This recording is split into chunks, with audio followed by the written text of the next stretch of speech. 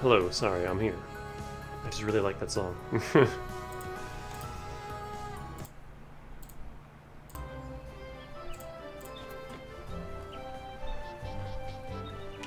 I am just gonna keep plowing through story today. I just did my Dungeons. Got my tombstone. No. Poem stones? I always forget what they're called. Tome stones, there we go. And I did this one, Wanderer's Palace Hard. This is a really fun dungeon. I like this one a lot. It's a very good song, too.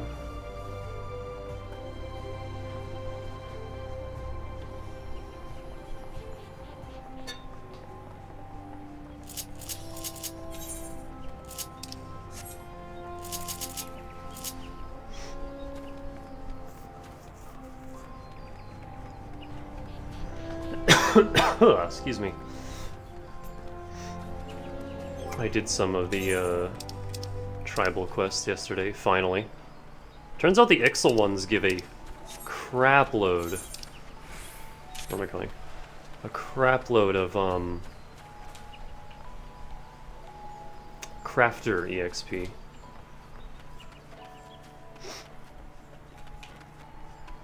So I think I will be adding those to my daily rotation to level up. Well, first Alchemist, and then whatever other crafter job I feel I need. I think Armorer would be good to have in the pocket.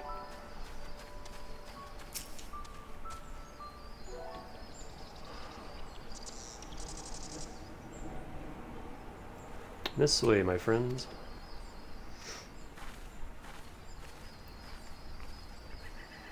Like I said, only have 5 hours today. So I'm just gonna pump story out. Her quarry makes for the Hawthorn Hut. If Rosalie is truly the one we seek, we could expect that she means to make contact with her Garlean masters here.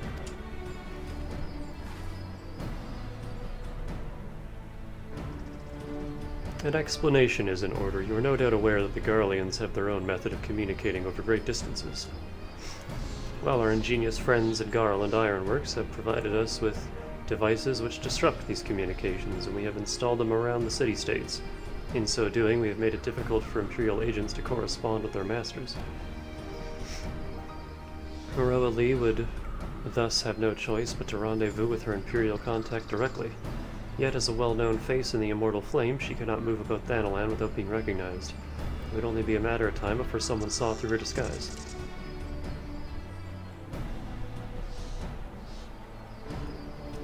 It is for this reason I believe that she has chosen the Black Shroud for her clandestine meeting. The Elizin are a common sight here, and her comings and goings are not like to turn any heads.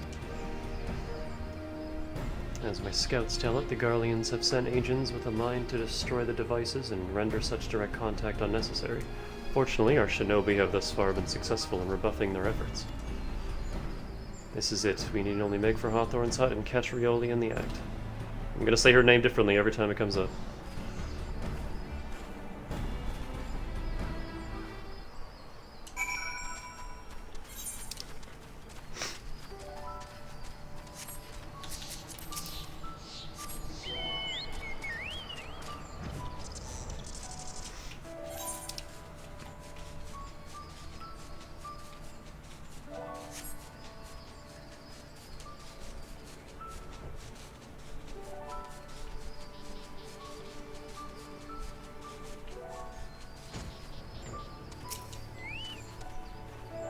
My people report that our quarry has departed for the Bramble Patch. The ivy returns to the gnarls whence she came. Perhaps it is all for the better. To convince someone of her standing, we will require damning evidence against her. What could be better than to catch her in the act when she meets with her Garlean masters? My countrymen and I shall lie in wait in the shadows. Tread warily, my friends. Oh yeah, I got one whole yokai medal so far. I keep seeing just like dozens of people all flying from fate to fate. It's kind of funny.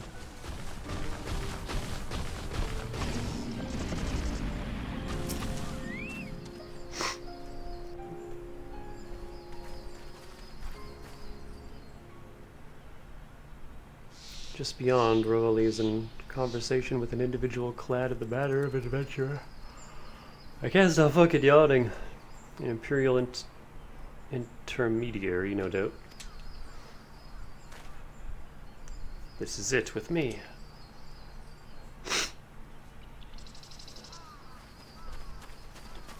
And then she goes first.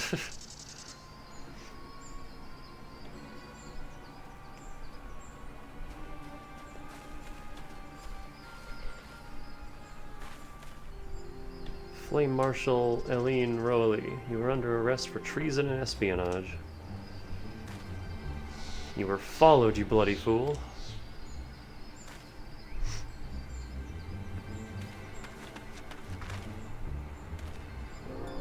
Damnation.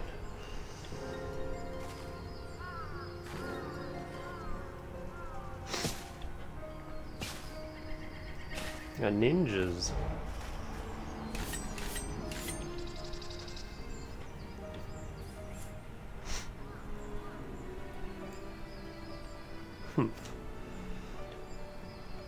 She reminds me of, oh, what the hell was her name? Oh,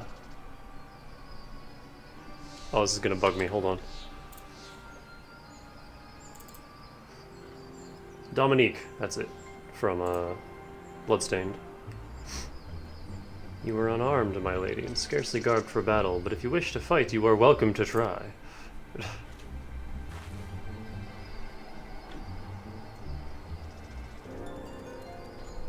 What is the meaning of this, Captain? Would you arrest me for strolling in the Twelveswood? When last I looked, there was no crime. That was no crime, and neither was conversing with passing strangers. You would feign ignorance, then? Very well. If you do think of something to say, there will be plenty of time to say it later. Now come quietly, or I shall make you wish you had.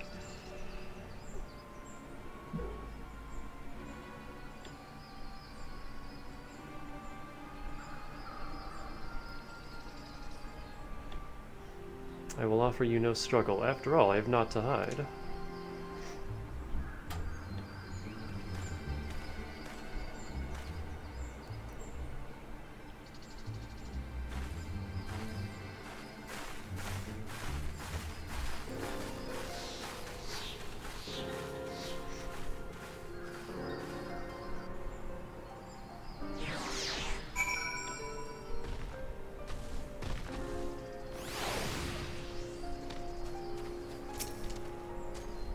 Even a warrior of Roali's renown could not have hoped to escape by force. Despite her claims, her surrender does not bespeak innocence, but an awareness that her position is untenable.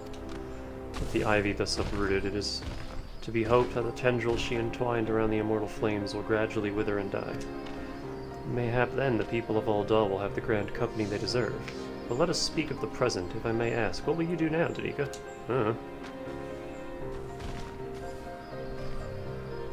So the Scions seek a way into Iceheart's sanctum. And I dare say you are eager to return to the Rising Stones. Pray, do not let me keep you. Fear not, my countrymen and I shall tend to the aftermath. You need not waste your talents here. Speaking of talents, have you considered training in the art of the shinobi? You have the aptitude for it, I believe, so please give it some thought. Till next time, my friend. Nah, I'm good.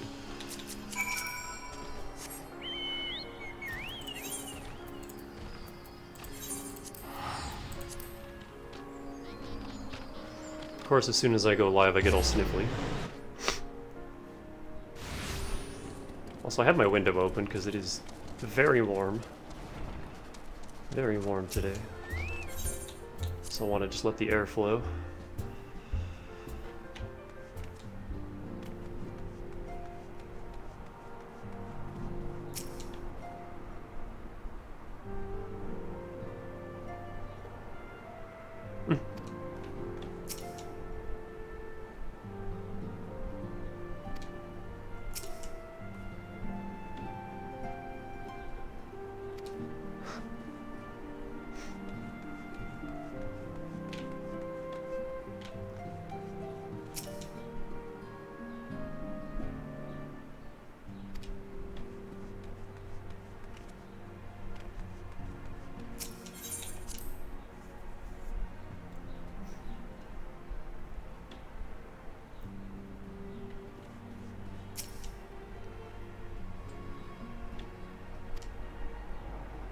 Oh, story dialogue. I need to read this. Charges of treason. Maybe I don't need to read this. An espionage against Eileen Royale. I can scarce believe it. Could there not have been some matter of misunderstanding? No, it avails us not to dwell on it. Whatever the truth may be, we must trust to the authorities to uncover it. Let us speak of another matter. I am pleased to report that we have made progress in our efforts to find a way into Iceheart's sanctum.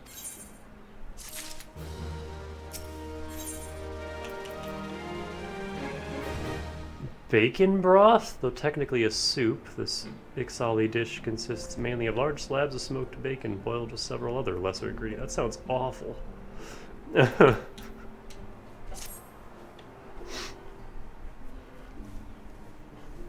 As you may recall, Iceheart used the Aetherite in the depths of Snowcloak to teleport a short distance to the west, most likely to a sanctuary of some description.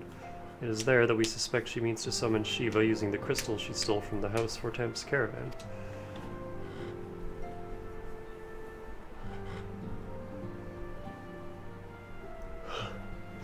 The heretics believe that they are bringing about the second coming of their patron saint. But if, as we suspect, they mean to hold a summoning ritual of the kind employed by the beast tribes, it seems likely that the result will be something more akin to a primal. Suffice it to say, they must be stopped, and stop them we shall.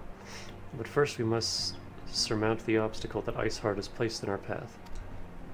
Ordinarily, it would be a simple matter to tap into the established Ethernet and thereby follow our quarry.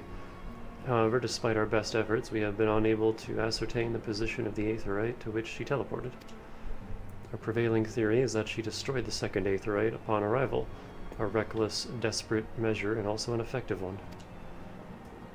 After discussing the matter at length with Uriange, we have concluded that we lack the expertise to develop a solution.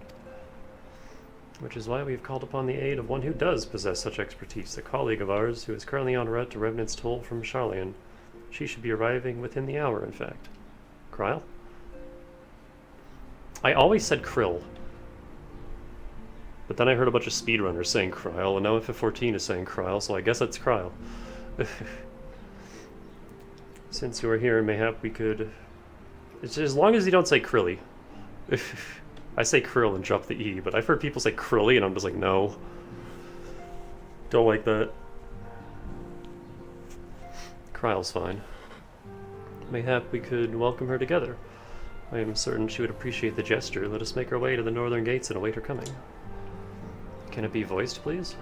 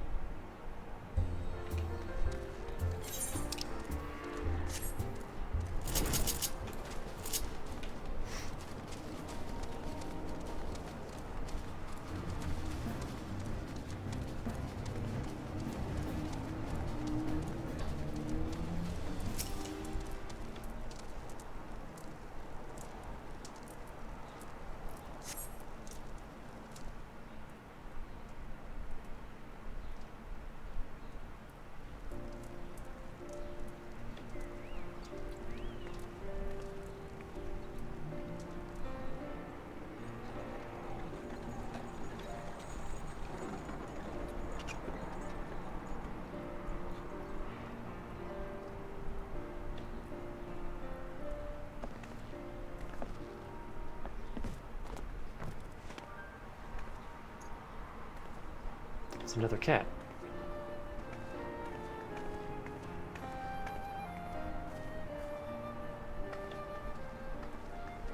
Minfilia, am I right? None other. I bid you welcome to Revenant's Toll, and thank you for traveling so far on such short notice. As if I could ever say no to Uriange. Moonbreeder is an accomplished Charlian scholar, and an authority on Aetherite technologies. She has played an invaluable role in our search for a means to capture Ascian souls. Charmed, I'm sure.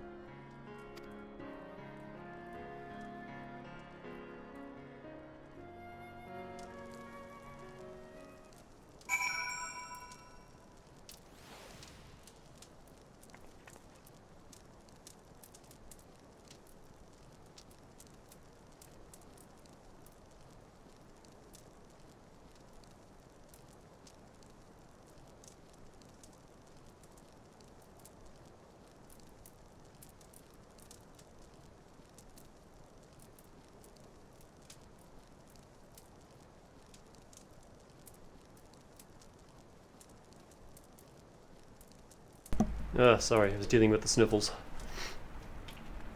I was hoping we would get more voice acting than that. Let us return to the Rising Stones at once, then. We have much to discuss.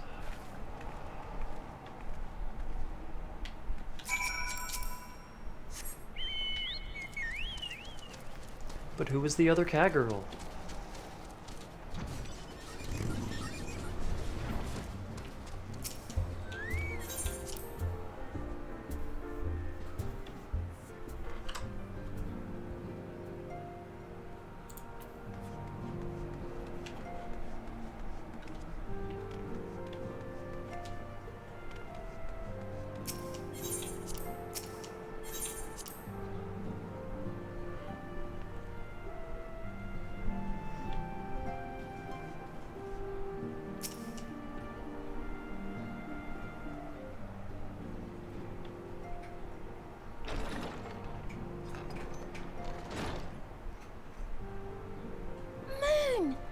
It's been ages!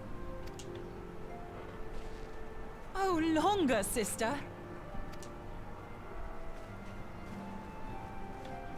A joyous reunion indeed. Well, of course it is. Moon and I are like twin sisters. Save in appearance and aptitude.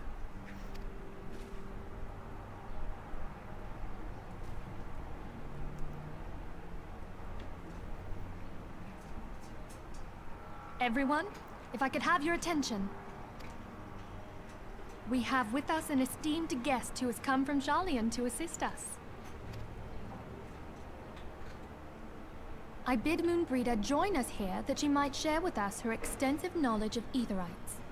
Also, as many of you are already aware, she has been overseeing our research into white auracite, a sample of which she has been good enough to bring with her.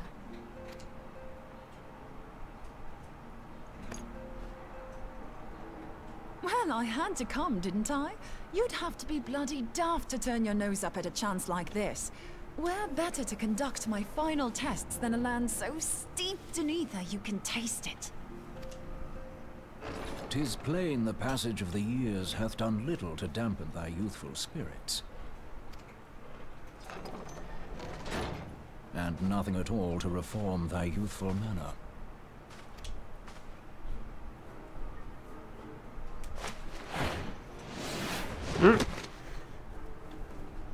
Oriange, where in the hells have you been hiding? Unhand me.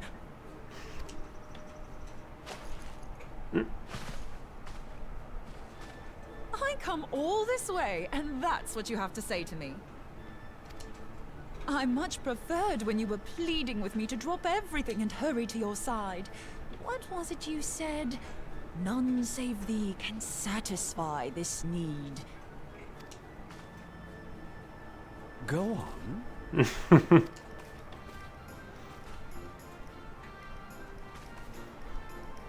Thine artless attempts to misrepresent mine all too innocent motives do thee little credit. Mine intent, as well thou knowest, was but to impress upon thee the gravity of the circumstance. Lest thou doubt, a deiform entity shall shortly be summoned, save if thou and no other grantest my compeers thine aid. You still haven't found it, then? Your missing Aetherite? We have not. No. We know that Iceheart teleported to an Aetherite not far from the first. Yet even after careful analysis, we could not locate the second beacon. We now suspect that the heretics destroyed the second Aetherite to impede our pursuit. Our allies continue to scour Snowcloak for Iceheart's sanctuary, but we have no guarantee that they will find it. Yet it must be found, for even now Iceheart prepares to call upon Saint Shiva. I'm sorry, but if the Aetherite's been destroyed, then that's that. Although, you're absolutely sure she used the first Aetherite, are you? She didn't just use teleportation magics? One of our own bore witness to her escape. I can say with absolute certainty that Iceheart used the Aetherite.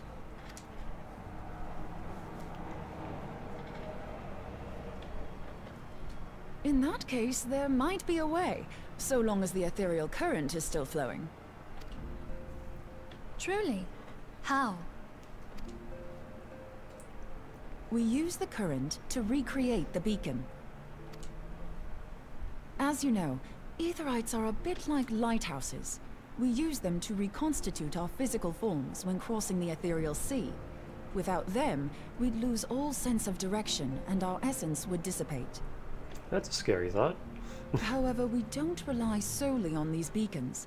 There are currents of ether which flow between them, currents which help guide us to our destination. Now, these currents will gradually dwindle away to nothing if an Aetherite is destroyed. But if even a sluggish flow remains, we could theoretically use it to direct a surge of concentrated ether towards the void left by the beacon, and thereby fill it up again. Like opening the floodgates to fill a dry riverbed. Though, correct me if I'm wrong, but would we not need a veritable reservoir of ether? In concert, we might manage to channel a sufficient volume, yet that is not my chief concern. To direct the flow of so great a volume of ether with the requisite precision would be a nigh impossible task in itself. I barely succeeded in facilitating travel to an unattuned beacon. That which you describe sounds considerably more difficult.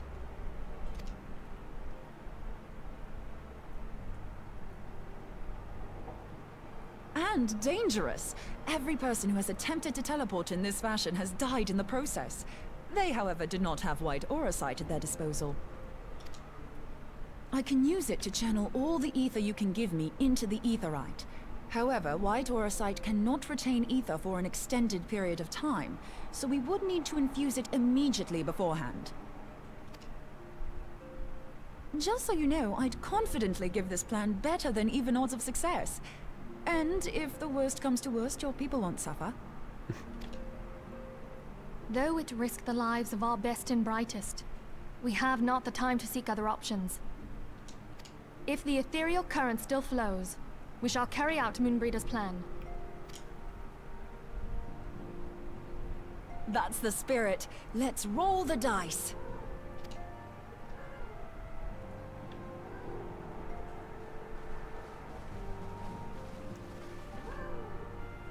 Yeah?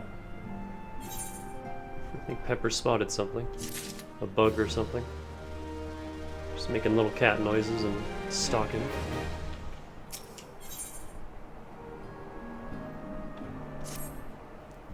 I've already informed Alpha No of our plan to recreate the beacon in the manner Moonbreeda described. He agreed that despite the inherent danger, it represents our only hope of success. He also said that he wished to meet with you at Snowcloak before proceeding. I expect you'll find him waiting for you there when you arrive. I want you to know that I appreciate everything you have done on our behalf, Danica, and that I have faith you will return to us as you always have. We'll be fine. We can't die yet. We got so many expansions to get to.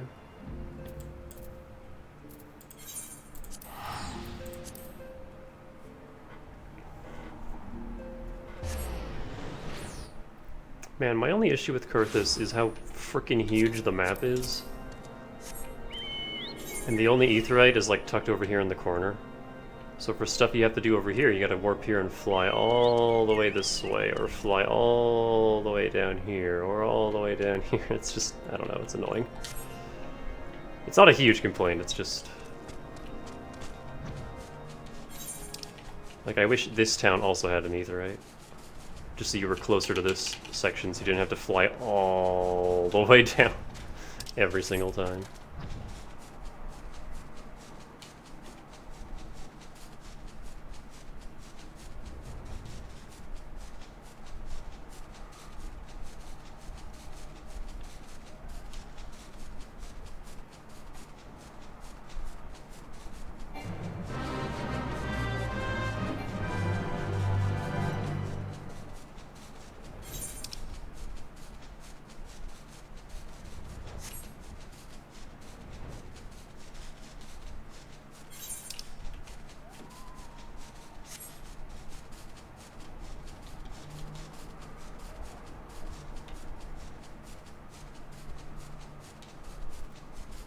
soft bird flapping and the occasional, like, coyote noise.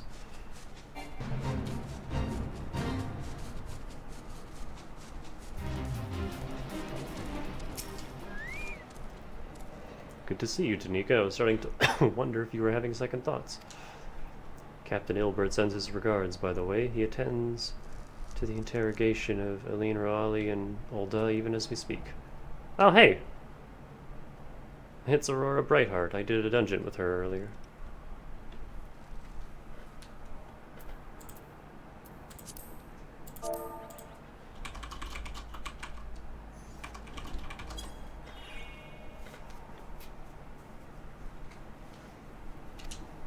I shall not distract you from your matter at hand. We can discuss the ivy upon your return.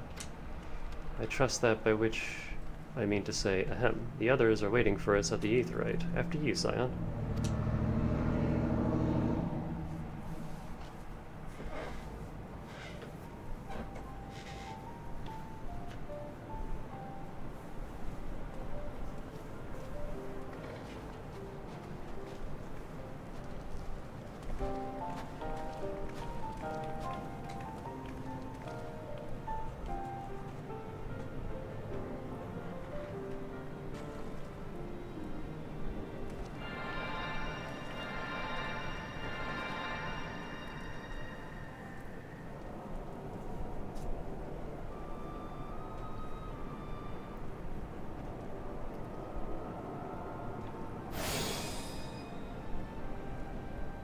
Why isn't this voiced? There, it's ready.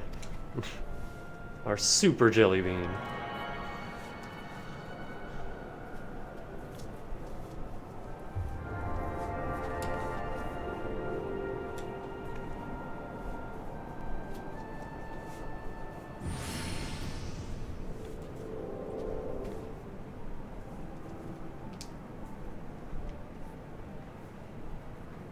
It worked, I think. Try attuning to the Aetheryte now. Feel the current and try to locate the beacon.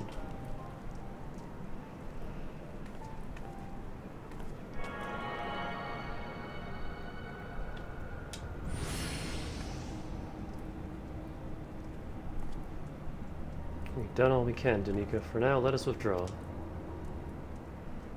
When your final preparations are complete, you must seek out the beacon we have created. If, by the grace of the 12, you arrive safely, you must stop Iceheart before she summons Shiva. My bangs are a-fluttering.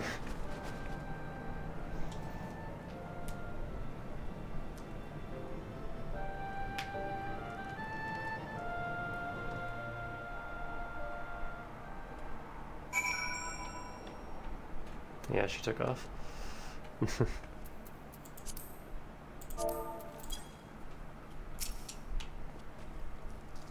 cannot ignore the possibility that our actions have alerted Iceheart to our plans. Should that be the case, she may attempt to hasten the completion of the summoning ritual, and if she succeeds, you'll have little choice but to face Shiva in battle. Knowing little of this saint, I cannot say if your own strength will suffice, and so I would encourage you to call upon your allies. Some may have reservations about wagering their lives on the success of Moonbreeda's experiment, but others will surely agree that desperate times call for desperate measures. Ah, before you assemble your party, pray speak with the knight. I believe he has a message for you from Saint Emmerich. Hello, the knight. From Hollow Knight. Madam, Sir Emmerich regrets that he cannot be here in person, and asks that I read you to this letter. Ishgard faces an unprecedented threat, yet in our hour of need it is not her knights who stand poised to defend her. Danica Bush, the warrior of light, savior of Eorzea, your deeds this day shall not be forgotten. Where others would flee, you choose to remain. Where others would falter, you rise to the challenge. Where others would use their gifts for selfish ends, you wield yours in service to a greater cause. May Hallown bless you with good fortune and see you safely home. Akafa Amphitheater. I don't think any of the boys are on. Nope, we're alone. Alright. Let's clear that, and... she's very gray.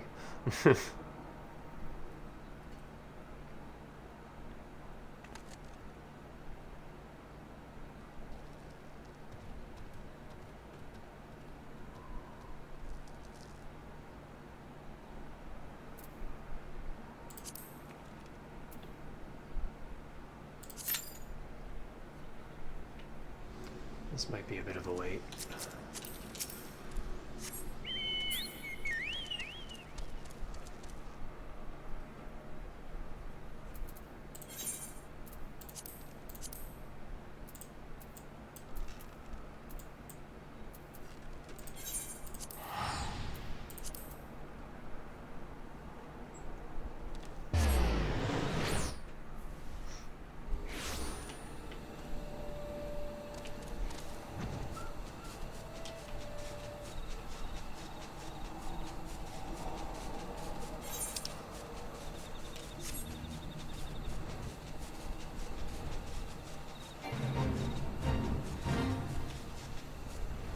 Already a party of people there.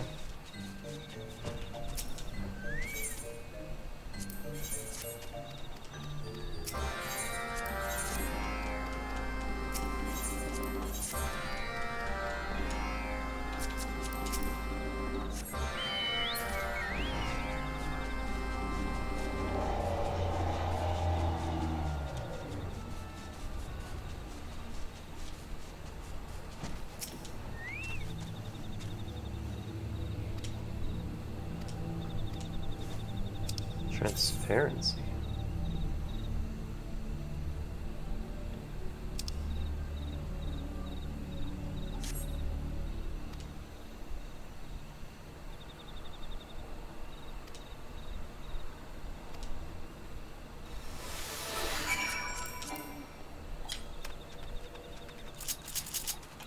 Ah, I can't sprint or ride.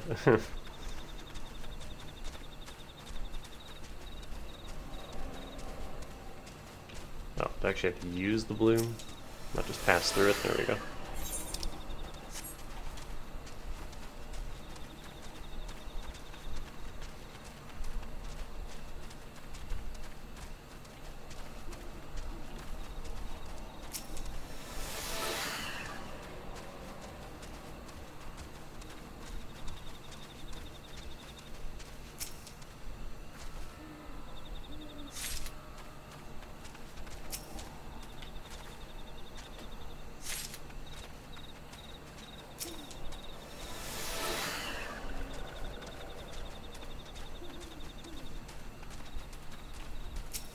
Devil Gorb just makes me think of Devil Fruit from One Piece.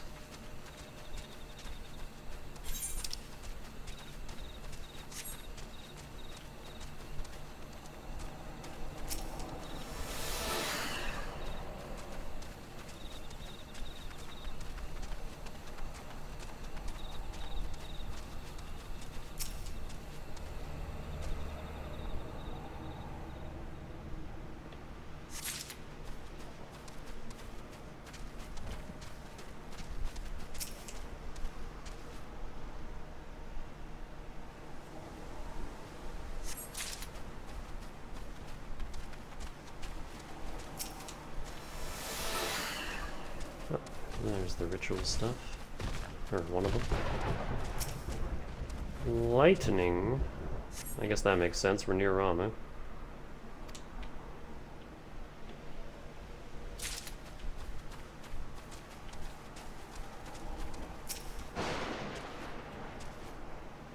I need another plant.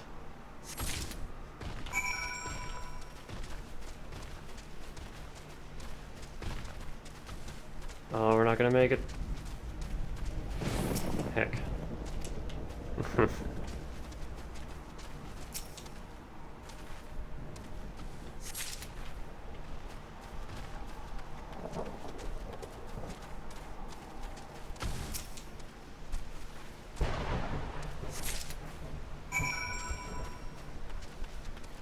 The fuck?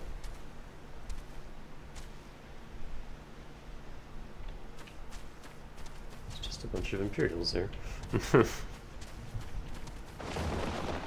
For some reason.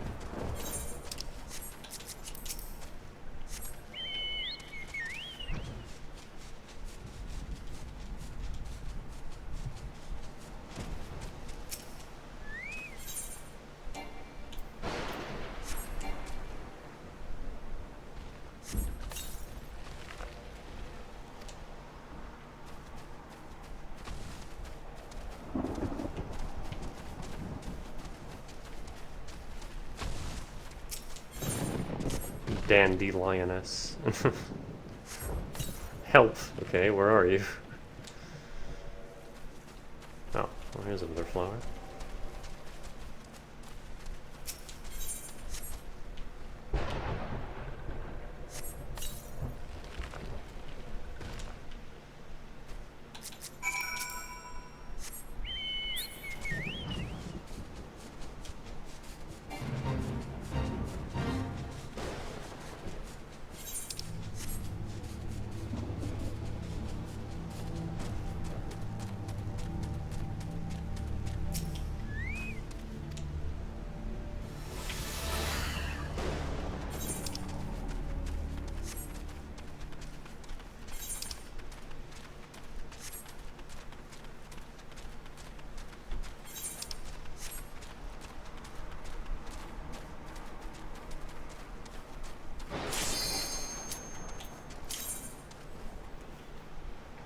I was hoping Dane would be here for this, because he loves this song, but...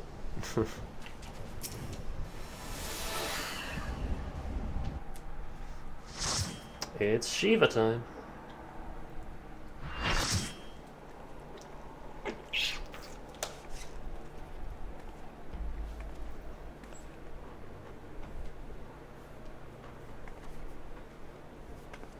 You should never have come here, warrior of light. I labor only to forge a lasting peace. A peace you would deny us out of ignorance and blind faith. No matter. If it is our fate to be at odds, then it is mine to strike you down.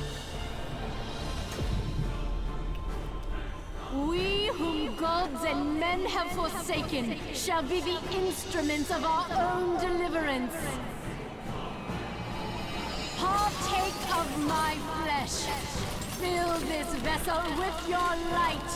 Walk amongst your brothers and sisters once more. Oh, Saint Shiva, still the hatred within our hearts and bless us with eternal grace.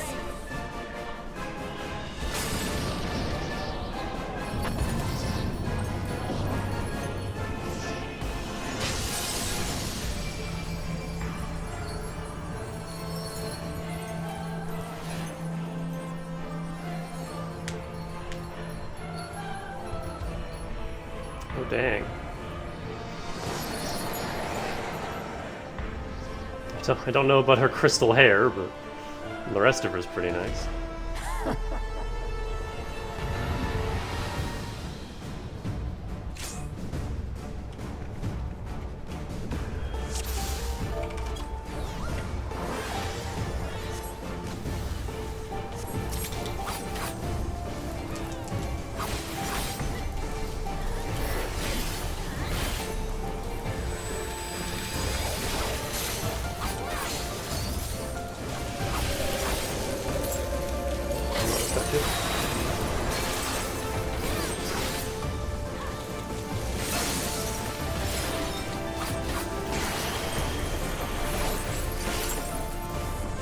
What is this?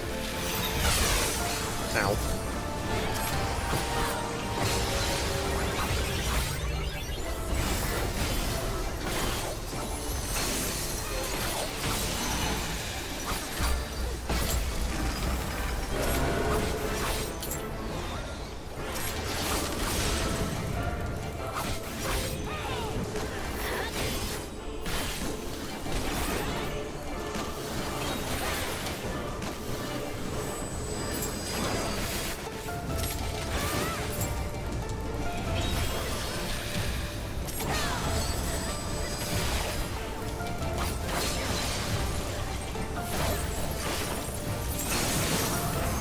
No! As soon as I use that.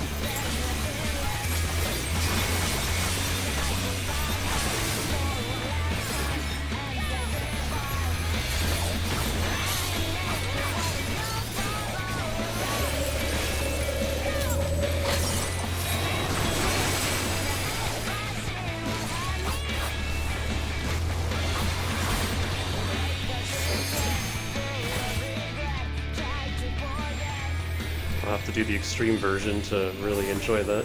It's too fast in these lower level ones.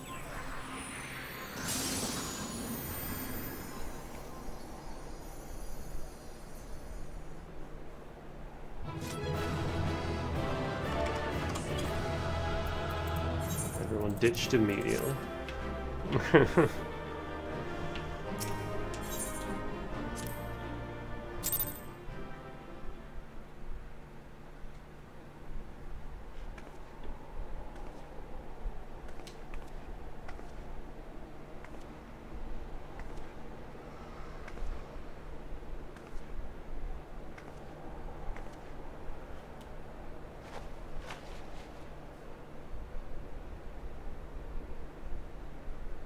Fool. Blind, bloody fool.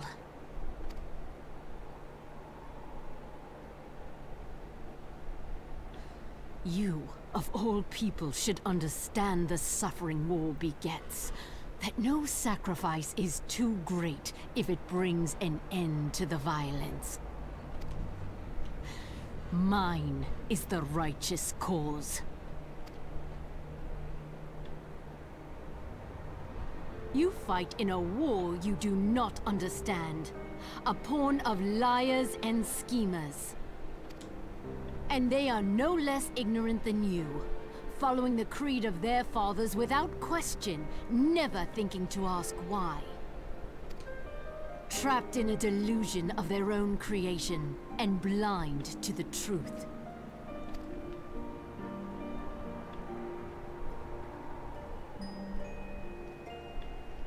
Warrior of Light, redemption is not beyond us.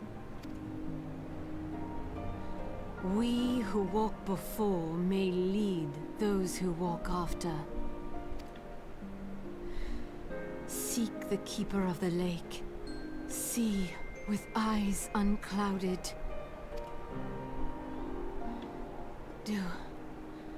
Do not squander Mother's gift.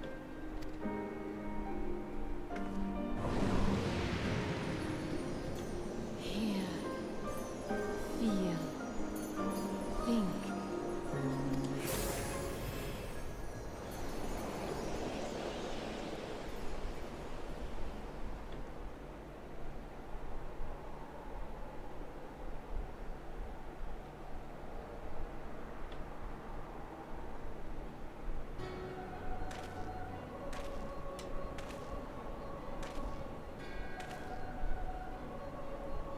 And so the vessel withdraws. A predictable outcome. Hey, you have the red text. How come you're not talking in the weird snake speak? Nevertheless, La Habrea will be pleased. How unfortunate.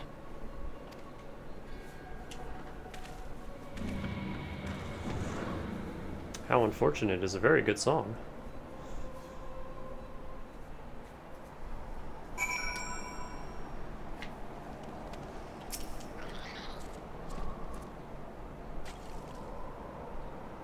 By the 12, you're alive. I mean, of course you're alive. Why wouldn't you be?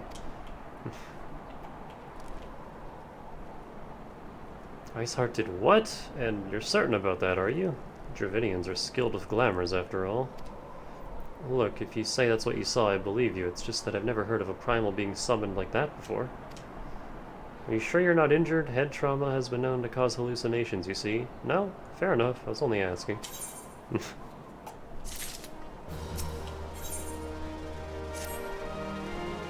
you ask me, there's naught to be gained from mulling over the implications of your story in the freezing cold. Let's save it for the Rising Stones, eh? I'll get everyone to meet us there. Ah, but before that, you'd best pay a visit to Whitebrim Front and speak with Alphanode. He's probably worried sick about you. That, or he's busy playing at politics with the Ishgardian. Elf politics?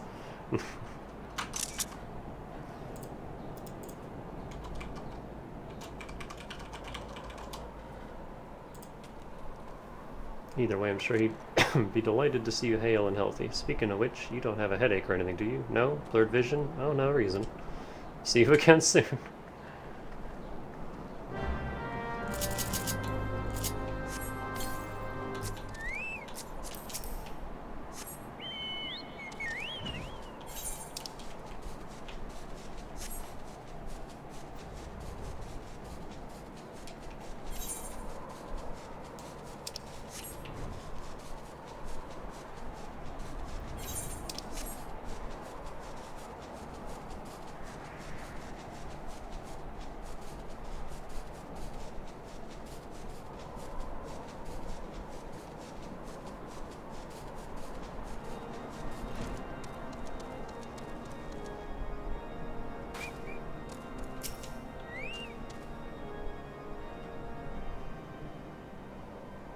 There she is, and none the worse for wear. Was there ever any doubt that the Warrior of Light would succeed? I think I speak for us all when I say that I should like nothing more than to hear the stirring tale of your victory, if you would be so kind.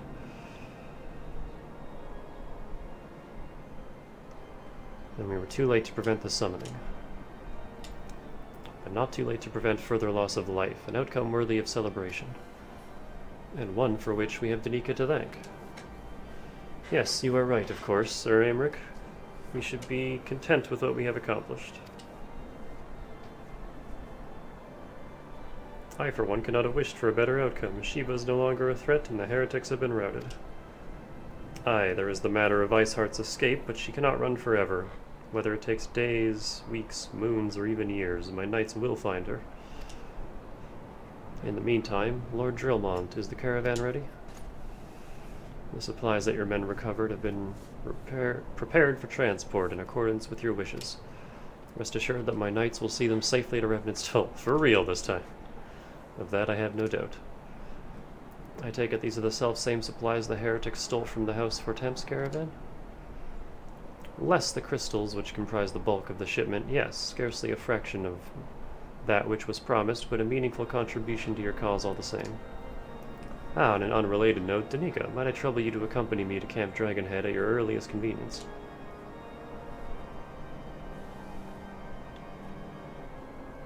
'Tis not for my benefit. A certain lord was most distressed when he learned of your intent to risk life and limb to stop Iceheart. Our boy. It took half a dozen knights to restrain him, I am told.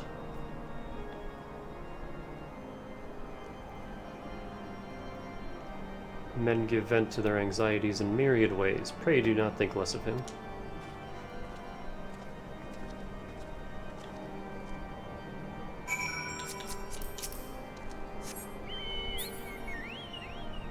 You know, Eliazin, your name is very similar to Assassin.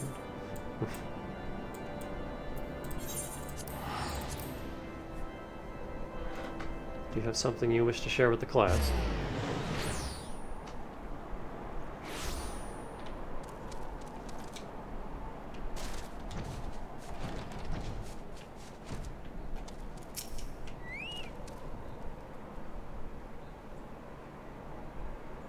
What were you thinking, Danica, wagering your very being on a dubious theory which might allow you to enter Iceheart's lair, knowing full well that she could have sufficient forewarning to complete her ritual to summon Shiva anyway?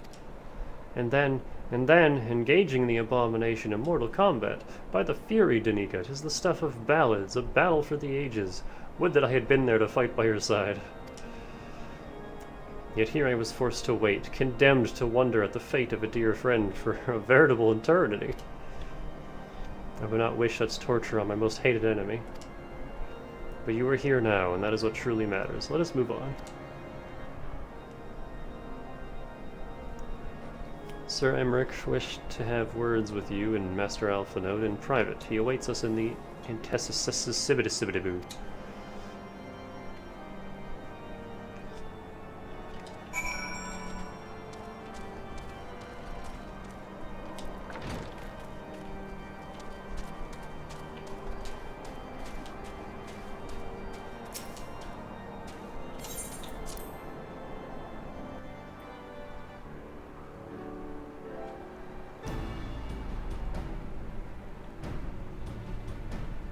On behalf of the Holy See of Ishgard, allow me to express my deepest thanks.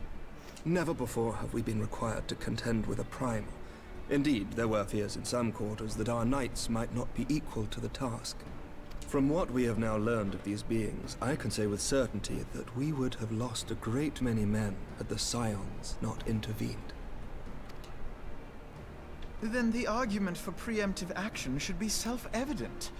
Perchance now you will reconsider my proposal that Ishgard move against Natalan. Ere we first met, a similar proposal was tabled, but the Holy See decreed that we were to observe, and that military action should be taken only in self-defense. All things considered, it was not an unreasonable decision. Since the calamity, 2 vigils have fallen to the Horde, while Garuda has never shown any inclination to storm the gates of judgment. Which is why this unprecedented crisis and its resolution may prompt a change in policy.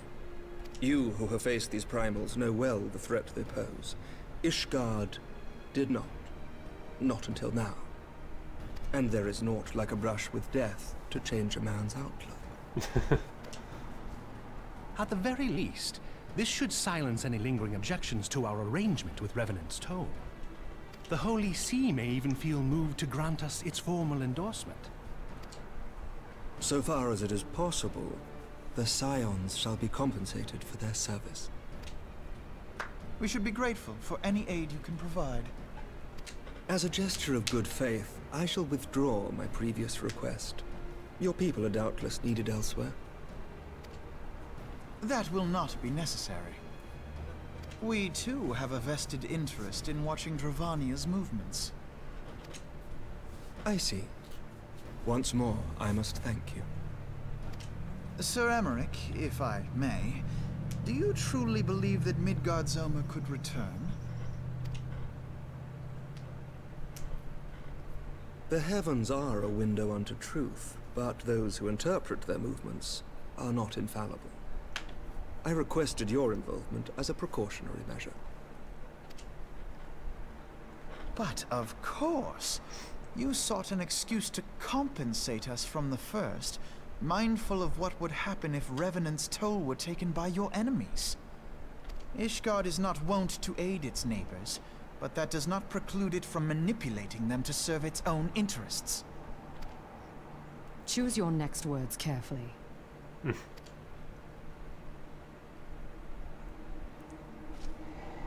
Do you know what sort of man becomes Lord Commander of the Temple Knights? One who comes from good stock. I did not. Yet here I am now.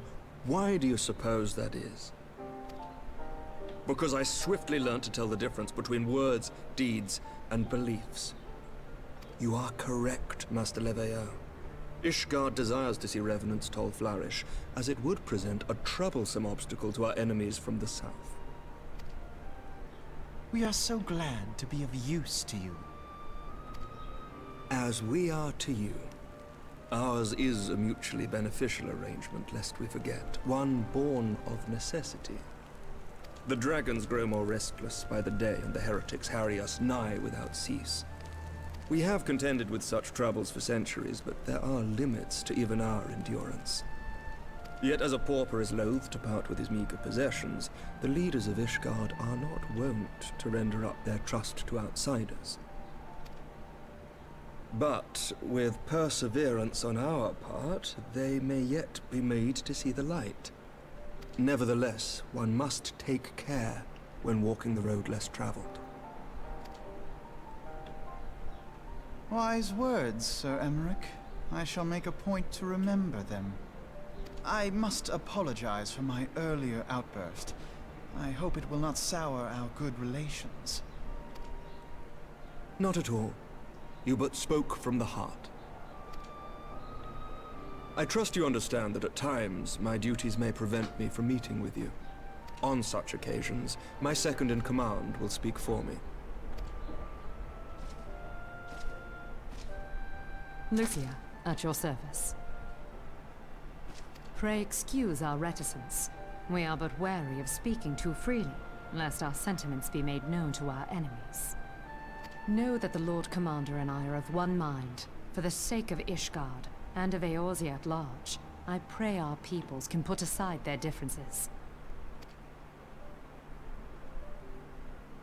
Those who dwell in the past risk losing sight of their future.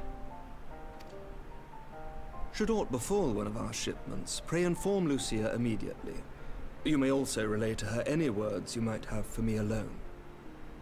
Not being of Ishgardian birth, she owes no allegiance to any noble house, making her as near to incorruptible as one can find in my homeland.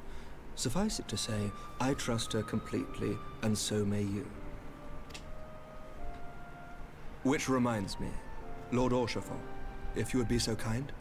Orshaffon. You don't even pronounce the H. It's a silent H. Hey, dogs, how you doing? We finally learned how to pronounce Orshaffon.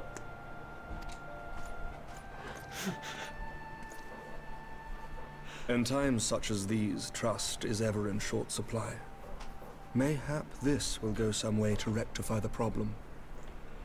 The results of our investigation into the heretics' recent attacks, as well as our interrogation of the merchant you detained. Sir Emmerich, I cannot thank you enough. Think nothing of it. Ishgard may be many things, but it is no friend to Garlemald. Did I not tell you to have faith, my friend? This game has a lot of words where you look at them and you're like, I don't know how to say that. And then it isn't until like 15 hours of gameplay later. Hell, longer than that. It's been like 6 streams that I've been mispronouncing his name. That finally a character will say it and it's like, oh, that's how you say that.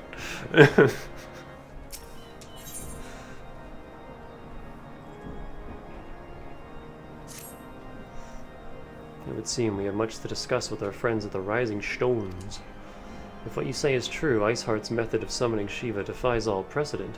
It necessitates a complete reprisal of the primal threat and our approach to combating it. Moreover, there are grave ramifications if word of this incident reaches Imperial ears. The Garlean Empire believes that primals are an insufferable menace, that their mere existence is a threat to this very star. As such, they deem any action taken against the beast tribes to be justified by default. Imagine then if it became known that it was not only the beast tribes of Eorzea that could summon primals, but her civilized peoples as well. Any lingering objections to the Eorzean campaign would vanish overnight. Where before we had to contend with a single Imperial Legion, we could well find ourselves facing the combined might of all of Garlemald. But I speak unadvisedly. Come, Danica, it is better that we continue this conversation in Mordona. Well, before we do that, hang on, I gotta go finish my Sylph quests.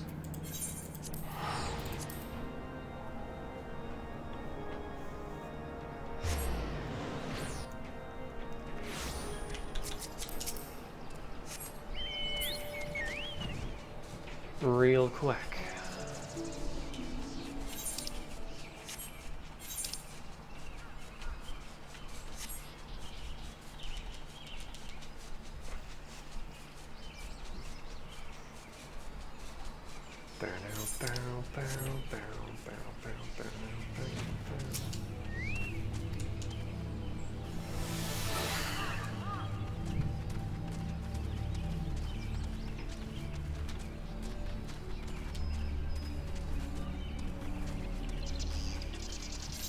That's not the way.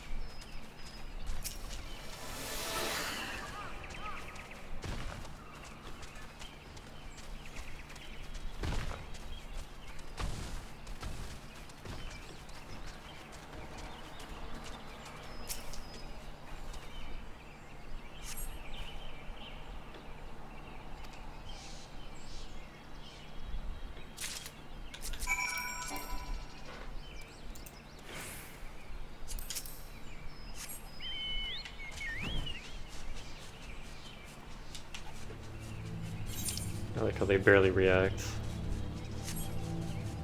to their stuff just magically vanishing. They're just like, wait, what? Uh-oh, I gotta get out of here.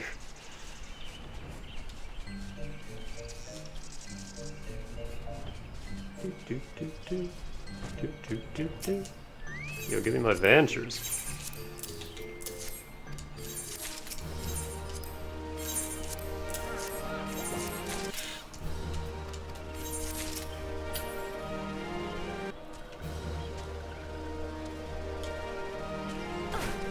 Crunch. Wait, how many heals do I have? That's enough for an accessory.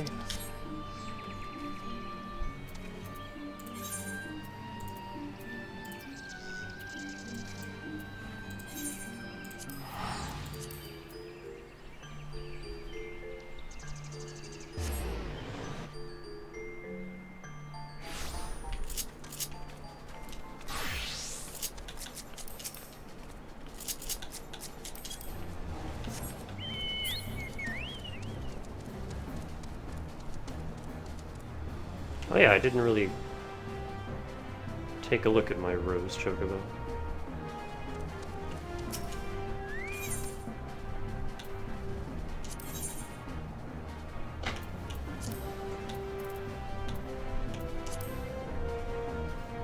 It's just armor. Here we go.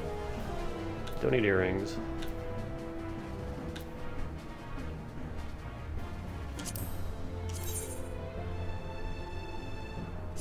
Give me that necklace.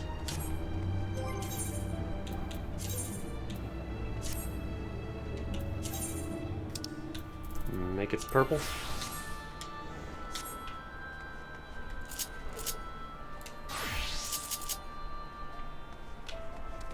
Over here into the sun, Spice. I want to take a look at you. That's fine.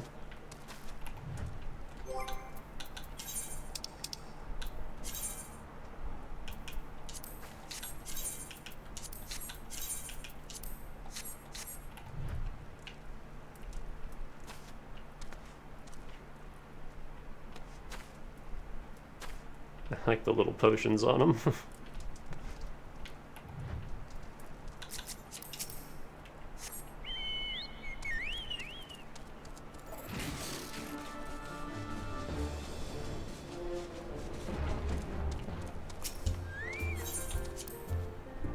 Oh, that's what I forgot to check.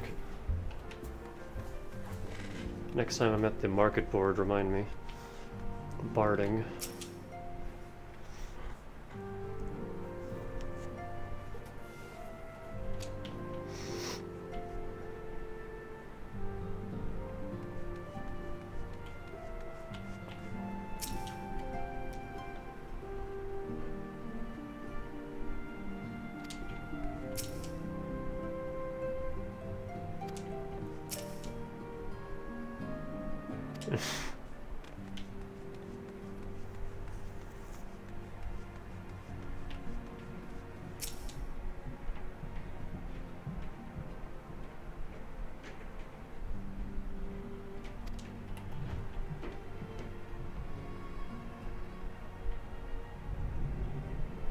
Emo seems bored.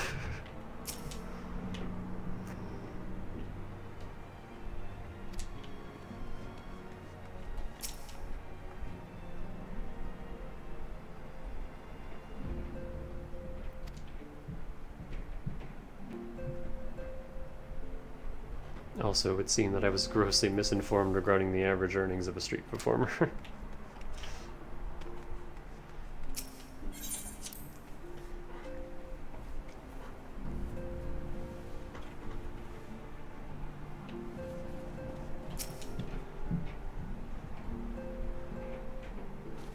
Words cannot well express how glad I am to see you return to us hale and whole. Needless to say, I am most eager to hear your account of that which occurred in Kurthis, assuming you're ready to speak of it.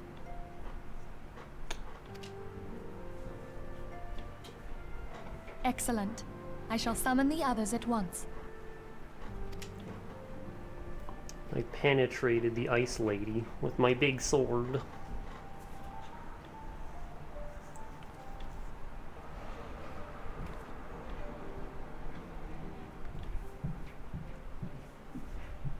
Iceheart used her own body as a vessel for a primal soul? Master Louisoir's writings make no mention of such a possibility. Can we be certain this entity was a primal? As certain as we can be that good King Mogglmog the 12th was a primal, I should think. Both were ostensibly summoned. Let's not quibble over definitions. Of more concern is the implication that Iceheart retained her will, even after she was possessed. We are talking about a mortal, wielding the power of a primal. It can't possibly be that easy, can it?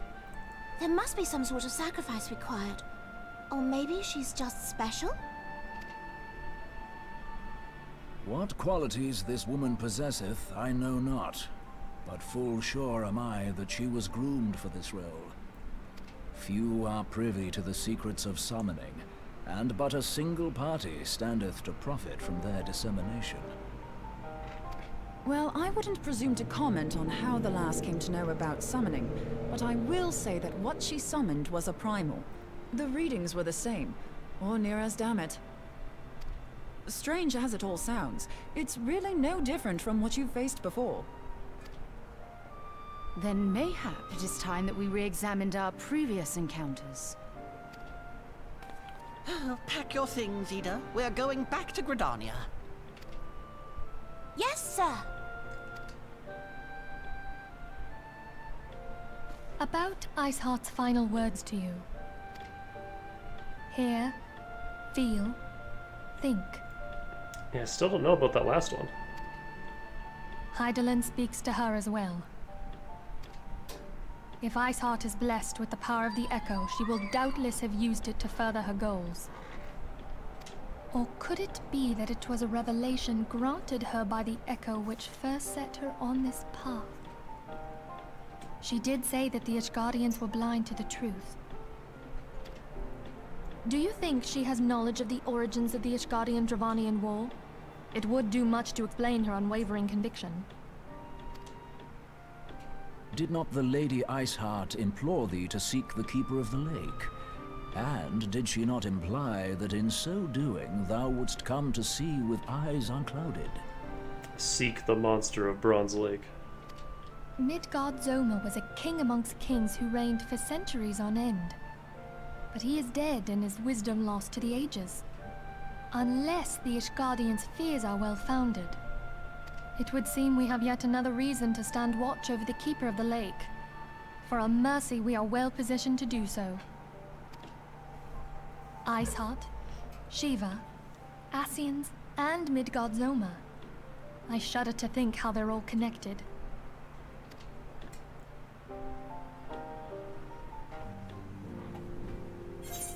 Oh wait, is that the lake right outside Revenant's Toll? With the dragon around the airship?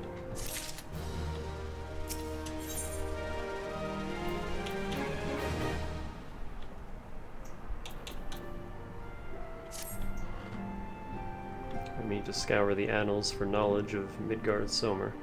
Given his great age, I dare say he appears in more than a few.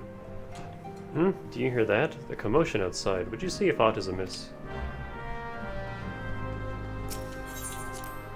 I haven't flown out there yet to take a closer look at that. We should do that.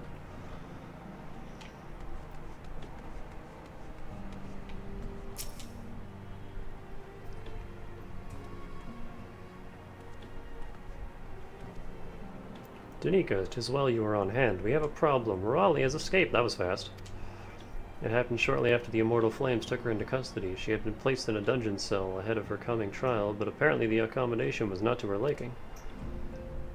The turnkey was found slain along with 2 guards. 'Tis plain she received inside help. Citizens report seeing Raleigh quitting the city via the Gate of Nald with a bloodied spear in her hand. She makes for Castrum Meridanum, I am certain of it. With her fate in Eorzea as good as sealed, what recourse has she but to flee to her imperial masters? Even as we speak, Captain Ilbert and the First are hot upon Raleigh's heels. Pray make haste to Camp Bluefog and join the hunt. Alright, but give me a sec.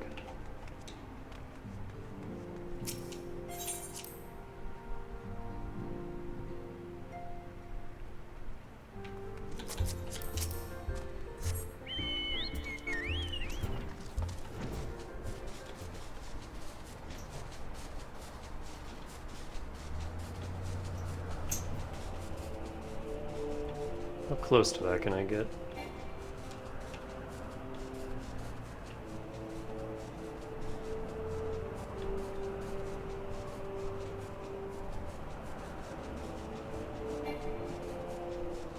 That's a little intimidating. That close.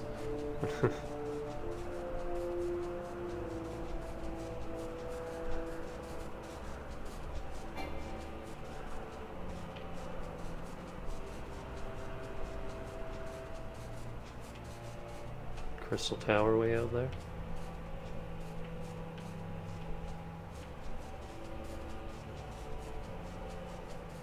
And whatever that is. Big egg.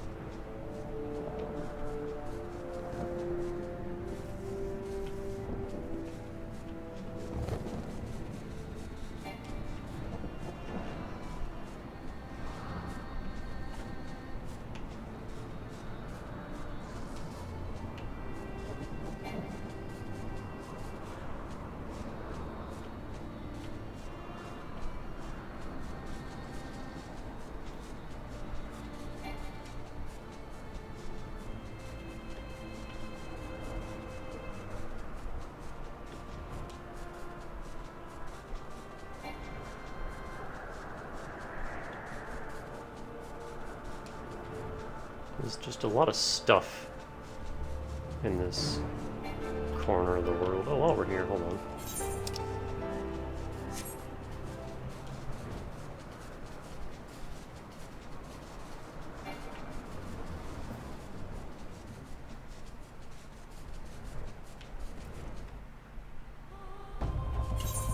Is there a blue quest for Shiva?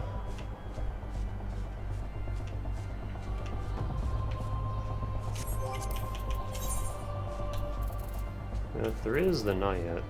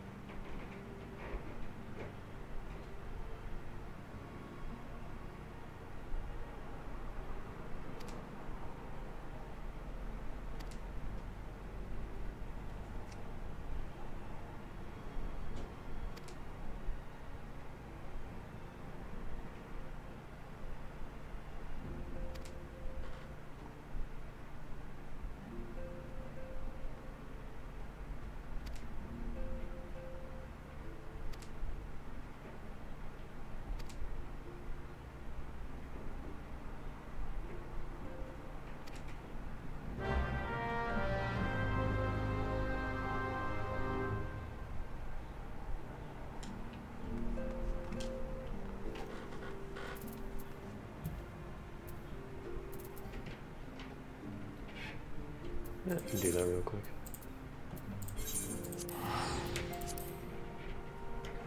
Oh yeah, I finally went around the gold saucer and unlocked all of its features. And played Mahjong for half an hour.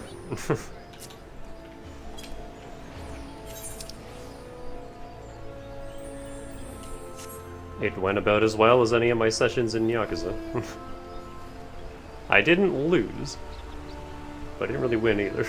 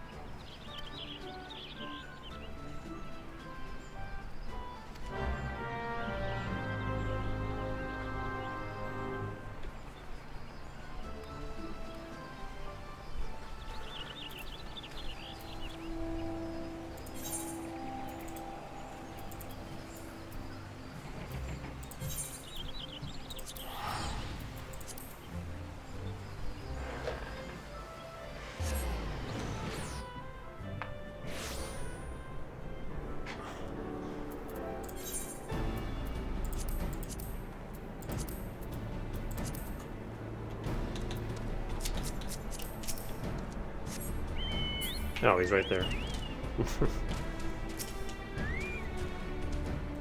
By Thanks for coming, Scion. I have spoken with the soldiers here. They say that Royale walked through the camp not a bell ago.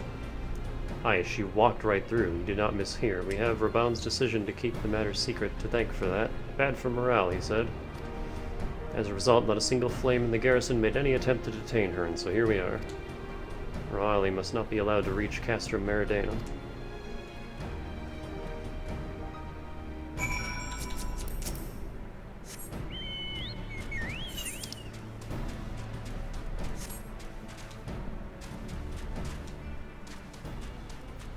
I would assume the one that isn't Garuda is the Bahamut one, maybe, question mark? I don't like this. I can't see shit.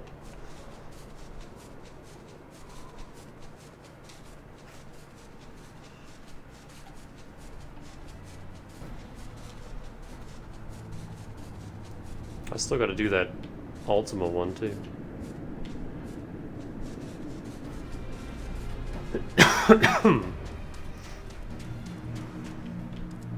Oh no. Why are you glowing, Ilbert? What happened?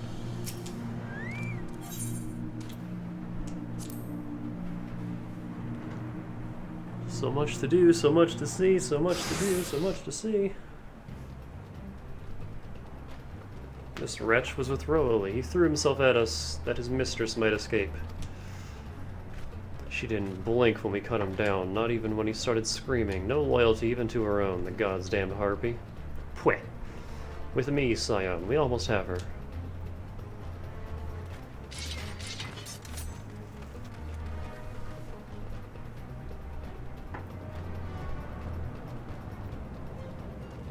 She's a dragoon.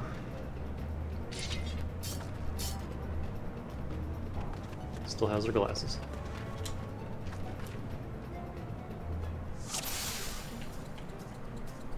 It's a lot of dudes.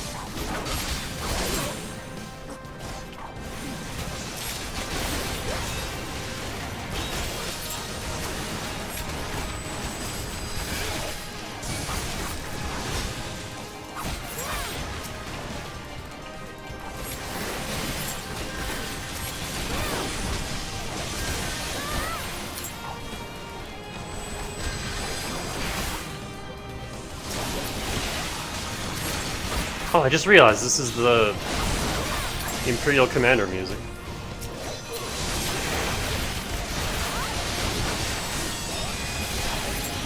Oi. Oi.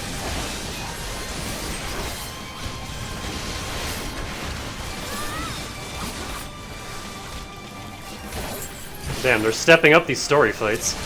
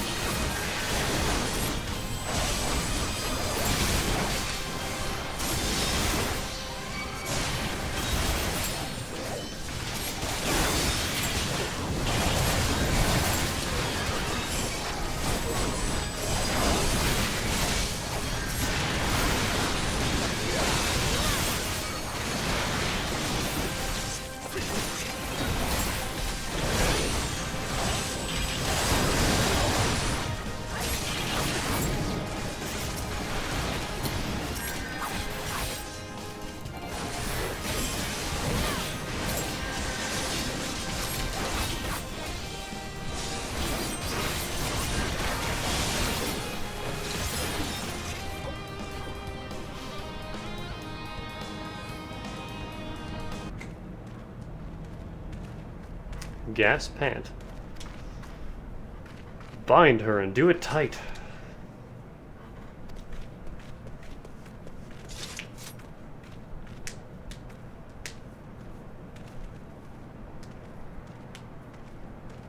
This is kind of ironic too. Because Danny inherited her mom's sword, which was a katana, until Danny reforged it into more of a longsword.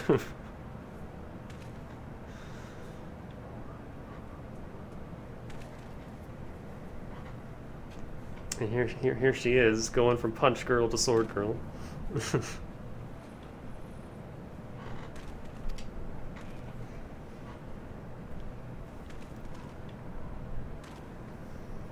She and her Imperial cronies pushed us close, but we were better.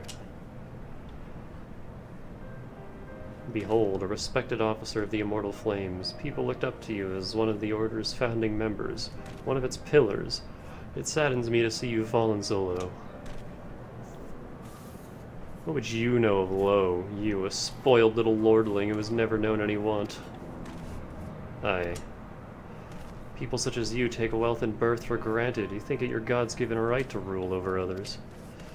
You know not of our plight, the injustice that we lowbornish guardians must endure. To the noble lords and ladies, we are not people, but resources to be consumed. I did what I had to do to survive, stealing, killing, even whoring myself. It is no fault of mine if fools imagined me a paragon when I joined the Flames. To hear you tell it, one would think you the only person ever to have suffered. In case you have forgotten, Reborn himself was born into poverty, as was I. We lived hand to mouth with little more than the shirts on our backs. Hunger was our constant companion. Yet never did we bemoan our lot in life, nor did we begrudge others their fortunes. We accepted the hand we had been dealt and played it to the best of our ability. Life was a battle, aye, but no matter of what fate threw at us, we took it on the chin and came back for more. Everything we have, we fought for. How are we any different, then? 'Tis true that we were both mercenaries of lowly birth, and 'tis true that we both had our fair share of struggles. But whereas I sold my sword, you, Marshal, you sold your comrades. If life has taught me one thing, it is that you never betray your own. I would sooner cut off my own arm than raise a hand against a friend. But enough talk. Have at you! I mean, you will return to Ul'dah to face justice and the people whose trust you have dragged through the gutter.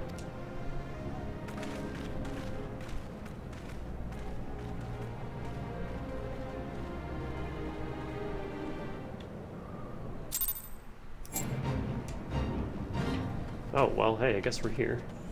Oh, never mind, it's already over. Not so much as a hint of remorse. 'Tis well that this sordid business is finally at an end. A friend's betrayal cuts deeper than steel. Whoa. We must hope that we have chosen our own allies more wisely than Reborn chose his.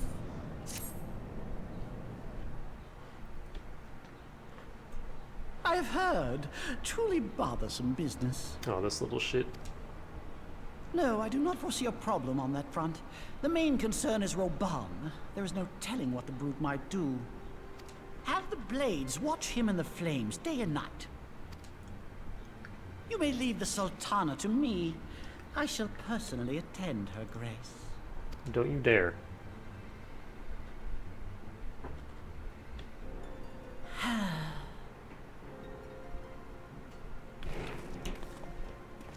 Sever one of the East Aldenard trade routes. That ought to keep Lolorito occupied for a while.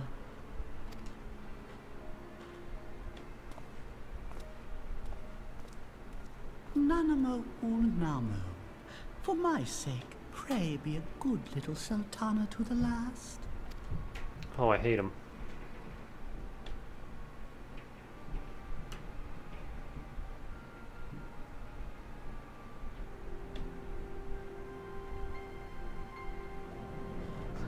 The true villain of this story, this little shit.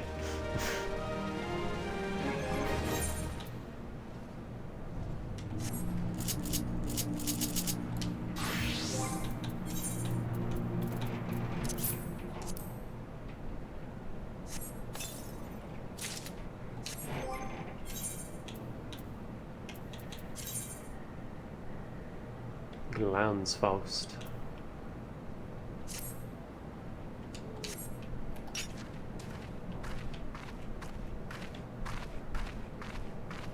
They're real big.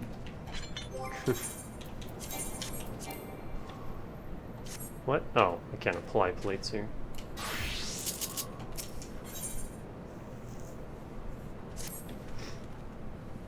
Oh, 600k, I just realized. Hell yeah. Captain Ilberd and I have a few questions for the Flame Marshal regarding the circumstances of her miraculous escape. When we have completed our interrogation, we shall take our findings directly to General Reborn, and that shall be the end of it. Your work here is done, my friend. My thanks. I have one last task for you. Return to the Rising Stones and apprise Minfilia of all that has happened. I am aware that the antecedent held royally in high regard.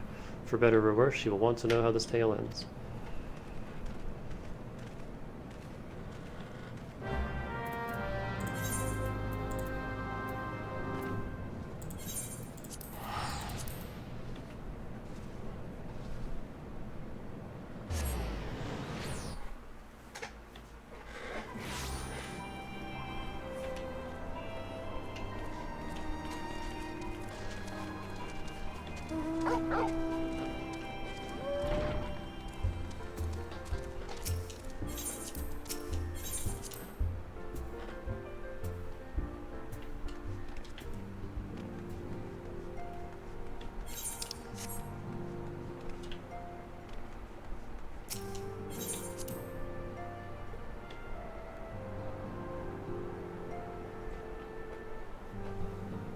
Ah, my phone's charging. I wonder if I can do this without waking Pepper up. Because she always wakes up when I do this. Try to be real quiet. No, she always wakes up. She always hears it.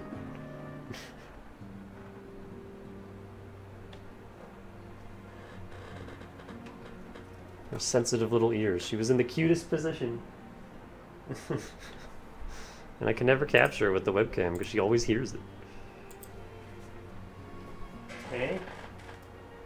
Sensitive ears? Yeah. Oh yeah, so comfy. There. There. I'm so happy that they're doing well. I was a little worried. Because no surgery is ever perfect, but no, they're fine. Welcome back, my friend. I have already received word from Alfino. To think that Flame Marshal Huayu was the Glaceon agent, I know not what to say. Huayu? That's how you say that?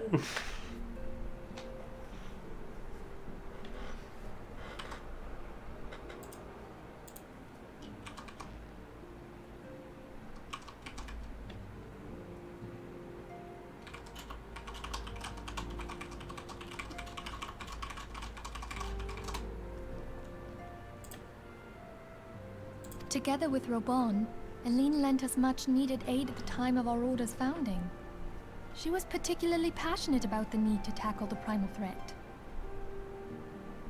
When we discussed the subject, her eyes fairly shone with determination. Whatever else she may have been, I choose to believe that it was her true self with whom I spoke then. But now is not the time to dwell on such matters. I have an important announcement to make regarding our effort to defeat the Asians. We shall begin as soon as everyone is assembled.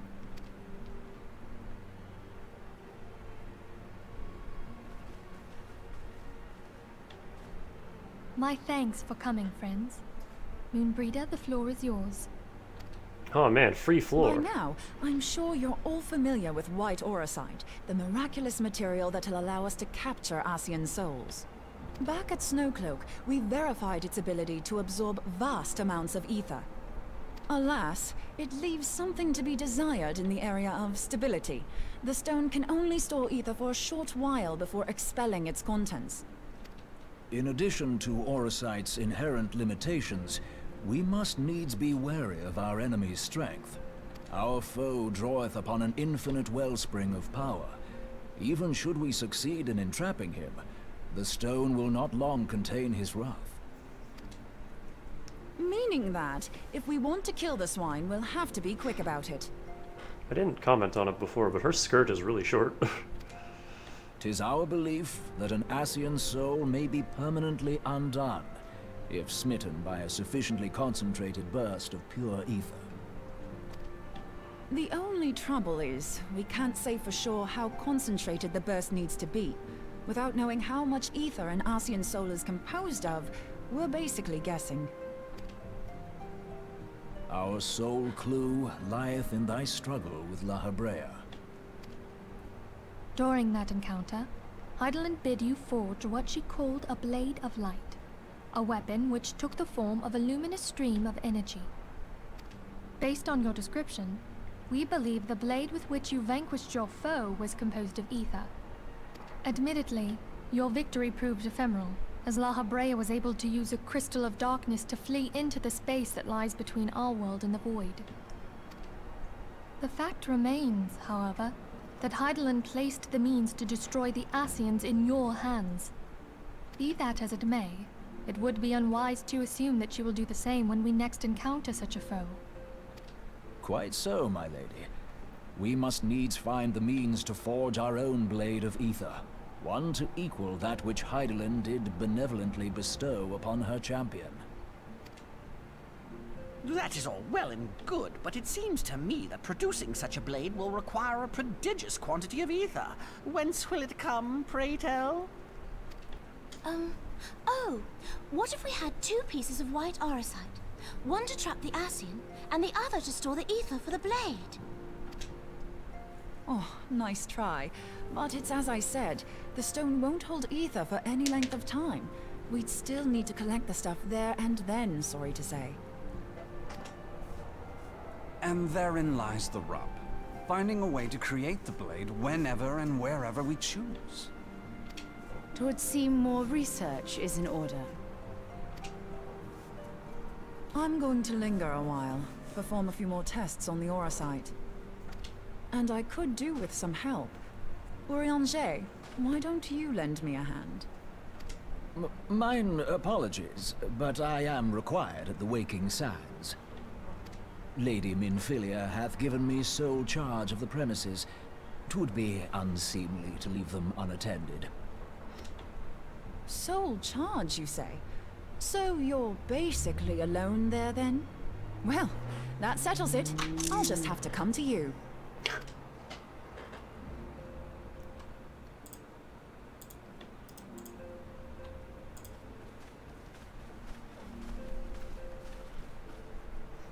While you were afield, word arrived from the Sharlayan motherland. You will recall that a survey party was dispatched to investigate the incident at the Isle of Val. What they discovered was troubling, to say the least. According to the report, the Isle has been erased from existence. 'Twas as if a hole had been torn in the very fabric of reality. Aye, yet the mystery endeth not with the Isle's disappearance.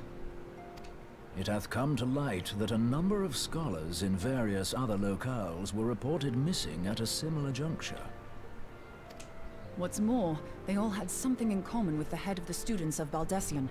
Every last one of them was researching a phenomenon called dimensional compression, or the rejoining as the ancient texts call it. I'll be damned if that's a coincidence. Time compression. All indications suggest Ascian involvement. But I sense that a force greater still is at work. The entity the Dark Beings call the One True God. We must pray that my dear friend Kryl regains consciousness soon. If she bore witness to the Isle of Val's final moments, she may be able to shed some light on this mystery.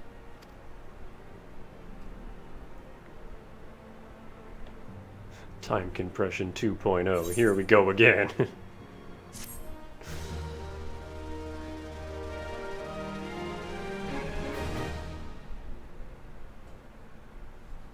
Oh, is that the end of the Shiva arc?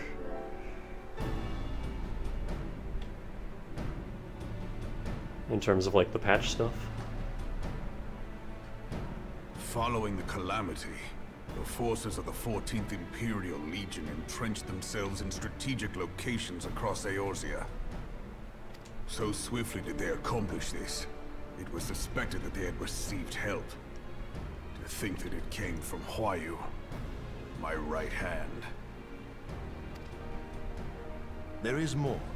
We have reason to believe that Huayu didn't deal exclusively with the 14th. She also answered to a higher authority in Garlemald. But this higher authority could not have been the Emperor. By consenting to the media project, Solus Zos Galvus showed himself to be more concerned about preventing the spread of primal influence than claiming Eorzea for the Empire.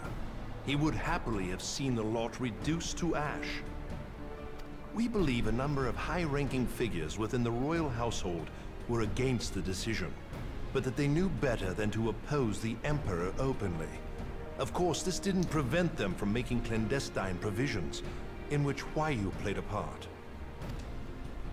Alas, these provisions did not prevent Dalamud from falling, and the ensuing chaos changed the face of the realm forever. Yet Eorzea survived. To all intents and purposes, the Meteor Project had failed, and the Empire was left to rue its lack of a decisive means to eliminate the primals. Until, that is, it stumbled upon the Ultima weapon.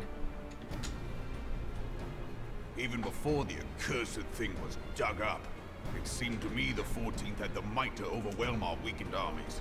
Yet they chose to hide behind their walls. Why? The Black Wolf was wary of making the denizens of Eorzea desperate, lest more primals emerge to bleed the land. The discovery of the Ultima weapon, however, emboldened him to resume his war of conquest in earnest. But there was one in Garlemald who believed that Van Belsar's actions were premature. One who stood higher in the Imperial Army's chain of command. He ordered the Legatus to halt his advance, only to find that the Black Wolf had slipped its leash, and that the 14th now acted alone. In a bid to bring Van Belsar to heel, he used the agent he had planted in Ul'dah prior to the Calamity to undermine the Legion's efforts. A man who outranks Van Belsar, yet opposed the late Emperor's decision to annihilate Eorzea. This could only be the former High Legatus of the Glaceon army, now known as Emperor Varus Zos Galvus. So he was Huayu's true master. But one of several in actual fact. We've learned that even as Huayu served the Empire's interests, she sold Imperial secrets to a certain faction in Eorzea. In so doing, she helped to maintain the status quo, thus prolonging the conflict. Considering who stands to profit from war, it isn't hard to imagine who her other masters were. Seven hells! You mean to say that she was a double agent? Triple, if you consider her services to Van Belsar and the new Emperor as separate. As neatly as these pieces seem to fit, one aspect of the puzzle remains unclear to me. By whose will was the Marshal feeding intelligence to the heretics? And try as I might, I fail to see how aiding their cause would profit either her Imperial or Monetarist masters. Could it be that another hand is at work here? If so, Huayu must be made to reveal whose it is.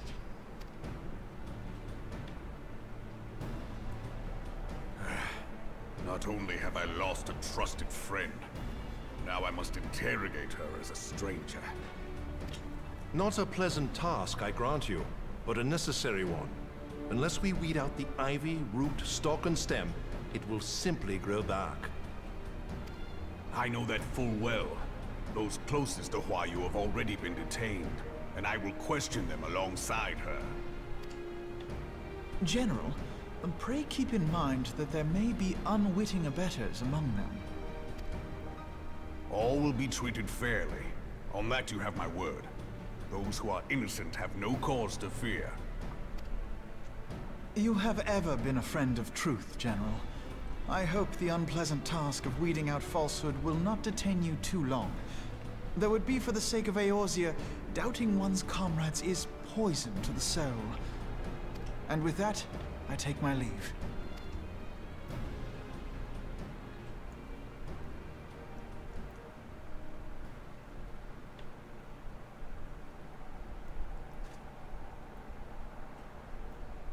these years, I've been made to dance to their tune. How could you, Wayu? How could you side with them? Those cankers who take from this land and give naught in return, who use their power to disempower and grow fat while the people starve. I know you can hear me, monitorous scum! Your crimes will not go unpunished! Team, purge this land of your sickness! Before the eyes of the 12, I swear it!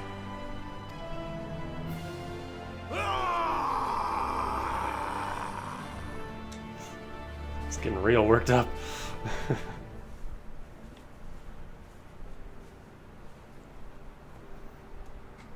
Just got big plushies. I shall have no further need of you this day. Shoots him. Your Grace. Yo, she eating... It's probably like bread or something. Or cakes? I was gonna say cheese. I fear that not even mine own chambers shall remain private for long. Has the situation grown so grim?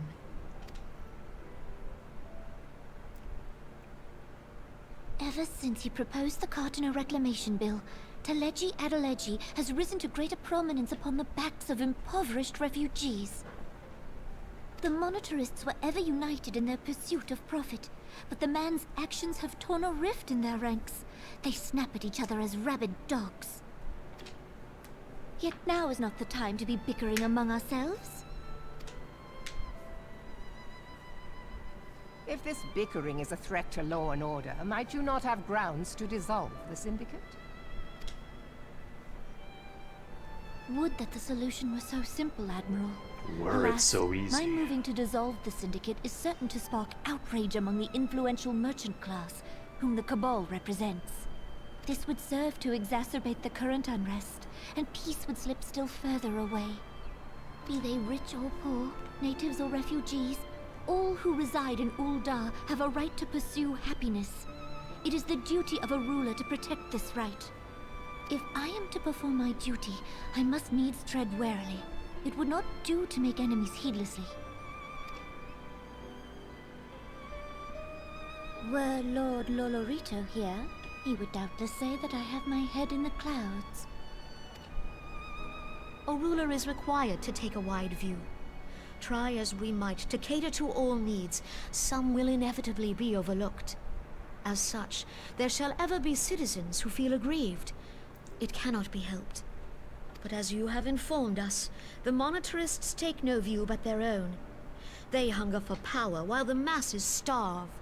In the absence of a common cause, it seems beyond any one individual to make Ul'dah whole. And the presence of a Glaceon agent within the Immortal Flames only makes matters worse. Even accounting for Ul'dah's historic reliance upon mercenaries, such a grievous breach of security is unprecedented. I fear this business will provide the Monitorists with a rod to beat Rauban.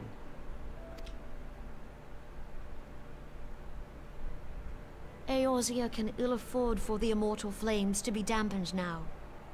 Ere long, the Glaceons will turn their ravenous gaze toward our lands once more. If we are to resist their might, our nations must stand together. Yet for this to happen, our nations must be whole. Cannot be done to improve the situation in Ul'dah. The true wealth of Ul'dah lies in the health, happiness, and hopes of her citizens. Alas, the citizens shall never know these things, so long as their lives are ruled by the ambitions of the few. The Monitorists claim to represent the best interests of the people, but in sooth they desire only to manipulate them for their own selfish ends. For the government to serve the people, it must be formed of the people. For Ul'dah to move forward, it is not only the Syndicate that must be dissolved. Nay, you jest.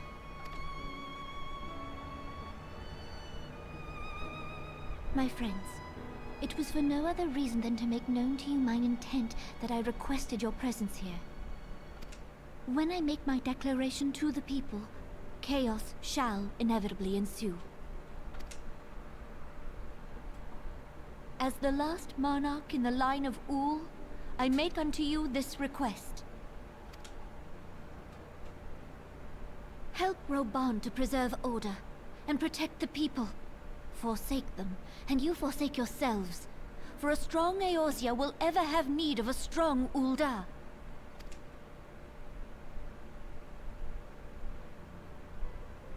Your Grace, are you certain of this? There is no other way. When the time is ripe, the nation shall become a true republic. Both royalists and monetarists shall cease to be. Ul'dah will no longer belong to kings or queens or merchant princes, but to her people.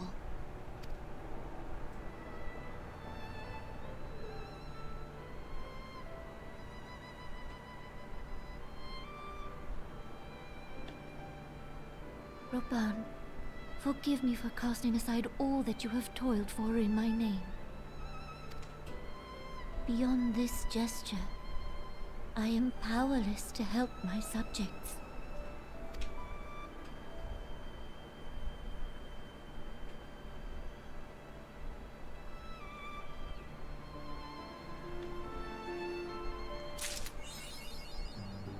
Dreams of Ice.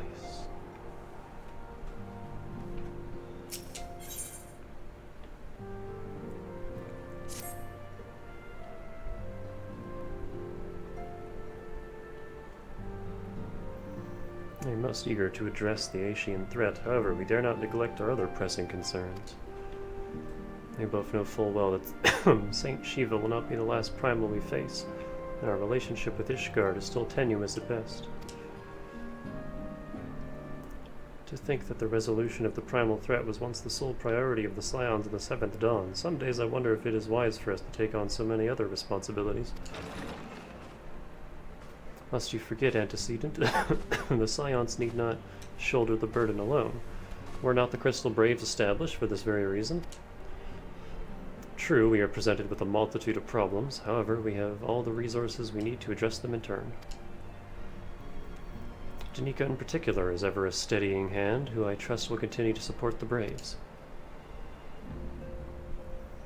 To what do we owe the pleasure? Have there been further developments regarding the situation in Ul'dah? As expected, the Immortal Flames have been struggling to cope with the revelation that one of their highest-ranking officers was a Garlean agent.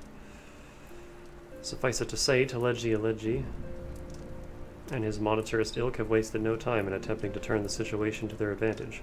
Coupled with ongoing unrest, the Flames are finding themselves hard-pressed. Plainly, General Reborn needs our help, and I will direct the Crystal Braves to offer what support they can.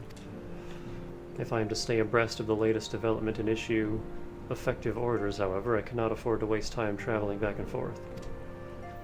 And so, for the foreseeable future, I think it would be for the best if I were to remain in Ul'dah, unless you have an objection. None whatsoever. We have matters here well in hand. Monbreda's research is proceeding as planned. So she tells me, though I am not familiar with the details. Rianje is poring over his tomes at the Waking Sands, and the others are contributing in their own ways. Alas, the key problem, how to form an ethereal blade at will, remains unsolved. Nevertheless, it is only a matter of time. Danica, while we focus on that task, mayhap you could assist Alphino and his Braves with theirs. It would do much to restore faith in the Immortal Flames if the Warrior of Light was seen working on their behalf. If I work with them. Never forget that your esteemed status allows you to act in ways that those more tightly bound to organizations and nations cannot. As ever, I implore you to do so. Not that your response was ever in doubt, but I humbly thank you once more for aiding our cause. Now then, there are preparations I must attend to before my departure, such as receiving Riel's latest report. He has proven to be quite skilled at gathering information others which kept secret. Hence why I placed him under my direct command and ordered him to investigate the Old Dawn riots.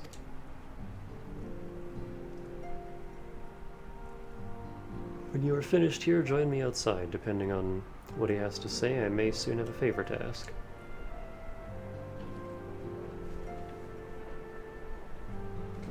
If there are any developments on our front, I shall inform you at once in the usual fashion.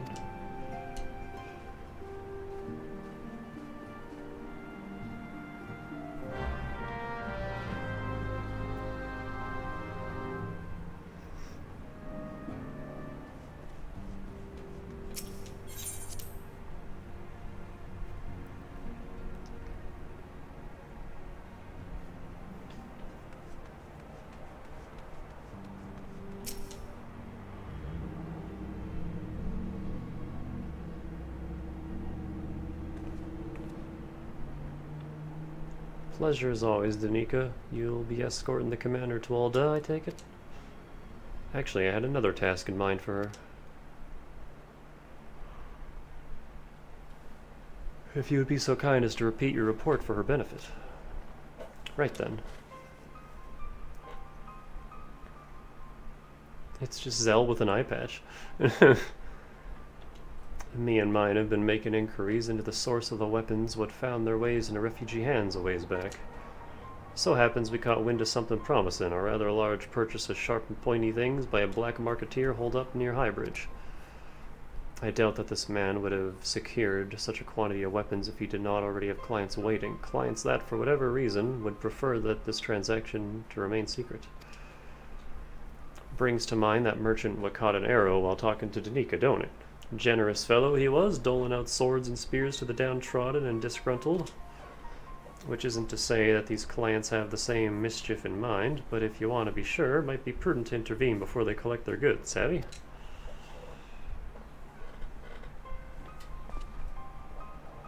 Seizing the weapons before they fall into the wrong hands would be for the best. However, if we strike at the appointed hour, we might capture the black marketeer as well as his clients. What say you, Danica?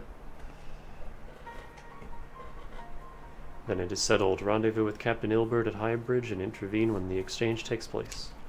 Now then, if you would excuse me, I must leave for Alda. Expect good tidings.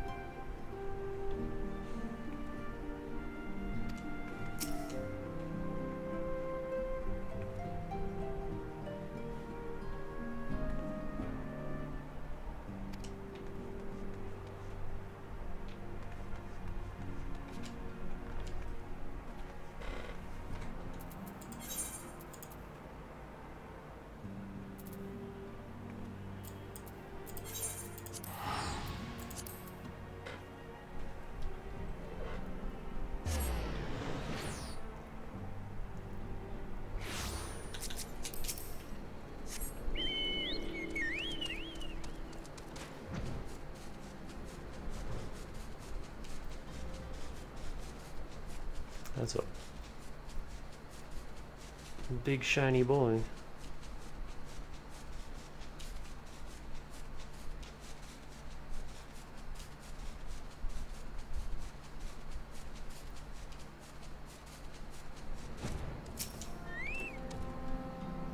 Danica, my scouts have been keeping a close eye on the Black Marketeer. It would seem that his guests have arrived. It would also seem that he has hired more than a few men to stand guard, common thugs of no consequence, but they nevertheless pose a threat.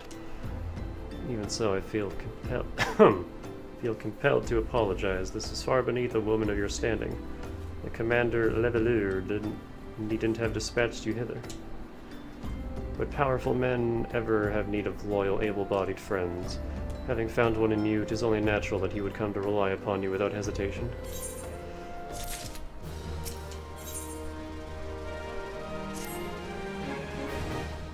Now then, we should make for the burning wall without delay and secure those weapons. The first unit will ensure that the clients do not escape. With me, Danica.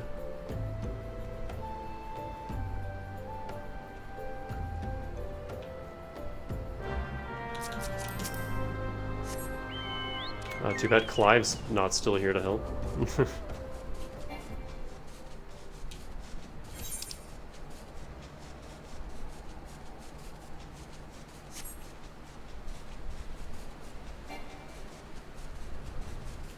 Amnesia Man.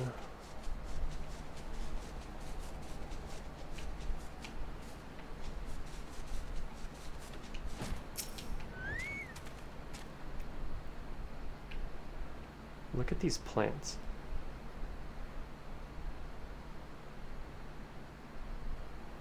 I spy the one man, but there are sure to be others.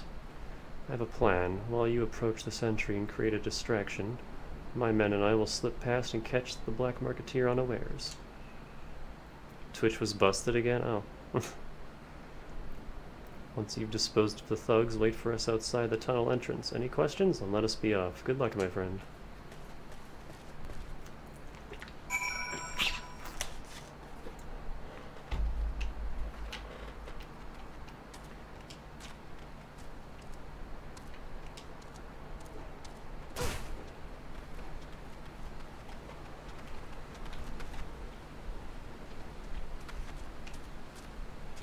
Just some dude with a shitty little sword and a wooden shield.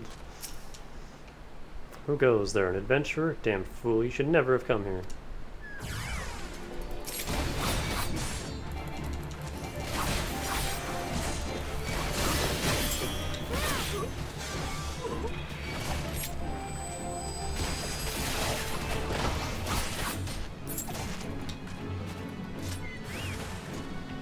There's another one. This one's tiny.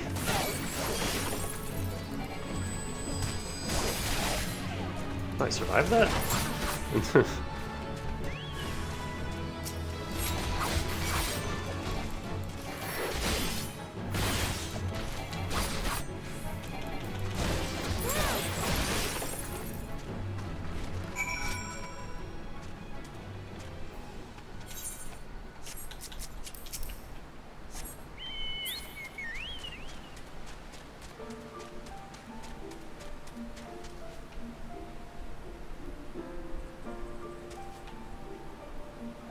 The music here is a lot more pleasant than I was expecting. When I heard the burning wall, I was expecting something a little more sinister.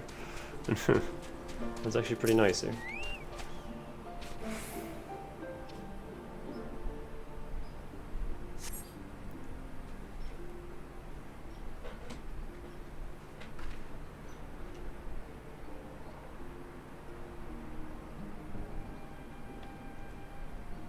I don't understand. What's this all about? God.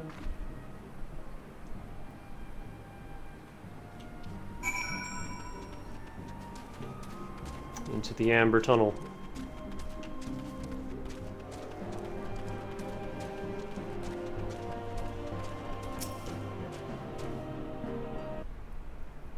Oh, I like that music.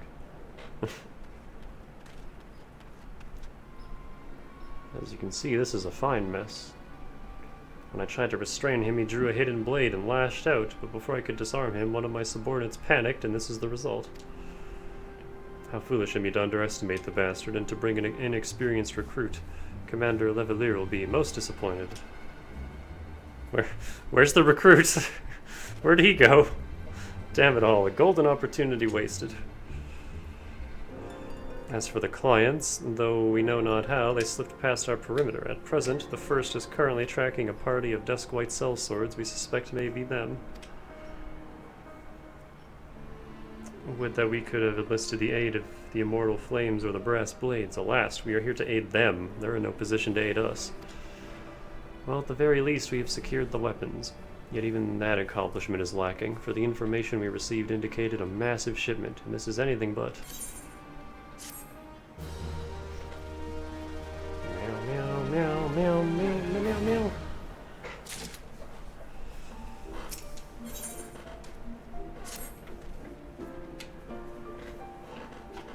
We'll join the first in their hunt for the Dusk White sellswords. If the gods are good, we will catch them before they escape into the Black Shroud.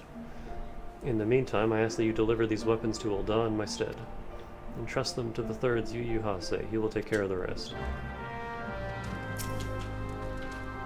What happened to the recruit?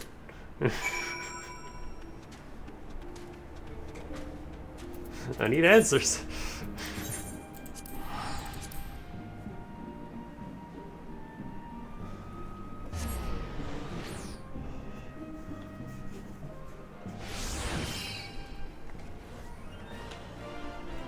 Boo Boo Kitty.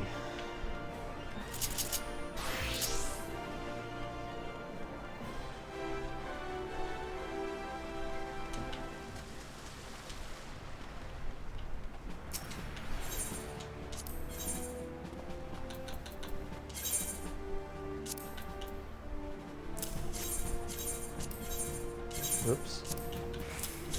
Yeah, it's fine. I can just get more. Orange juice?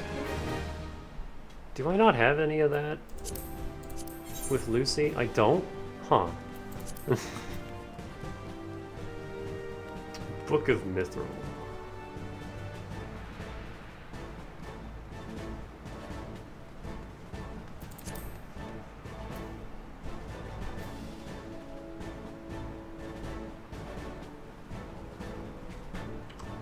Where does one obtain dart frogs? No, not dark frog.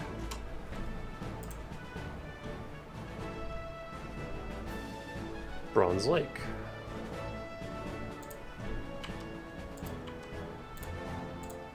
Do I already have some? I have 3.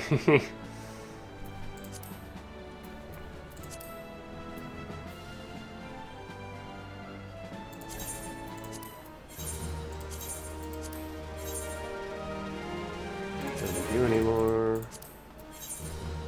Don't need you anymore. Don't need you anymore. Don't need you anymore.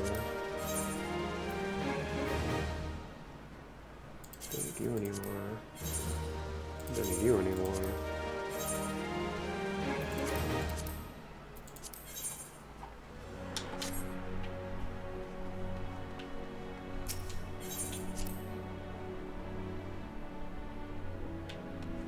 Anyone new? Nope.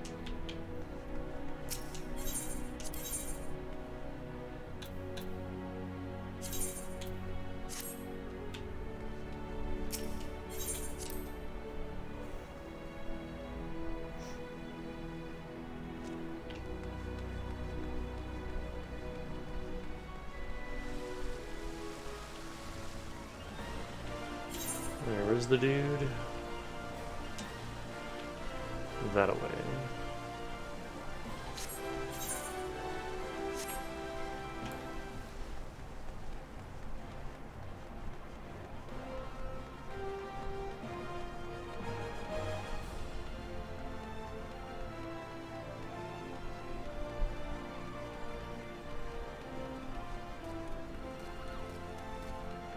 Otter, otter.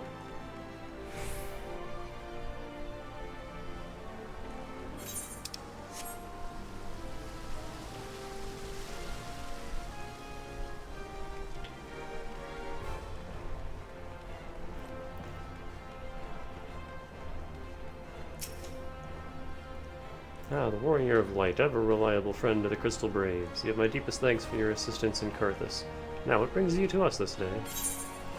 Got a box. It's got stuff in it. Box stuff. A gift of weapons from a certain black marketeer, courtesy of Captain Elbert, you say? Understood. Once you've cataloged the contents, I'll have them delivered to the Hall of Flames. This cannot be everything, can it? Riol stated that with confidence that there would be a far greater quantity of weapons. A blatant falsehood. Clearly, Riol is unfamiliar with the ways of all Dawn merchants, who ever strive to present themselves as greater than they are. We should be thankful that his information was not completely erroneous, and that we managed to achieve anything of worth at all. It's still something we're celebrating, isn't it, Lieutenant? Besides, we got more important things to worry about, like fighting those Garleans up north. There will be no fighting if I have anything to say about it. Our orders are to stand watch, not to seek glory in battle. If you have no further need of us, then I shall take my unit to the cerulean processing plant. Time for the fourth to earn their keep, eh? Fight well, Allian, for the freedom of all.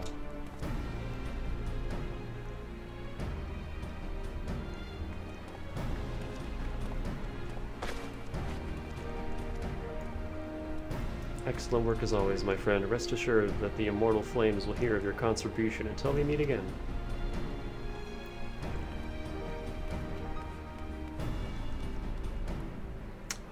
I don't quite trust Ilberd.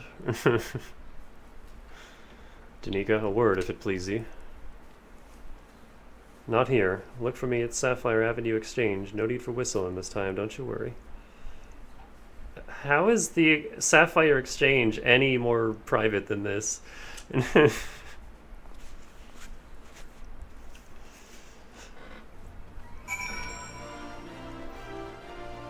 You pocket honked? How did you pocket honk?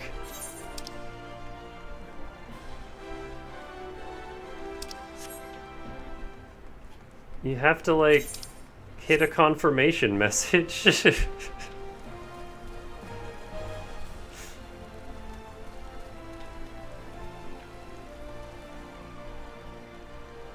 Timed me out.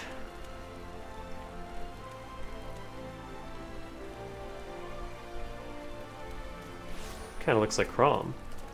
And there's his twin brother, Mike Jones.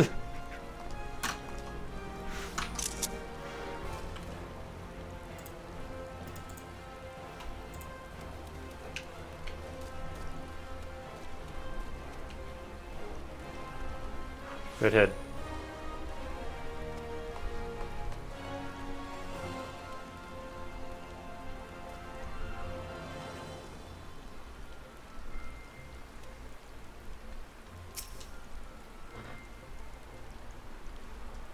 Thanks for indulging my request. Few places better than a market for privacy, I find. All the hustle and the bustle of commerce means most conversations go unnoticed. That makes sense.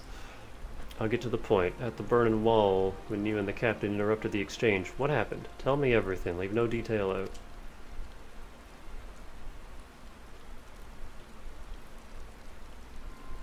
That's not quite how the first told it. These Duskwights they were chasing. Latest word is that we lost the trail. But you never saw them yourself? Not before the fighting started and not after? Something ain't right. I don't know what it is, but I can feel it in me bones.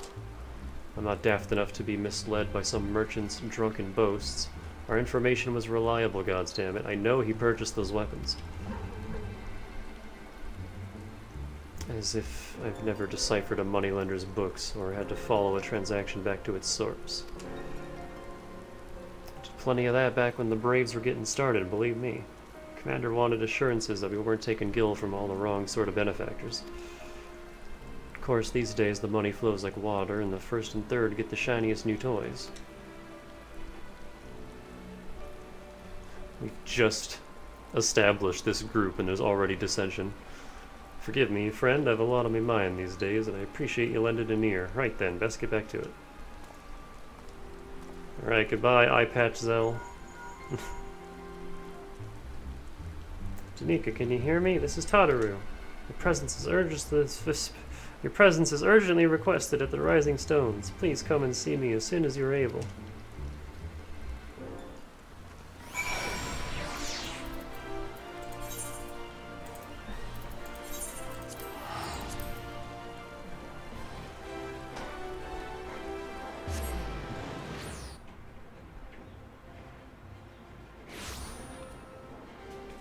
Whoa.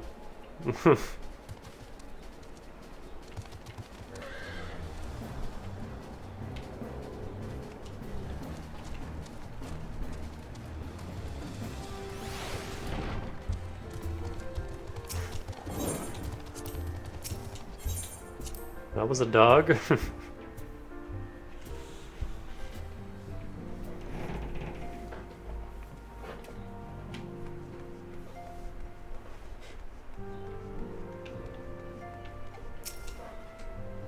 Thank you for coming so quickly, Tanika.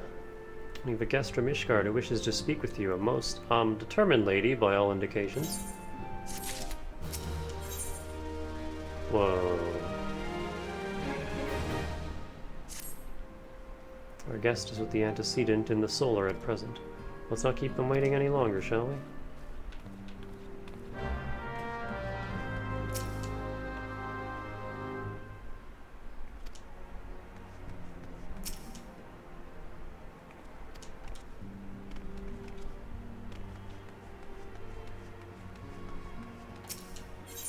Dungeon coming up? Well, I have a break coming up too, so take your time.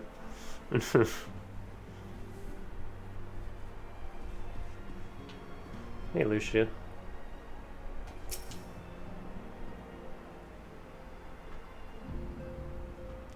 Yeah, I'm only going to take one break today, but it's going to be a long one. We have a guest from Ishgard who wishes to speak with you.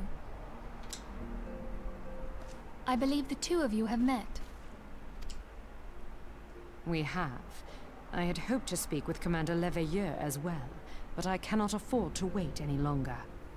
The Lord Commander sent me hither to request your aid in a matter of grave import. You see now why I had Tataru summon you. Now that we're all assembled, perhaps you would be good enough to elaborate on the nature of the matter which brought you to us. The Observatorium's astrologians have sounded the alarm. Last night, the Dragonstar burned with an intensity not seen in 15 summers. Not since the Dravanians engaged the Empire in the Battle of Silvertear Skies. The northern sky doth burn full bright upon the Wormlord's call. The red behemoth beckoneth, and flame consumeth all. The old Curthan rhyme, aye. The brightening of the Dragonstar is said to accompany the roar of a great worm. The astrologians believe that it was Midgardsormr himself who cried out on this occasion. After an absence of centuries, the King of Kings did return to lead his kind against the might of Garlemald, only to fall in his duel with the Agrius, proud flagship of the Gallian fleet. Devoid of life, his corpse remaineth entwined about the Magitech monstrosity even unto this day. Ariange has the right of it. Whatever this alteration in the Dragonstar portends, the Great Worm has shown no sign of life. Tataru, have the Domans reported aught out of the ordinary?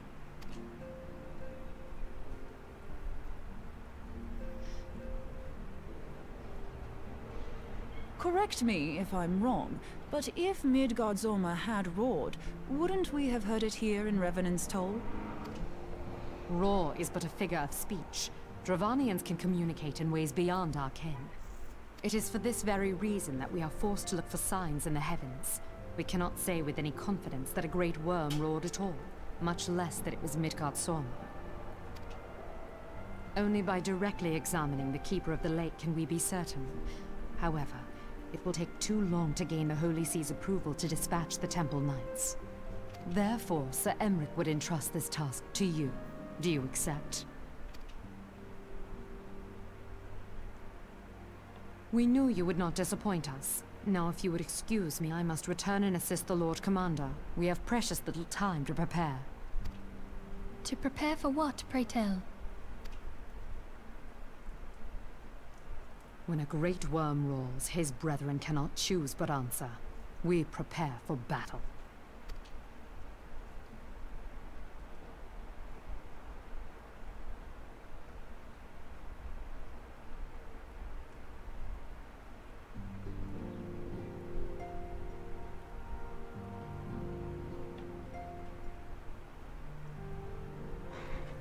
Forgive me if I state aught which you already know, but I would ensure that you understand the nature of your destination. As Arianger stated, what we now call the Keeper of the Lake is the wreckage of the Agrius, former flagship of the Imperial fleet, and the corpse of the worm responsible for its destruction.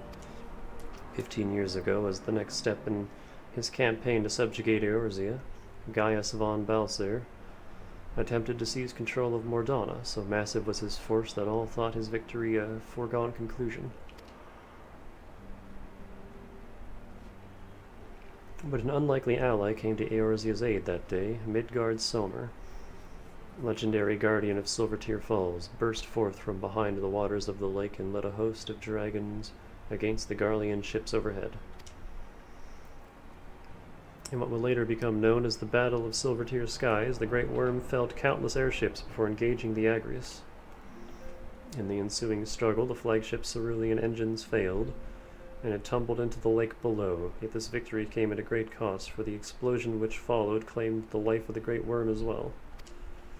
That same explosion transformed Silvertear Falls into the desolate wasteland it is today, draining the lake of its waters and crystallizing ether for malms around. Yet a remnant of the lake remains, and at its center is a constant reminder of that fateful day long ago. In accordance with Sir Emmerich's wishes, our Doman allies have been standing watch over the Keeper of the Lake. It would be wise to speak with them before investigating the wreckage yourself. Be careful, my friend. We know not what dangers await you within. Oh, excuse me. Now then, let us not neglect our own task. There's much to be done and precious little time to do it.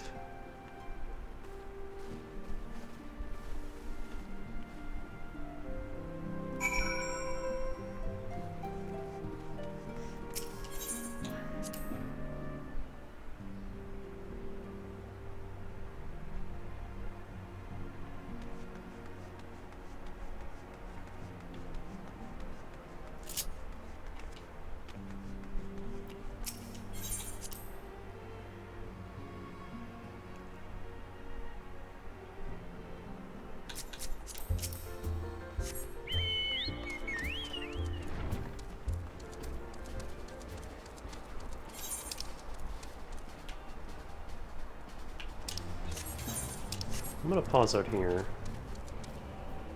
because we don't get to hear this song a whole lot. I will be right back.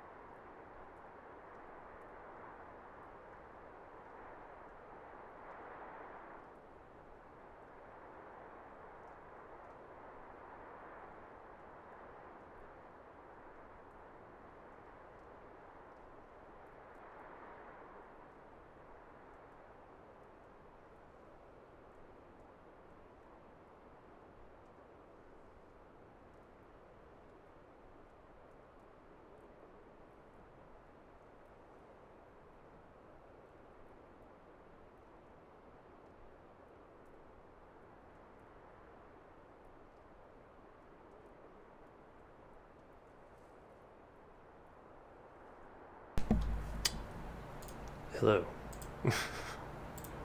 Sorry for the wait.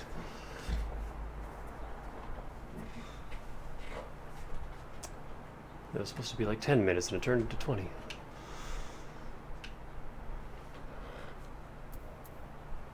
What are we doing? Oh. That way.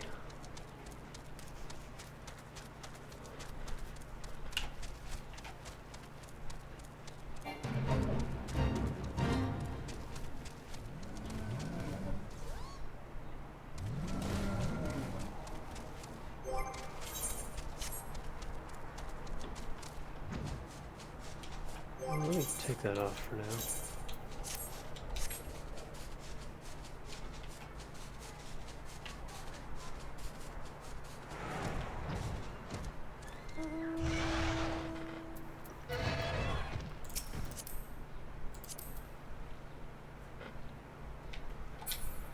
Ah, how long have we been without music? You're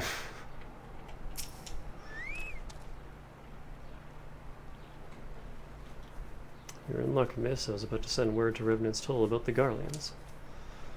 Of late, I've seen small airships, likely from Castron Century, come and go from the Keeper of the Lake. I cannot say for certain, as at this distance, I believe they may be salvaging something from within the wreckage. Castron supply lines have been cut for some time, and I'd wager they're desperately in need of spare parts and other equipment.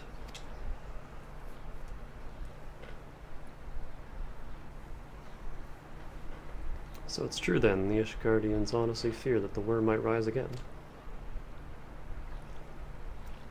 Well, from here that seems rather unlikely, but if it's assurances they want, you've no choice but to inspect the corpse in its entirety.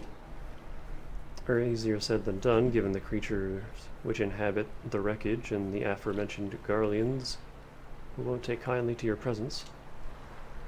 They're sure to fire upon an airship, so I'd advise a more stealthy approach. Take this boat, and a few of your comrades even, to the base of the Agrius, then climb up to the top. It's the only viable approach, I'd say.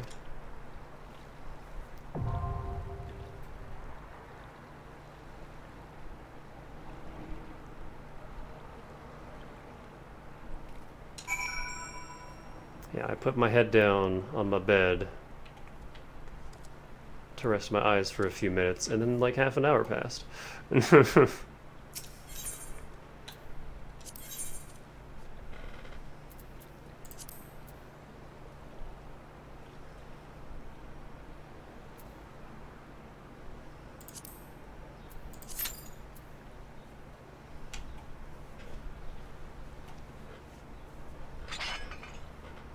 And I was expecting my cats to make a fuss like they always do in my room, but no, they also just... Oh, hey, Blazaria.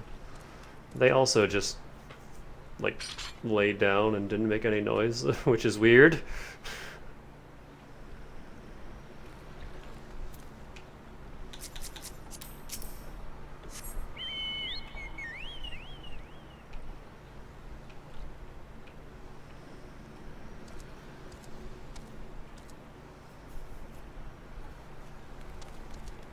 Right now they're on their cat tree.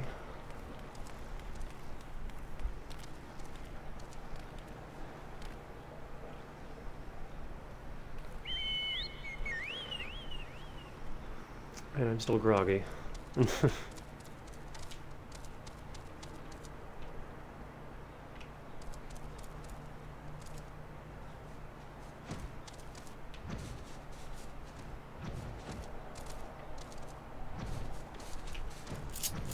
You know what?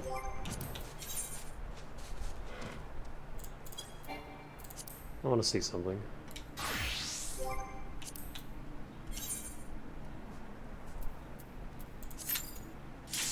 Immediately.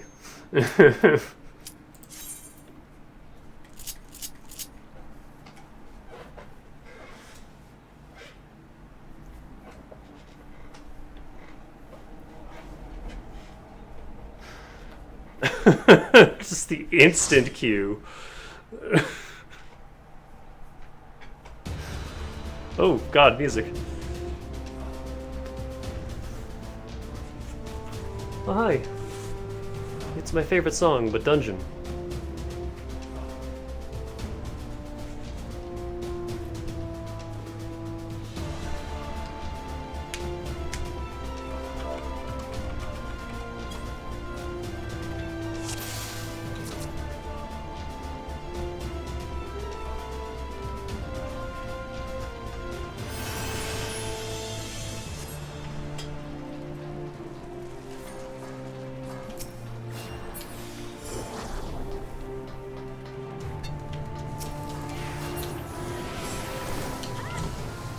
Fighting right here? Nope.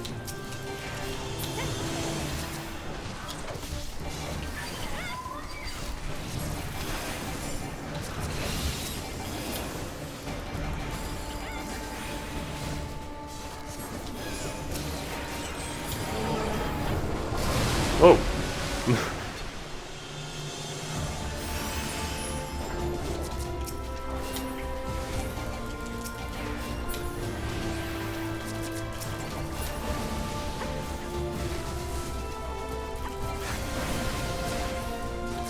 No, I got stunned out of it.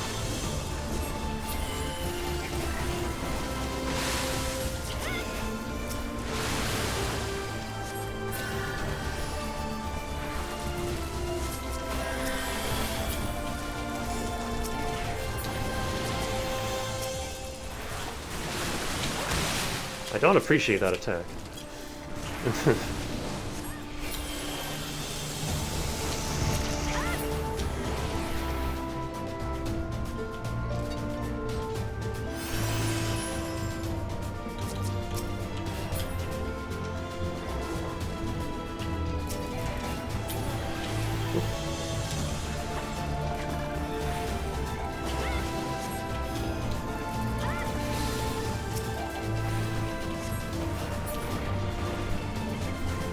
Fighting? Are we going?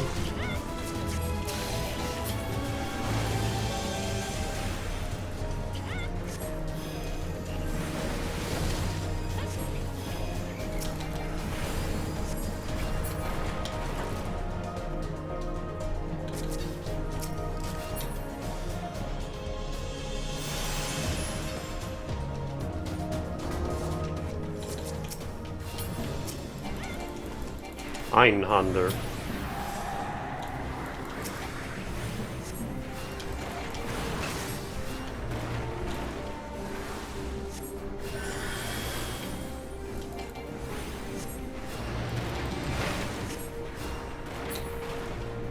Got some birds.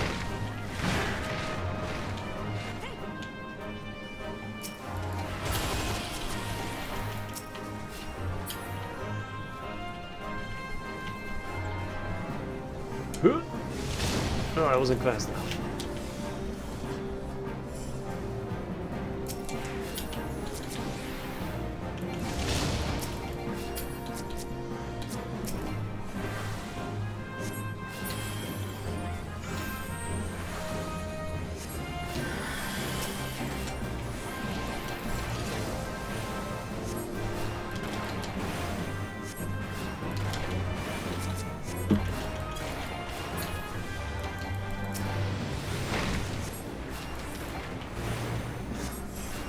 Why are the birds dropping bombs?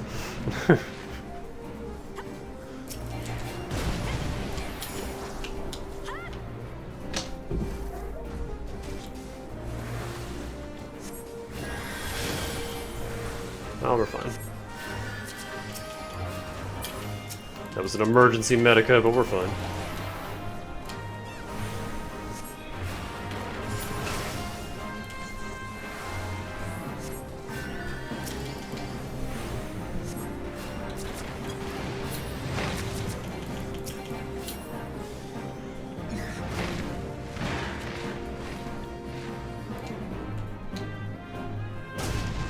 Ow. That was just... That was rude, game. I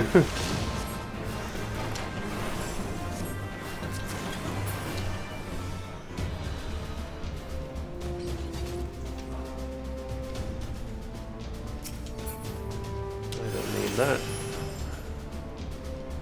Whoa.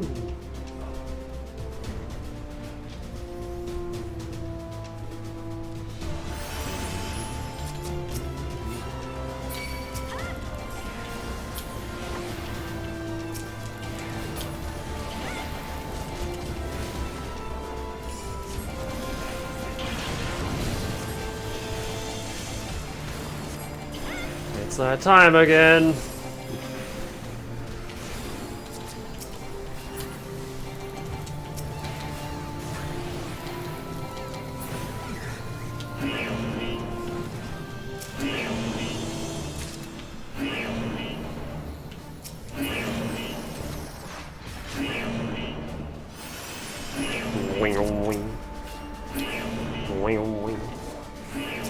Whoa.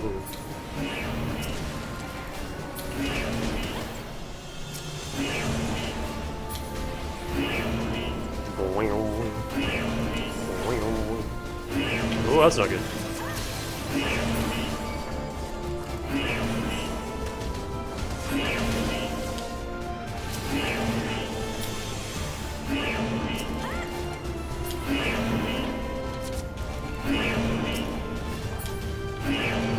Oh, we got a friend following us.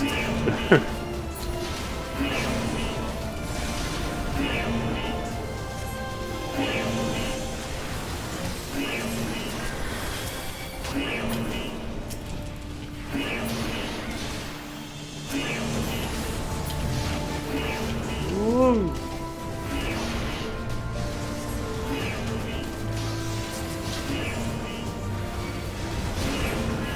Ow. Ow. So stunning me out of that.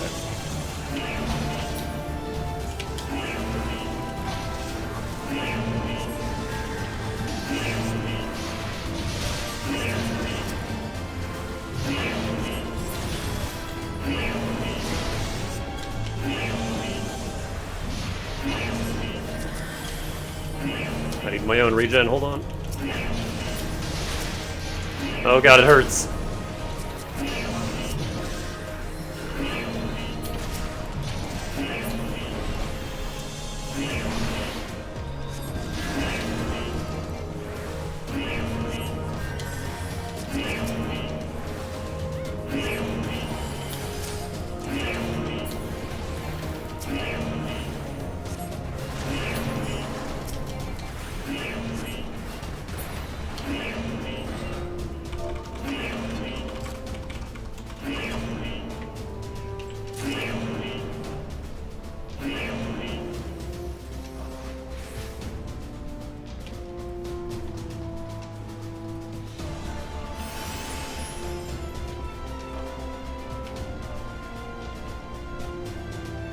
Magitech gunship? Oh, the armored core now.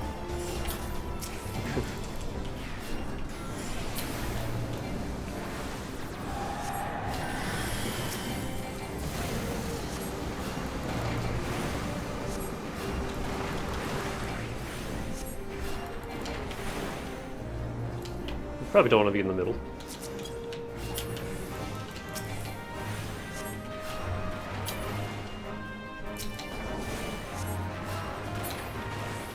Oh, more dudes to holy.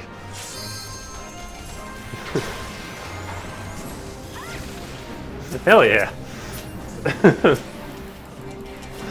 The effect didn't even go on. Ow, ow. Turns out fire hurts.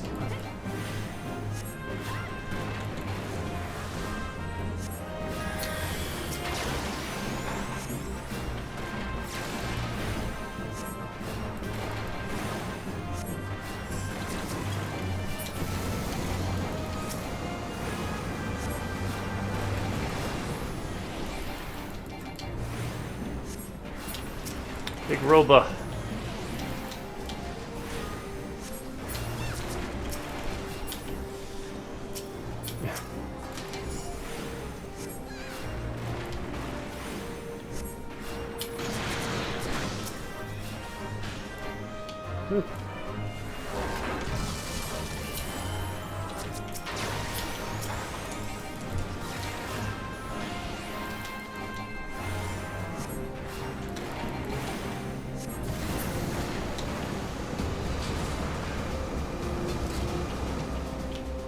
I was like, can we touch that fire?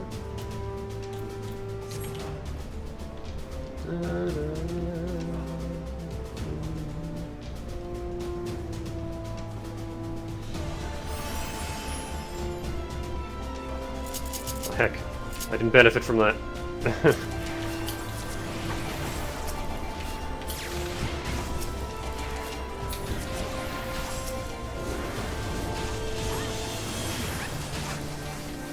Will this reach from over here?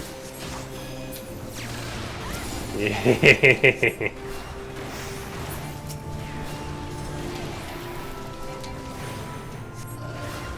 My favorite spell. Where are we going? Oh.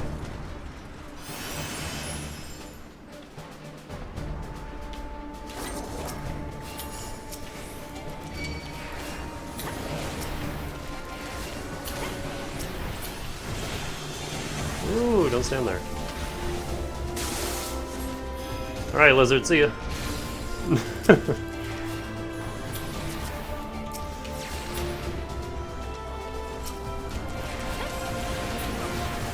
I'm here.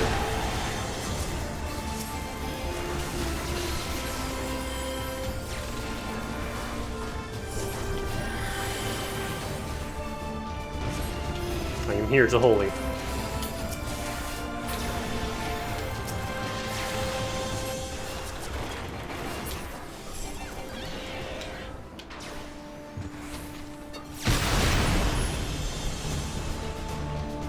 What is bombing us?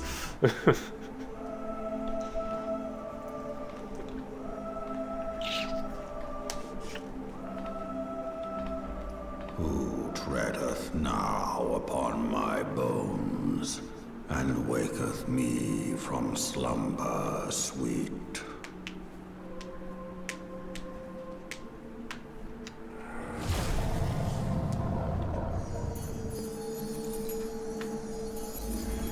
There was a gunship, oh.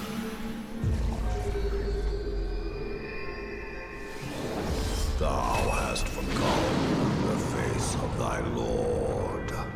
Remember, mortal, and fear me. Oh shit. Big worm.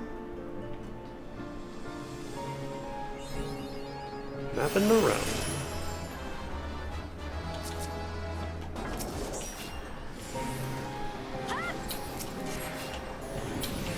A large boss.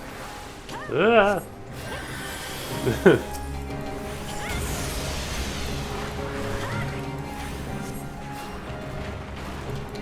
Just blew me.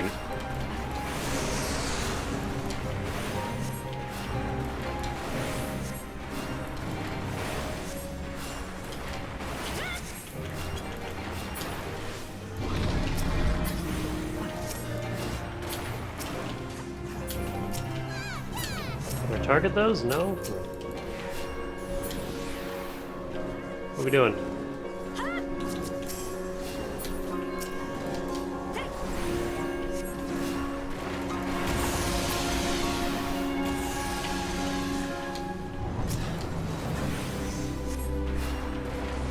What were those all about?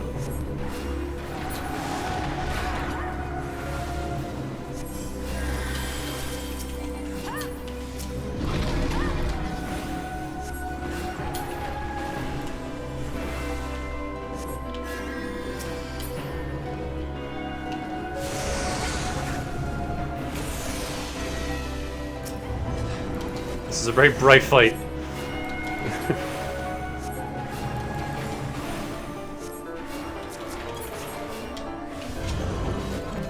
That's probably not good.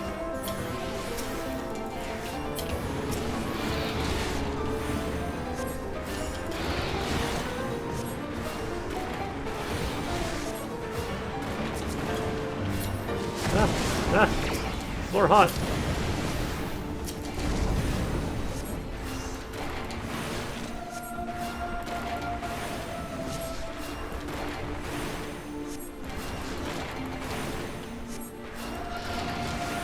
Throw rocks at the dragon.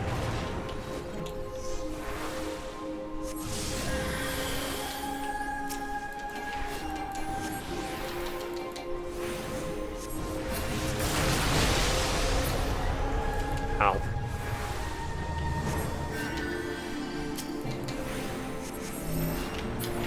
Good.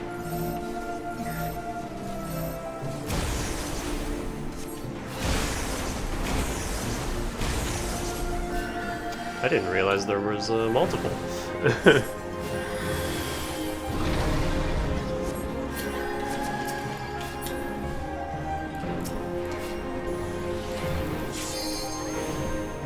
Double LB.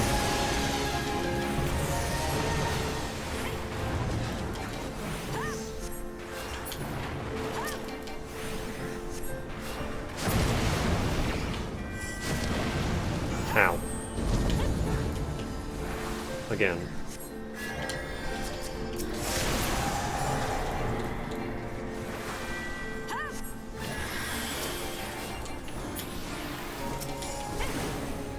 I have a question. Once this fight is over, what is this,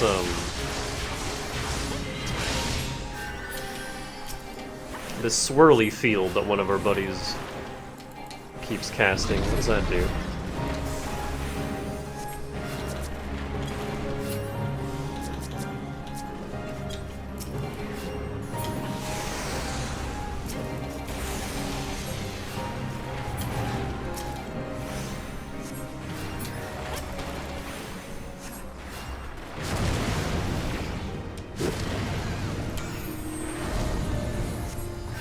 Oh, I'm the only one injured. Here I am casting Medica, I'm the only one who got hit by that.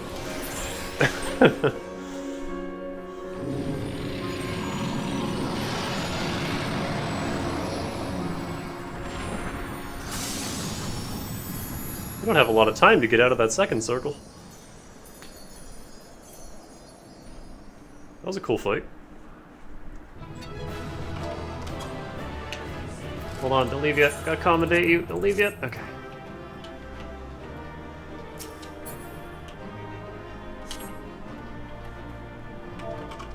It's a ninja thing.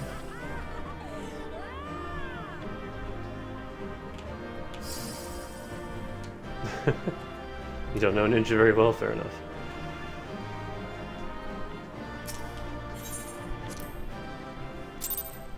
I kept thinking it was like an enemy thing, so I was avoiding it. But then I noticed it spawn on him and he just stood in it and I was like, wait a minute. Gifts hast thou earned a moment's reprieve.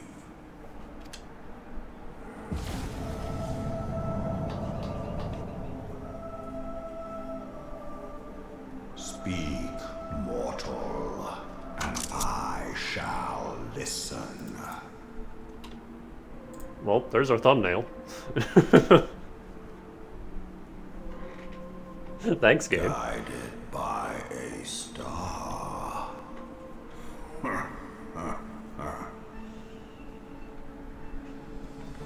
My people have heard the song. Ishgard shall burn. Sons must answer for their father's misdeeds. We do not forget. We do not forgive.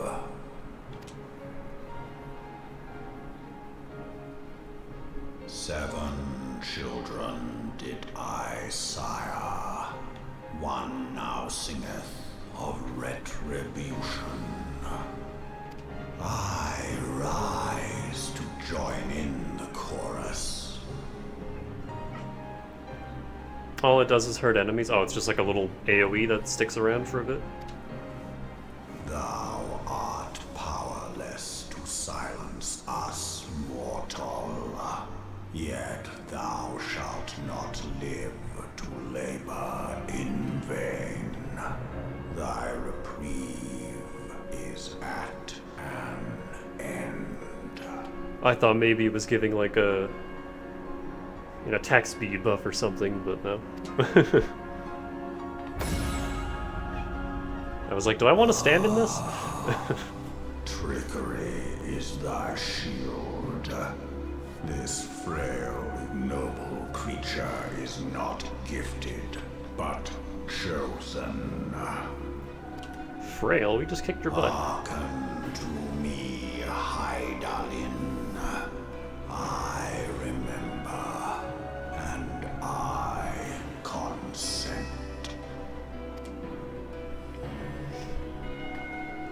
Fear not, mortal.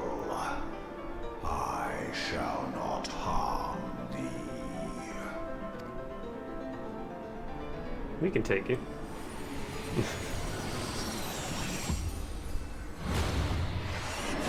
Ugh.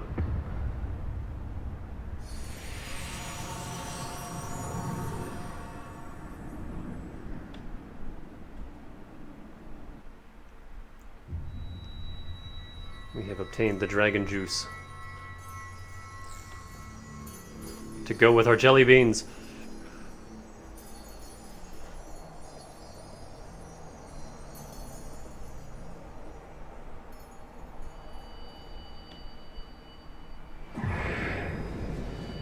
I say as my stomach lets out a hearty growl. Oh no. Oh no, the jelly beans, they're all the same flavor now. That's not fun. They're all black licorice.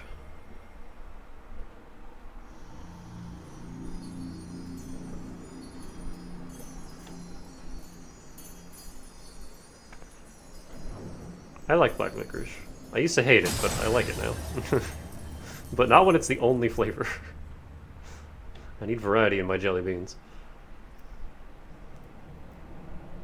The coconut ones are the ones I don't like now.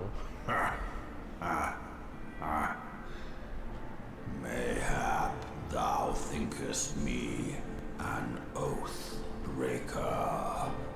Thou art mistaken. If thou comest to harm, it shall be by another's hand, not mine. I'm just fucking with you, mortal. I did but strip thee of thy mistress's feeble blessing.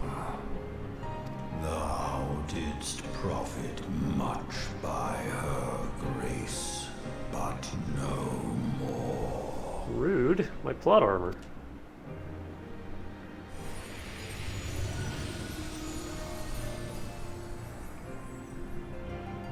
It's a little guy. It's a Zerda. The covenant binds me to thee. I shall watch, listen, and wait. Fight and struggle, if it be thy will. Man hath ever coveted that which lieth beyond his grasp.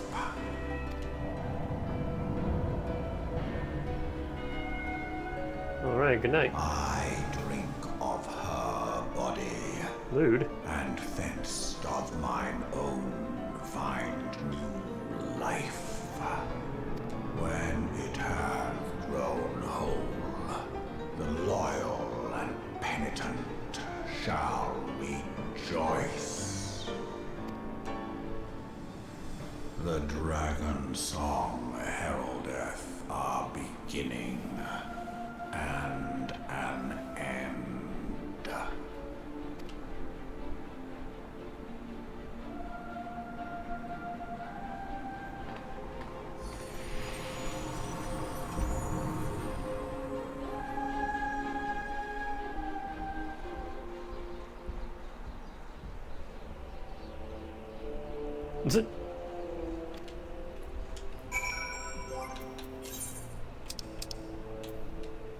It's not even an item, I just have him now.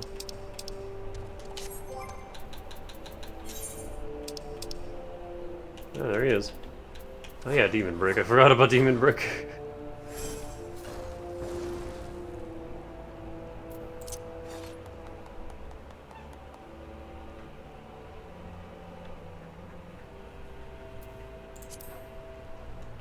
Free dragon. Hang on.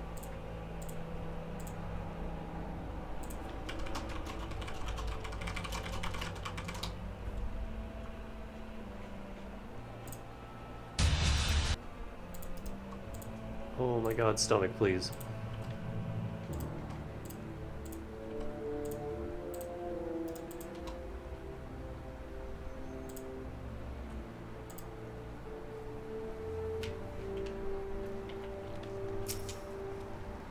I was beginning to fear the worst. Were those explosions I saw? Ah, but you shouldn't waste time talking with me. Alphano left a message stating that you were to return to the Rising Stones at once.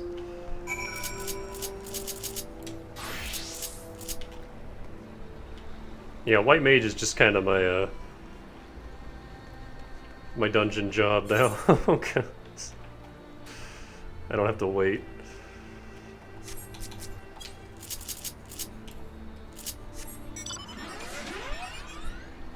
Where am I going? Up. Easy Q. I also just like healing. It's fun. Although not when I get stunned 10 times in a row. I didn't like those giants. I was like, oh, it's okay, I'll just Medica stunned. Hold on. Let me try that again. Stunned. For fuck's sake, game! Quit stunning me! I'm trying to heal.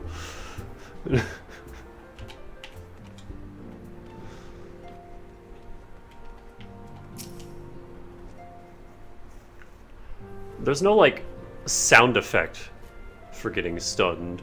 I have to be looking at both my character to see it pop up and then my bar saying interrupted, and then I have to react fast enough to bring the spell back up. A lot of the time I kind of just blank out and I'm like, yep, casting spells, captain spells. And like my fingers will be ahead of my my brain because I just kind of go on autopilot with my spell rotation. So if I get stunned in the middle of it, it's like, oh, I'm throwing off my game here. What do?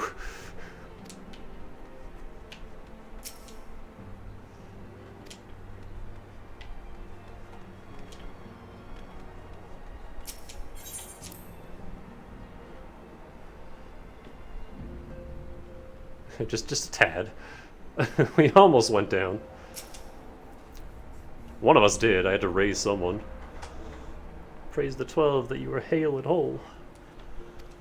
I came as soon as Menphilia informed me of Sir Aemric's request. You've completed your investigation of the Keeper of the Lake, I take it. Then I would hear your report.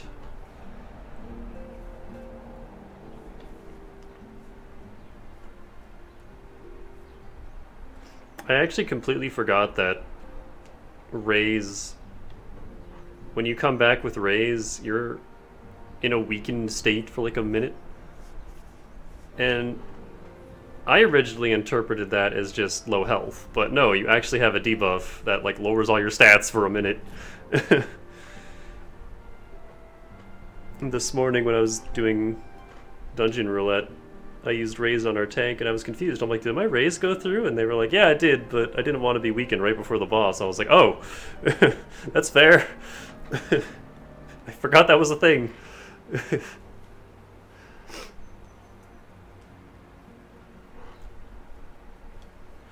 You conversed with Midgard Somer. I swear, were anyone else to make such a claim, I would regard it with considerable skepticism. If you die twice, you get double debuff. Oh boy. Are we to understand that the Worm Lord did not perish and has in sooth lain dormant these past 15 years? Hey, he's just having a nap. Less a resurrection and more a rejuvenation for he who dwelleth in eternity, years passing as moments. Though his words were ambiguous at times, one statement left little room for interpretation.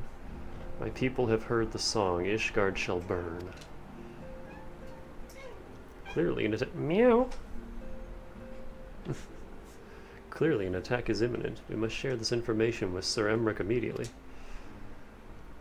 However, we dare not divulge your conversation with Midgard Somer in its entirety. To even acknowledge that you heard the voice of a Dravanian is grave but necessary risk, lest we forget men have been executed as heretics for declaring as much.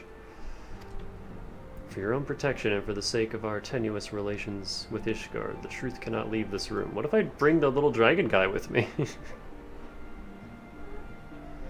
I Like, hey guys, I have a dragon. As for how we shall present our revelation to Sir Emric's emissary, you may leave that to me. Pray remain here for now.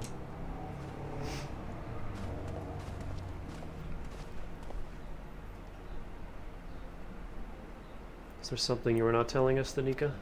You seem different somehow. It is almost as if you are missing something. Something important. 12 for Fend. Midgard Sormer stripped you of the blessing of light. Are you alright? How do you feel? I got some dragon juice. I see. It is a relief to hear that you were otherwise unharmed. It beggars belief that any being could possess the power to deprive you of her blessing. Midgard Sormer made mention of a covenant, did he not? One of the ancient myths regarding Silvertear Falls states that when the waters came into existence, so too did the great worm. Althik in Mimimia, brother Time and sister Fate, decreed that Midgard Sormer ever watch over the source from which all water and magic was said to flow. I wonder, what if this was the covenant of which he spoke, and 'twas not the gods with whom he treated, but Hydaelyn herself? Well, if he is watching over you as he claimed, mayhap you will have an opportunity to ask. Let us keep this matter to ourselves. I do not wish to burden our friends needlessly.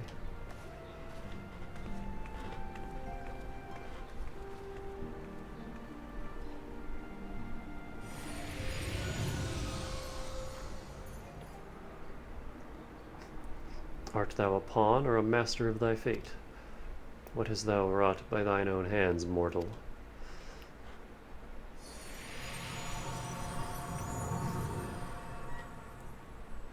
You got something to say, big guy?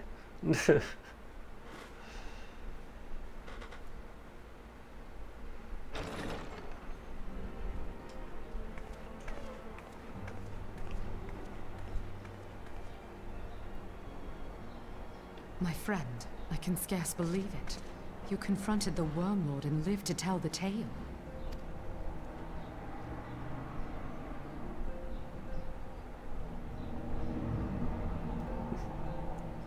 I give thanks to Helone for your preservation. It is our sole cause for gladness. Your encounter with the Keeper of the Lake served to confirm our fears. A great worm has roared, and it makes little difference if it was one of the two in Eorzea or any other. The Dravanians are coming.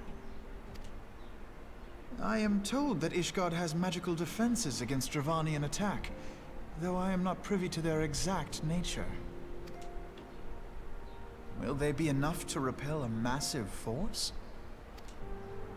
Ishgard has weathered countless assaults over centuries. This will be no different.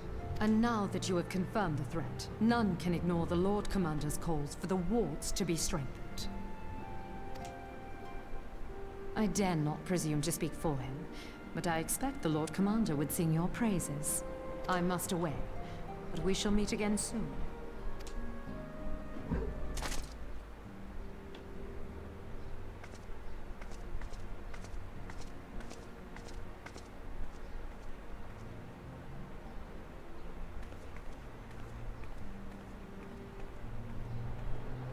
Countless assaults weathered, and this will be no different?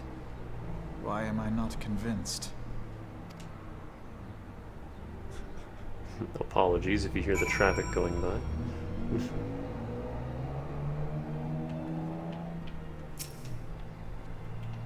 The Ishgardians have warred with the Dravanians for centuries, nay, nearly over 1,000 years. In all that time, not once have their enemies breached their defenses and entered the city proper. Yet, regardless of how strong these magical wards may be, Flop, hey Pepper, how you doing? I nevertheless fear that the Ishgardians are underestimating the gravity of the situation. Though it was not Midgard Sormer who roared, a call to arms by one of the first brood cannot be ignored. Until such time as they choose to request our aid, however, we can do naught but observe the situation at a distance and pray that our fears are unfounded.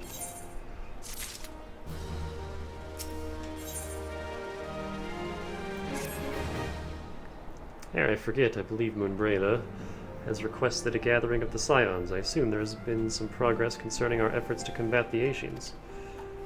Pray inform her that our business with the Ishgardians is concluded for the moment. I shall be along once I've completed my communications with the Crystal Braves.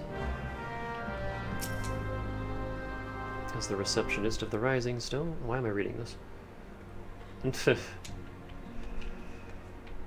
just want to see how everyone's doing. Okay, their dialogue hasn't changed. Oop.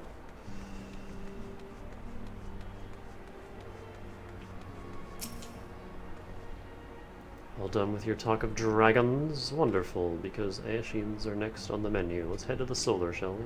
I was just there! 20 quests to go, including this one, or after this one?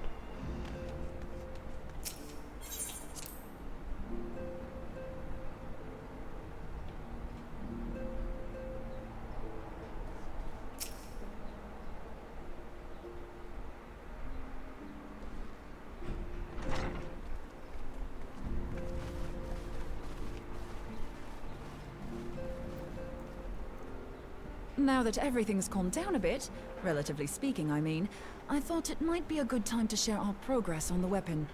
I believe we're on the verge of a breakthrough. Well, don't keep us all in suspense.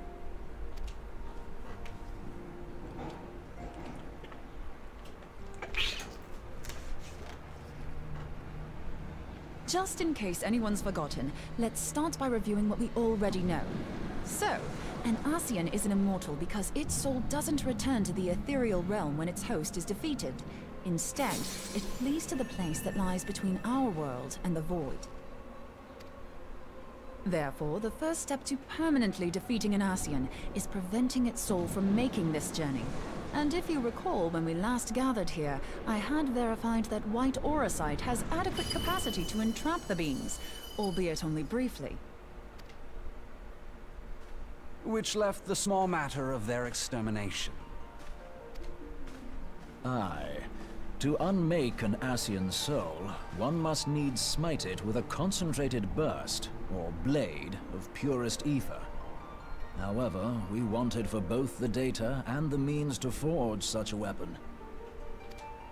Short of experimenting on an actual Ascian, you see, there's no way to gauge how much ether its soul is made of. As such, we don't know what etheric density our blade needs to have in order for it to work. So we'll just have to make the densest blade we can and hope for the best. Though that would require a lot of ether. Hang on a minute! Why didn't we think of this before? White auracite can hold an absolute heap of ether, can't it? Please tell me you're joking. God's sakes, Ida. I feel as though I'm reliving the same scene over and over with you. How many times do you need to be told that white auracite cannot store ether for long periods? Being intangible matter, ether is given to dispersion. Only in its crystallized form is it a stable source of energy. I will test you later on this, so see to it you do not forget. Right, yes. It's all coming back to me. So our hopes rest on good old crystals again, do they? While they are certainly reliable, they leave something to be desired in the area of portability. Indeed. I am reminded of the quantity of corrupted crystals required to thwart Leviathan, and the extraordinary lengths to which the Lamentsons went to transport them. What if it should prove that a similar quantity was needed to destroy an Ascian soul? Or still more? I do not envy the poor sod who has to lug all of that around, on the off chance that an Ascian appears.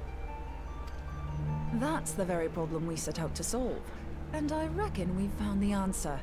If it isn't practical to lug around the ether we need, we'll just have to draw upon another source. And the only viable source is the land. If you mean to tap the Great River of Ether, know that it will entail considerable risk. Meddling with the currents may well induce a surge like to the one which despoiled Mordona. Give me a bit more credit, will you? Why would we need to tap the river when there are veritable reservoirs jutting out all over the land? Aye, I speak of corrupted crystals. It might be that their aspect is out of balance, but a crystal's a crystal. It contains ether, and we can help ourselves to it. While corrupted crystals are indeed abundant, there is no guarantee that they will be in close proximity at a crucial moment. But what if we don't need them to be? What if we could tap their power from afar? A malm away, say?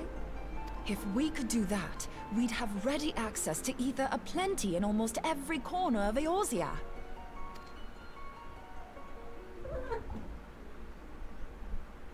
I've yet to put my theories to the proof, but I've got a good feeling about this.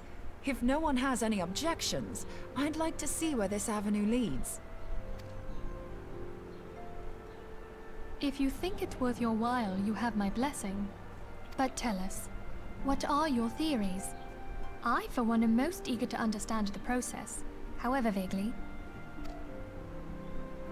I thought you might say that, but no one wants to listen to boring old theories all day, do they? I know I don't. So with your permission, I'd like to try something a bit more hands-on.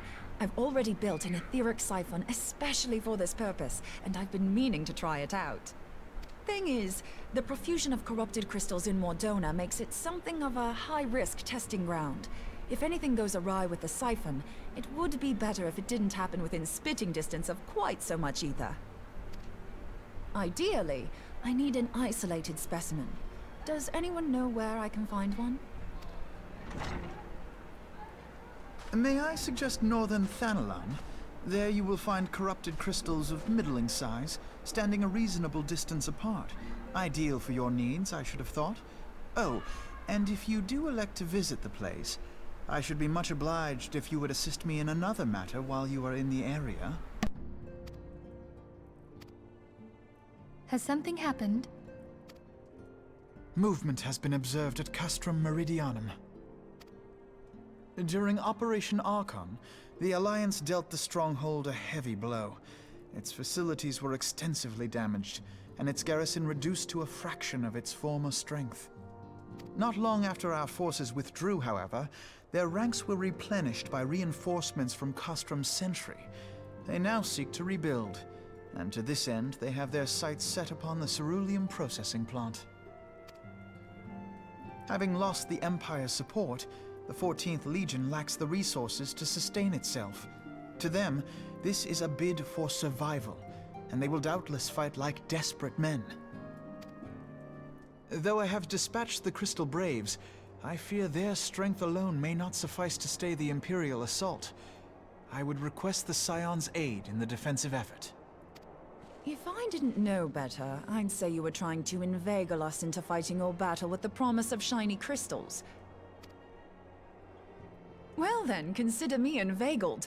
I won't lie, the crystals you speak of sound perfect, so the Garleans have to go. Besides, we can't afford to beat about the bush. There's no telling when the Arceans will next appear. Thine eagerness to hurl thyself into the jaws of danger cometh as little surprise. Exercise due caution, I prithee. Though you have become a crystal brave, you are yet a scion, Alphino. We could hardly refuse you. Pray, join the Crystal Braves and lend them your support. Thangred and Papalymo shall accompany you.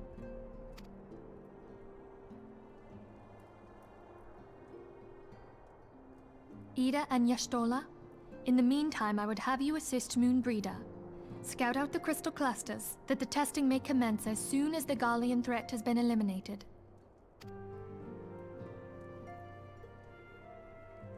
If it please you, I shall continue mine own experiments on white orosite. Thank you, Urianger.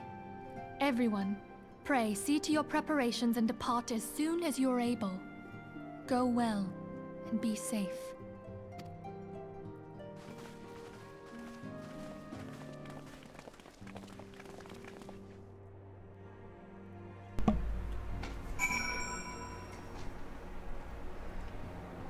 Muted myself because I heard kids screaming outside.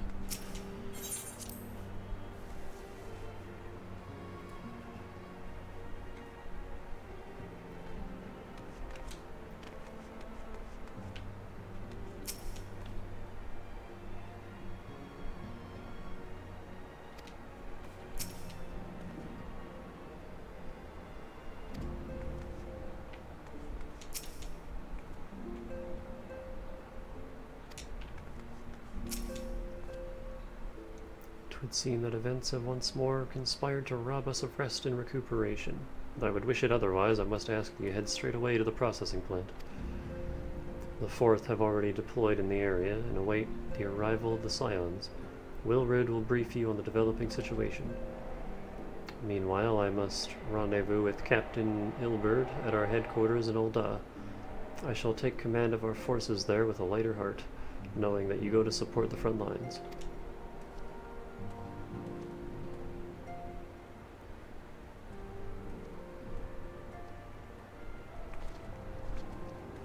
Your duties take you to northern Fanaland, do they not?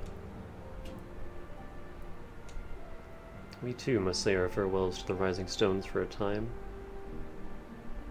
Flamine travels to Ul'dah, and we shall serve as her escort. At my daughter's behest, I go to contact certain old acquaintances in the Gilded City.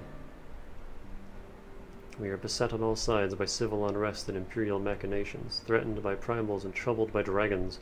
We need all the allies we can muster. Many of my friends hold positions of power, you see, and it is my hope that they can be convinced to aid the Scion's cause. In the past events have taught us anything, then we know that Eorzea must present a united front or we shall fall.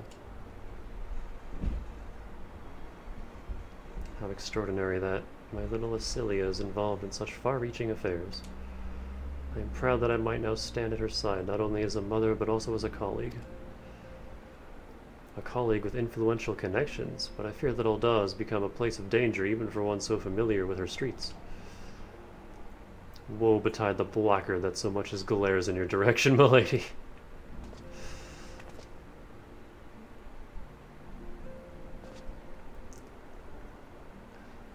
They shall be well protected, it seems. Shall we be on our way then?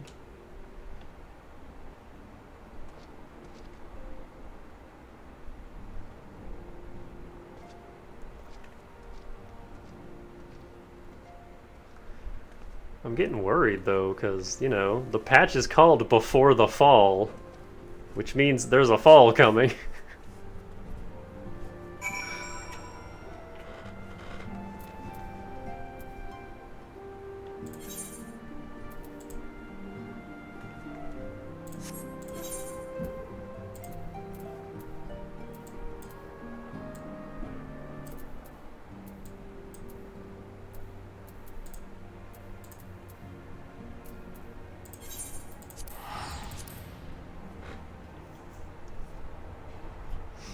You know, autumn, yeah. The best month.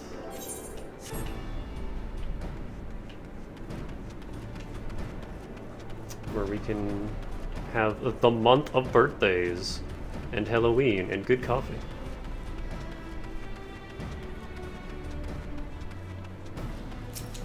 My family has so many birthdays in October.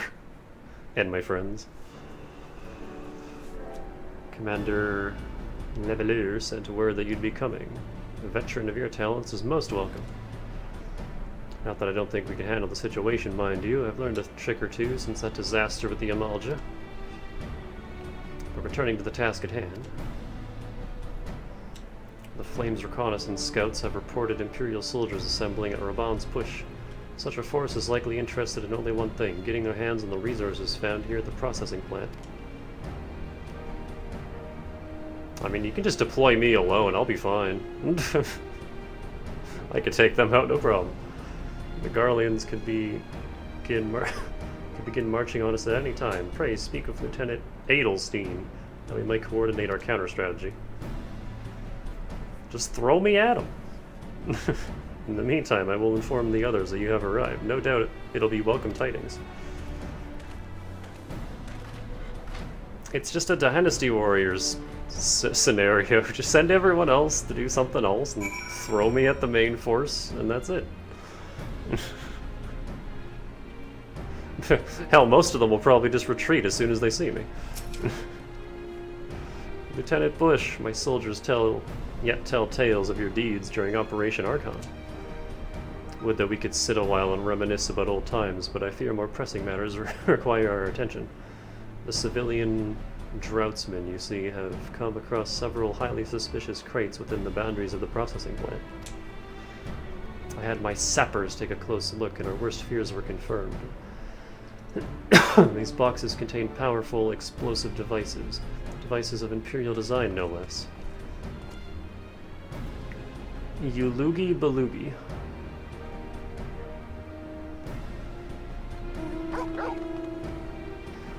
By my order, the flames stationed here are conducting a thorough sweep of the compound as we speak.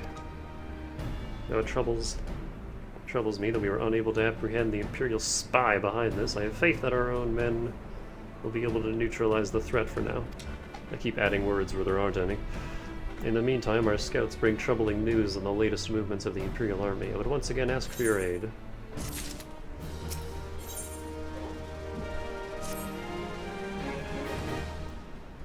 We've been keeping a close eye on that Garlean garrison, and it would seem the Imperials have finally begun, to mobilize. Hi, Spice. How you doing, boy? Plopped his head on my foot. According to the reconnaissance report that just came in, the squad seen leaving the cast room are too few in number to effectively take and hold our position. They will likely mount a swift assault and focus on the acquisition of resources. Wolfgang Periwinkle. I have, of course, also shared this report with the Crystal Braves. They've decided to take to the field and meet this assault head-on. I have apprised your fellow scions of this situation, and I am heartened to know they will be joining the effort. Pray report to Lieutenant Alian, and lend your much welcome strength to the counteroffensive.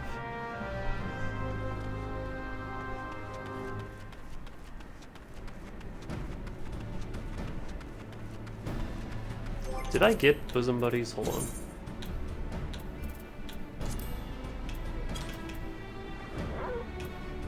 What is it under?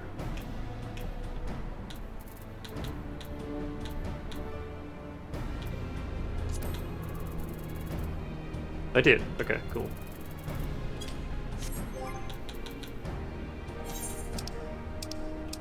Can I level you up yet? No, not yet. Getting close.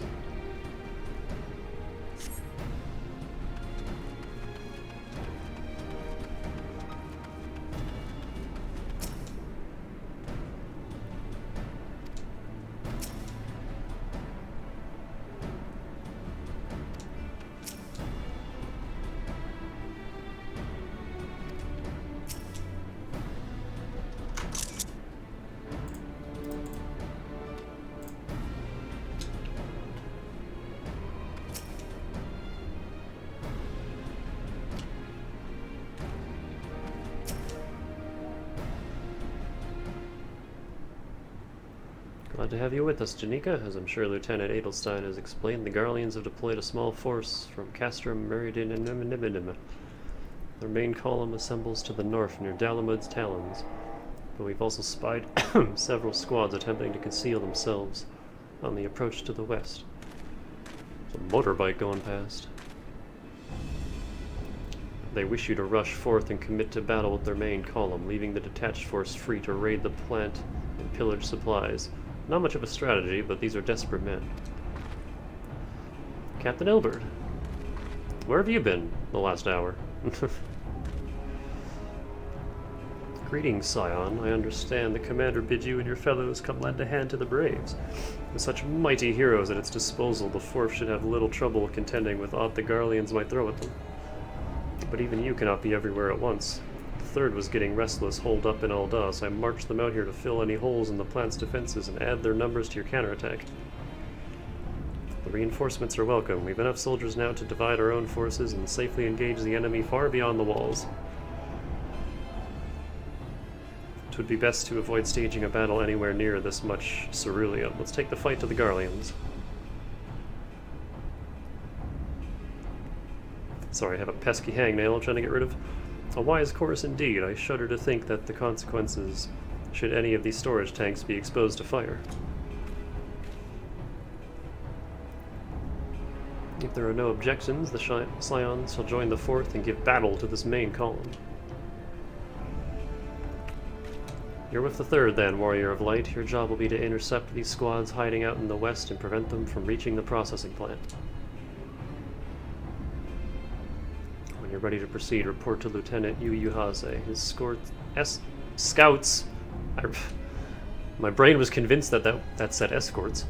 His scouts should have a rough idea of where the Imperials have concealed themselves by now.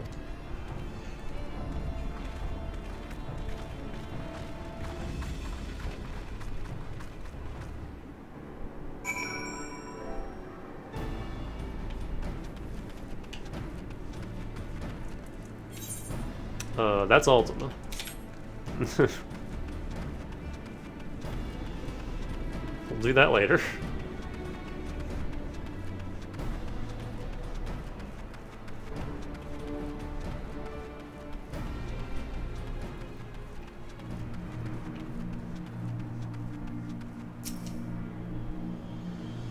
Pleasure to be fighting at your side once more, Scion. Our operations invariably succeed when you're around, and victories are wont to pave the road to greater coin.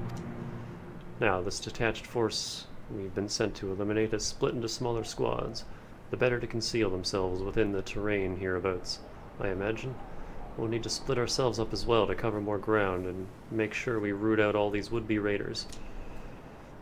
And seeing as you're an army unto yourself, I've assigned you your own areas to scour clean of enemy soldiers. Aye, this will be a simple search and destroy. We'll rendezvous back here when the task is done. Happy hunting, Scion. Since you're an army unto yourself, I love that.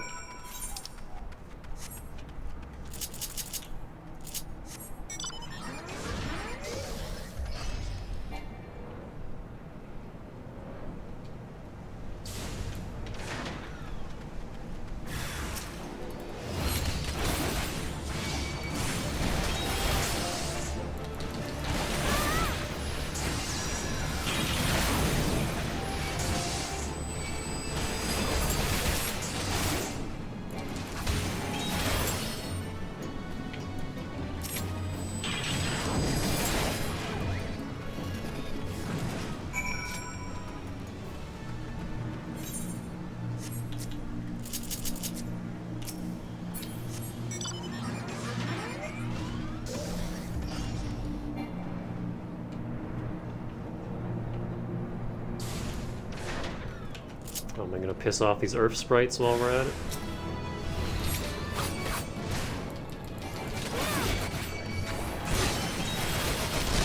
Everyone gets to know.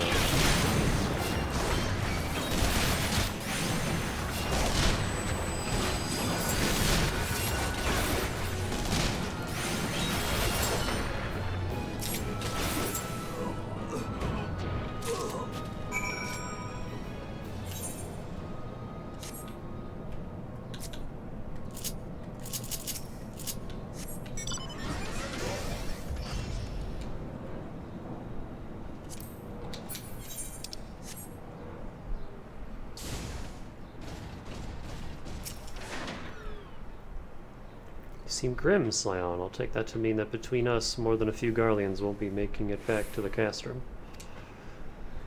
These Imperials, though, they certainly made us earn our pay. I would be a happy man if I never had to tussle with another of those Magitech horrors. It is time we bid this war-torn land farewell. I will contact the 4th and let Lieutenant Alian know the west is now clear. I would appreciate it if you would do the same when you report to Lieutenant Adelstein.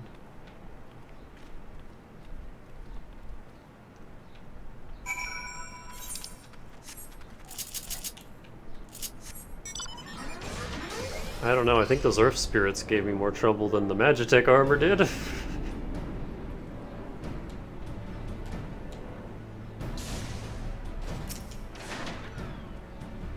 Lieutenant Bush, what news of the Garleans? The raiding parties are no more then? Excellent. The Amagina engineers will be most relieved to hear that the plant is no longer in any immediate danger. Thank you again for your assistance.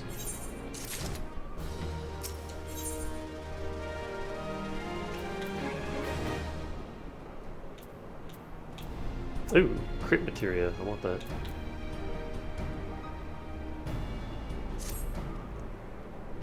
Even though the Ironworks gear doesn't have materia slots, I can't do anything with it yet, but... You must be anxious for word of your fellows. Lieutenant Alian has reported a sound victory over the main column. and informs me that the Scions have already turned their attention to other duties. All but one, that is, the Rogadin lady with the large axe. It would appear she has chosen to remain at the site of the battle. I know not what task keeps her from returning to civilization, but northern Thanalan is no place to wander alone, even for a capable sort such as her. I would certainly feel better about things if you would check in on her before you continue on your way. She's probably doing science.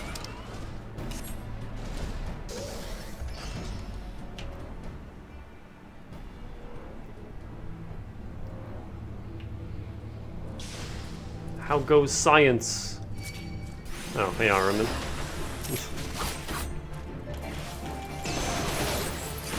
Ah, you have chosen death.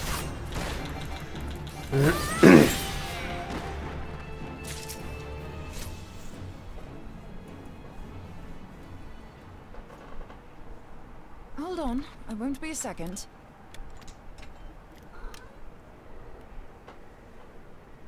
The beast seemed peckish, so I gave it a taste of my axe. I know. As Urianger never tires of reminding me. An axe ill becometh the hand of a scholar. What can I say? I like axes. To hear my mother tell it, I came into this world holding one.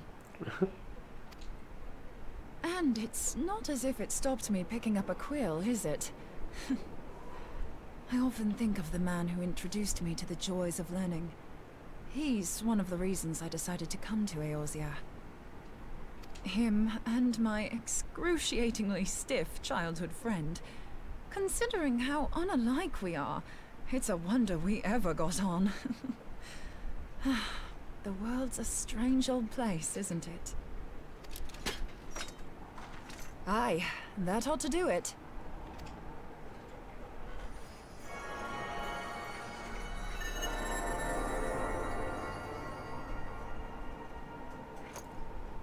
So far, so good. At these concentrations, it shouldn't matter too much if something goes awry. Just enough ether to make it interesting. Did you see that? The way the crystal glowed? The siphon works, I'm happy to say. With a few refinements, it should satisfy our appetite for ether, which just leaves the small matter of forging our blade. I'm not sure how to go about it just yet, but I swear to find a way. I'll put a blade in your hands if it's the last thing I do. She senses me. A useful talent.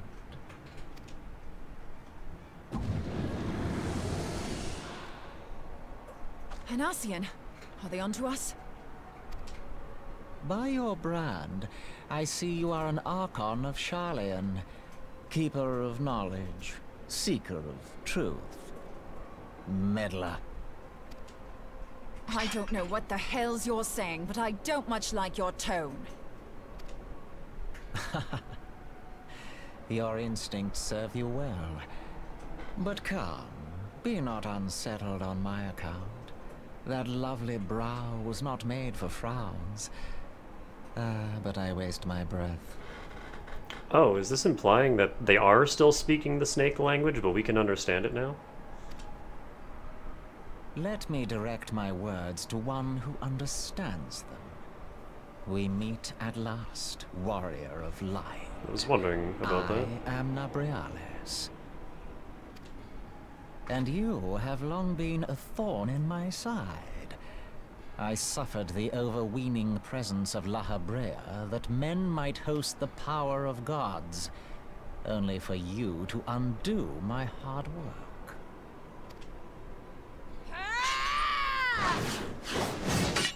Oh, bugger. Okay, Beerus. Do settle down. You must concede that I acted in self-defense. Because, yeah, earlier today, they were in a cutscene and they had the red text, and I'm like, but wait, we can understand it. Why aren't they speaking the snake language? And here they are doing it again, but Moon Brita can't understand it, but we can. So yeah, I think that's what's going on here. But what's this? I do not sense the blessing of light.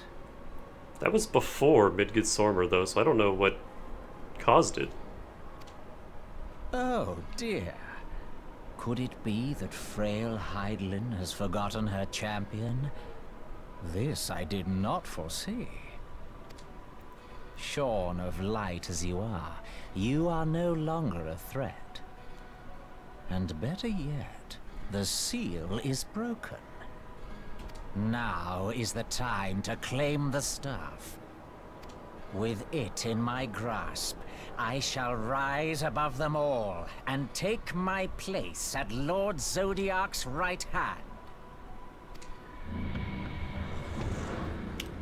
Zodiac is a hell of a name. What did that bastard want with us? Nobrialis, he calls himself. With charm like that, I'll bet he has maidens falling at his feet. Unconscious. But this staff... You say just talking about it had the bastard grinning like a brat on his name day. Must be quite a staff. Oh, gods. He means Tupsimati, Master Louis Soir's staff. Minfilia's in danger. We have to get back to the Rising Stones.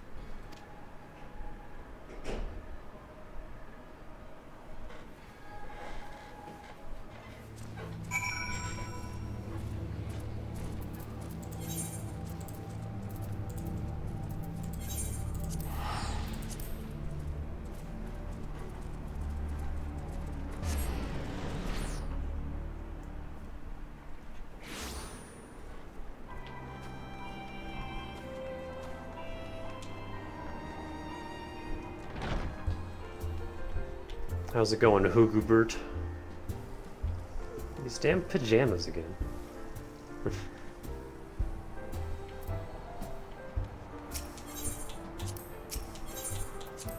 Oh God, let me in. How do doors work?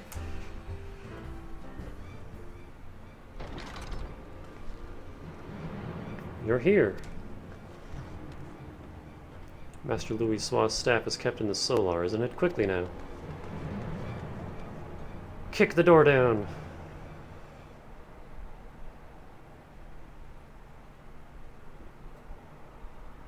Oh, that was quick. You two.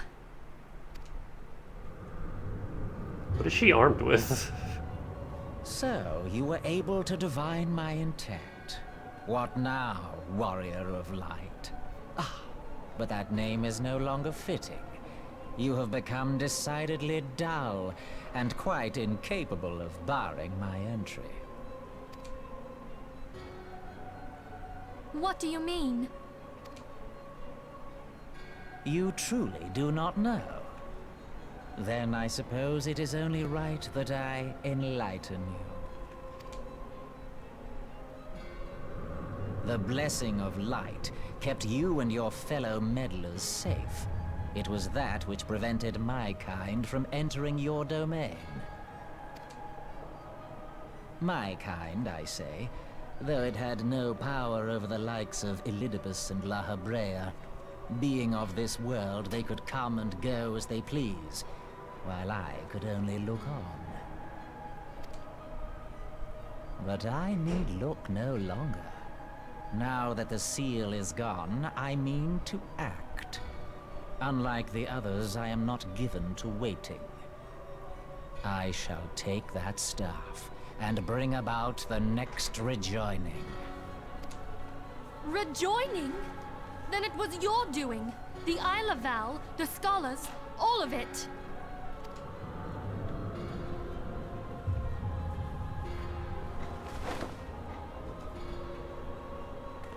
You will not harm her!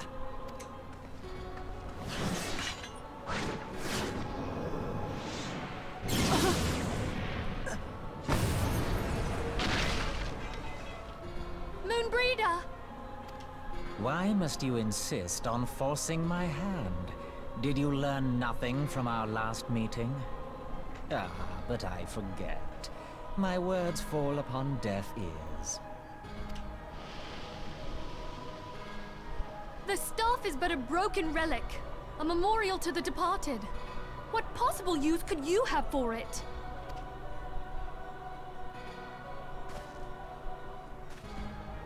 What use? You mean to say that all this time you kept the key, never knowing what it was you possessed? The staff Tupsimati, or rather the stone tablet it bears, is host to a great power. Together with the horn, it can be used to draw vast quantities of ether from its bearer's surroundings. How else do you think Louis Soir was able to invoke the power of the 12 without making them an offering of crystals? Summoning requires not only prayer, but a profusion of ether. Even a child knows that. If I did not know before, you may be certain I do now. But above all, I know that we cannot allow this staff to fall into your hands. I will die before I let you take it. Insufferable woman. I would happily end your miserable life here and now. Alas, Elidibus would never let me hear the end of it. Very well. If you will not part with the staff, I will take you too.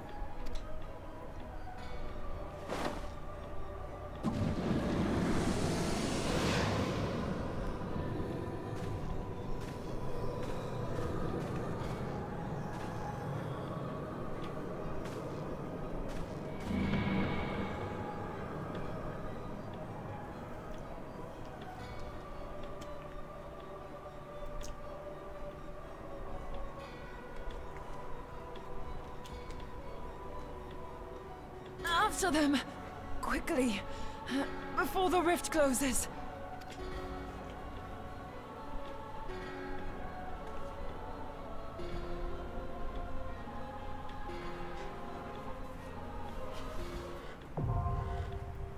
The chrysalis.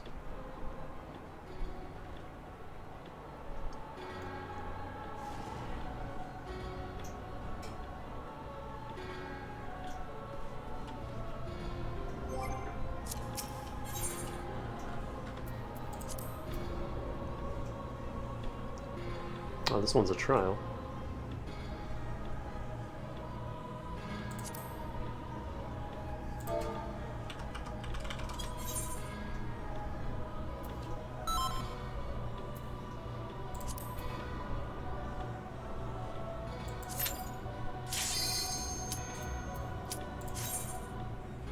Hey, man.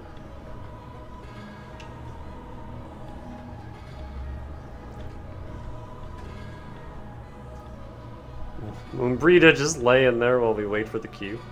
Yeah,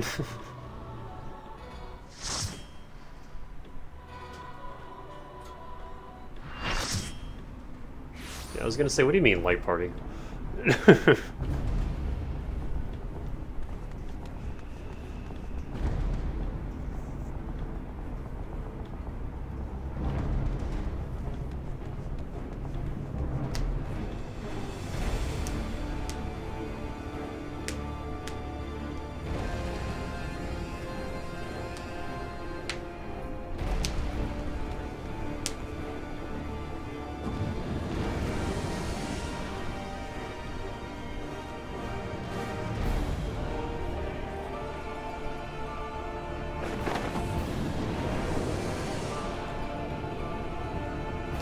Magic Man.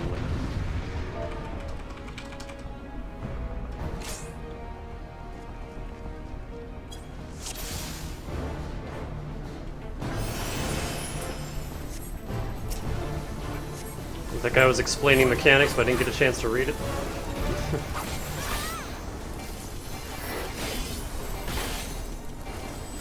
Oh yeah, Danny Oren here.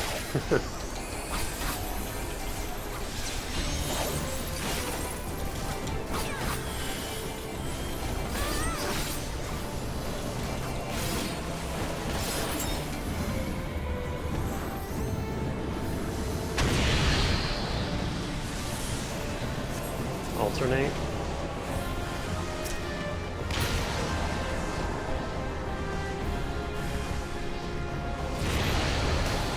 I don't know what that means. Touch them though.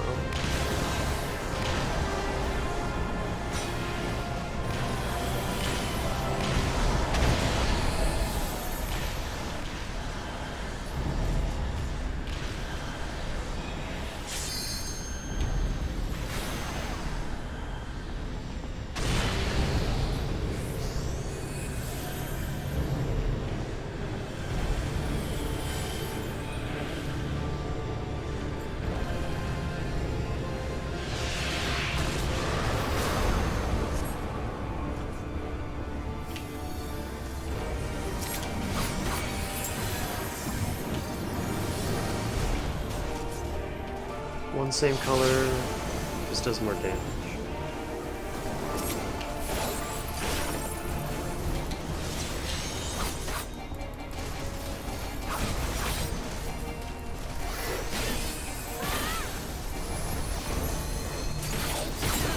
Oh, it's your health bar. Thought that was mine.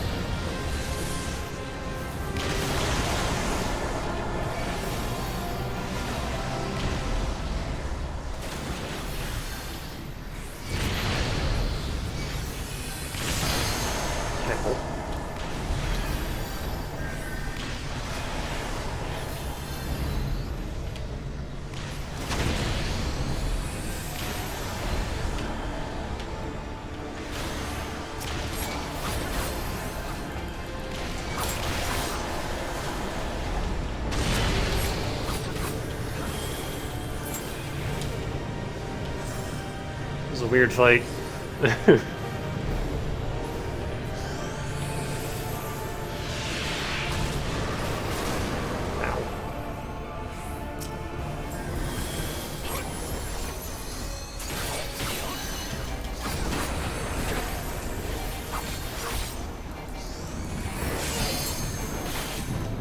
Ow! Teleported.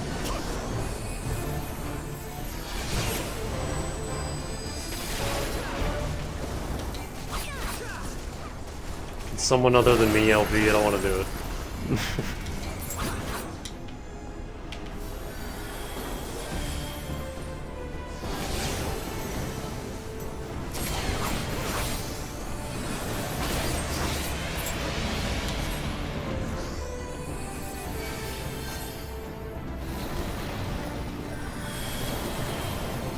Well, I guess we're in here now.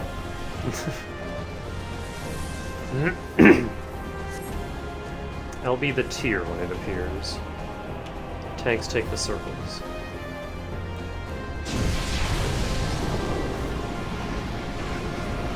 Is this the tier?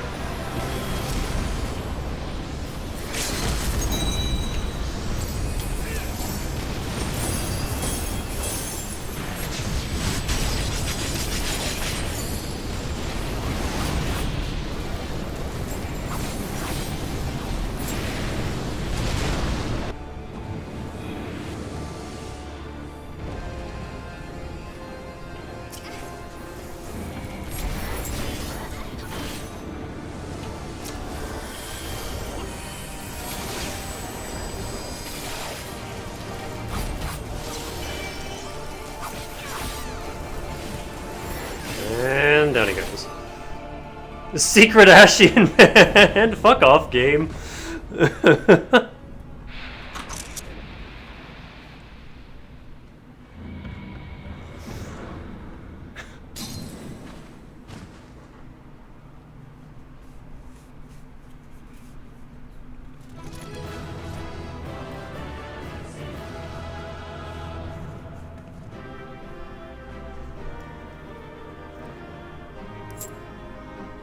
Nope, everyone left. I can never commentate because everybody leaves. Oh, hey Nymphilia, how you doing?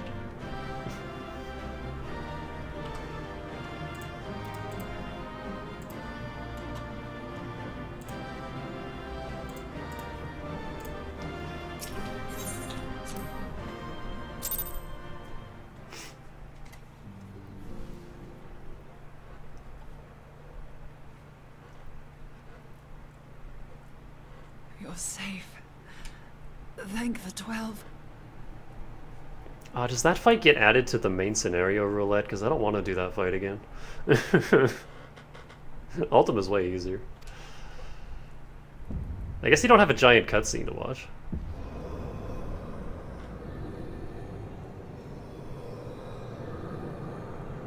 It doesn't? Good, because I don't want to do that one again.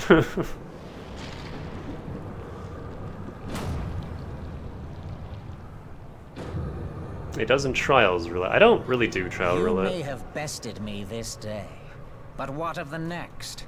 What of all the days to come? Trial Roulette doesn't give tombstones or seals, so I just haven't been doing it.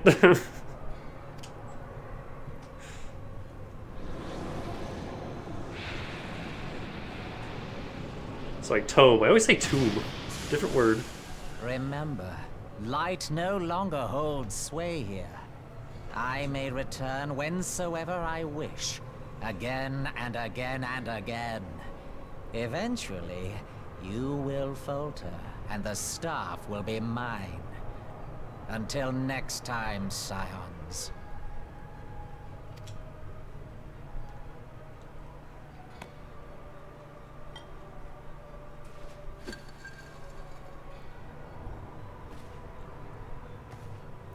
Oh, we're doing this now, are we?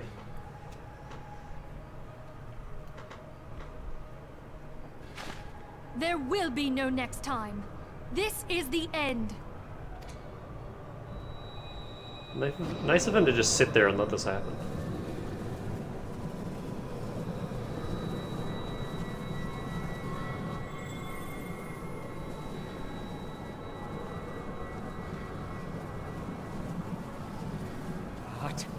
What trickery is this?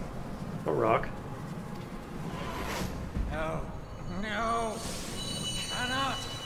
No.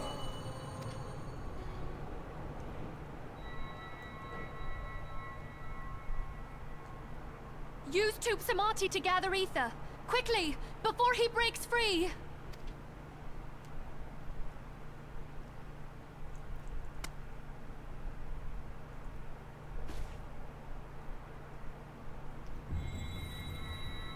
Concentrate. Call to mind the time you struck down La Habrea with the Blade of Light.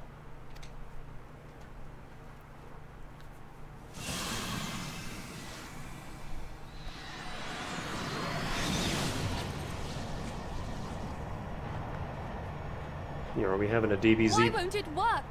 Is it because we lack the blessing of light? beam battle? Damn it. So much ether. And it still isn't enough. Fools! No mortal prison can contain me! I shall make you pay for your insolence!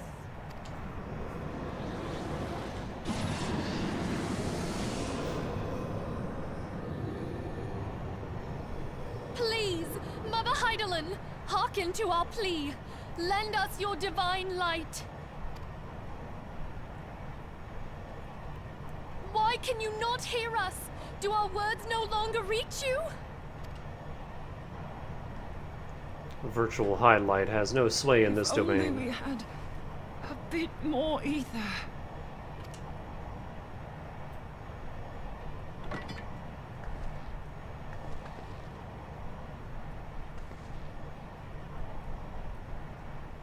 Moonbreeder, what are you doing? Giving myself to the cause. Master Louis Soir, I understand now. The choice you made. Do you have time to be monologuing? In death, there is life. Farewell, Urianger. You damned old coot.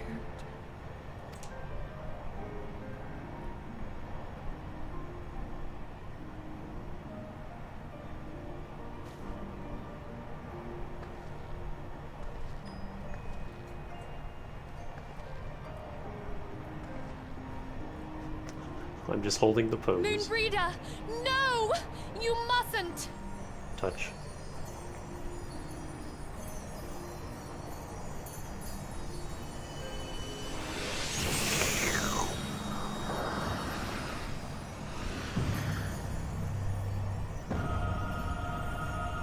What? No! It cannot end! I am eternal! I am immortal! This guy's voice actor is wonderful. Now he's dead.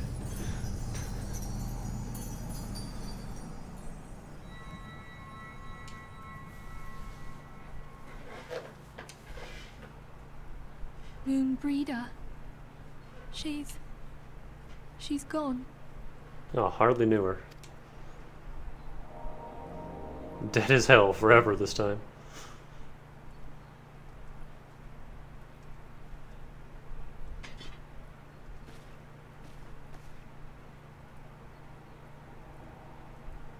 You did it, my friend. The Ascian is dead. Now we just have to do it like 12 more times. Easy. This device is a legacy of Moonbreeder's toils and sacrifice. I shall hold on to it for safekeeping. Minfilia, are you all right? I am. Oh, we were surveying northern Thanalan when we received the distress call.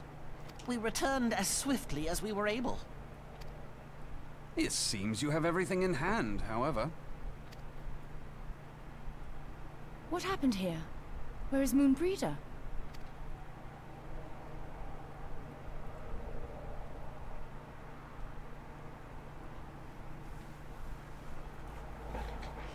She gave her life to temper the Blade of Light. I have no words. Rather than await the inevitable, she took her fate into her own hands.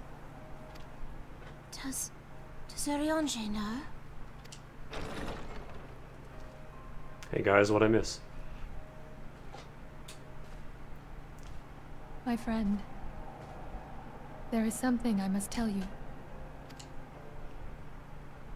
I heard all, my lady. The moon sinketh, taking her leave of the heavens, yet her passing heraldeth the coming of a new day. Moonbreeder hath fulfilled her destiny, hath she not?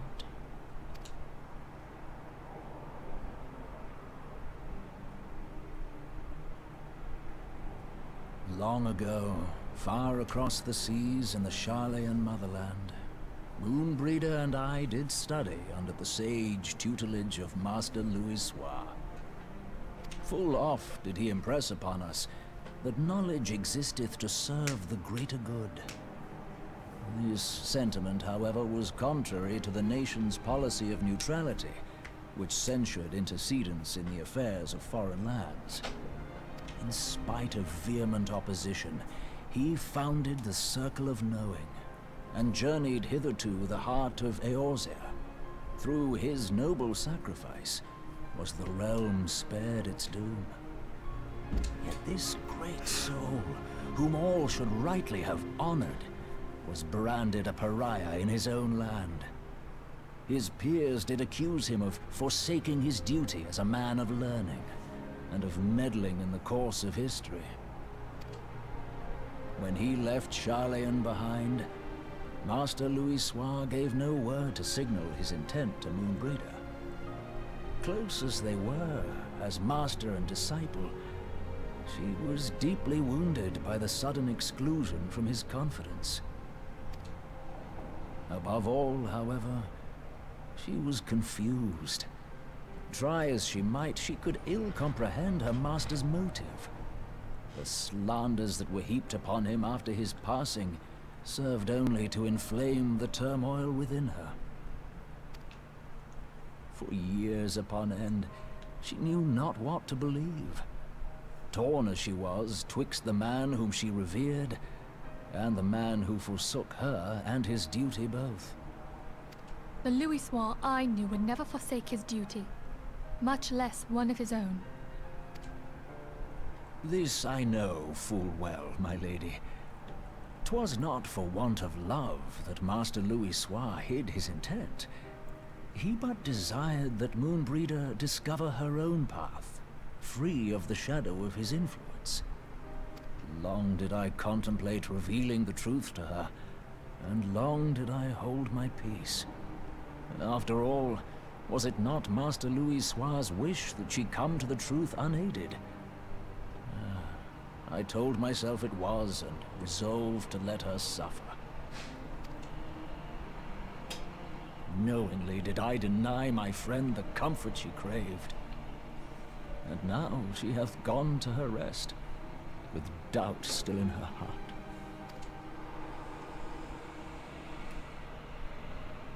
Speakest thou in earnest?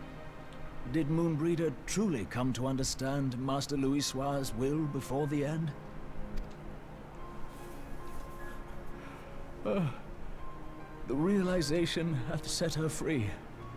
She may now find the peace which hath for so long eluded her. Oh, Moonbreeder, my dearest, how I shall miss thee.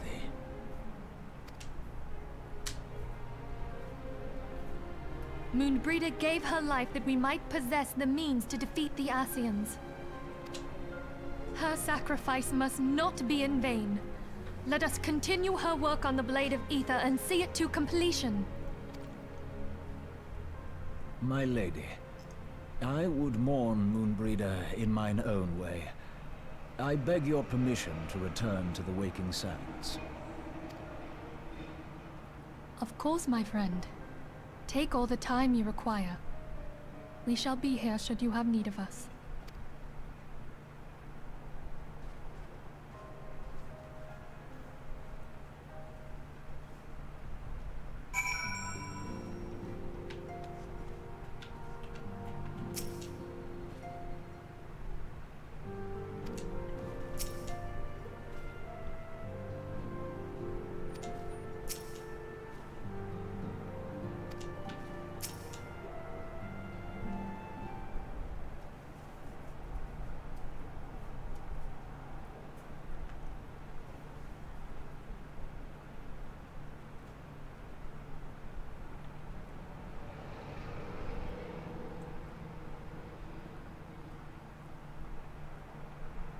Why isn't this voiced?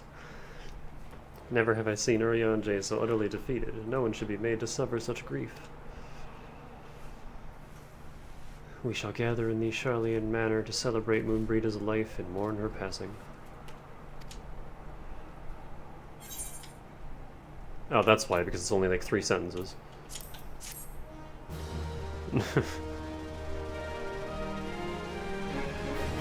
Once again, quest completion jingle, little out of place.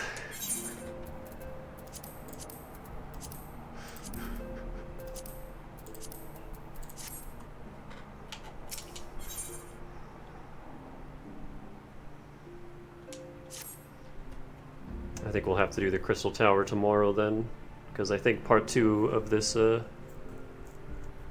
patch or set of patches or whatever it is blocked off by having completed that.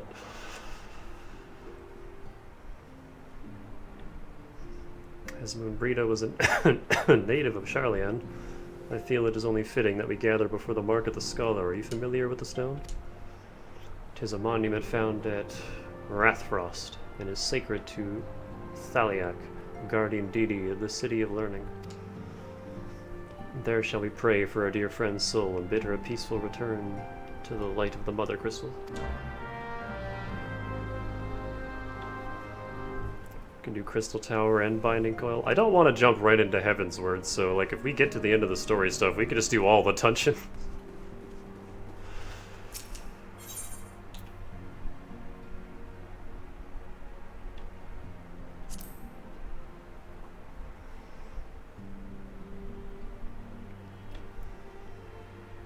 Is the coil the one that Dane said we should unrestrict because doing it legit is stupid, or is that a different quest?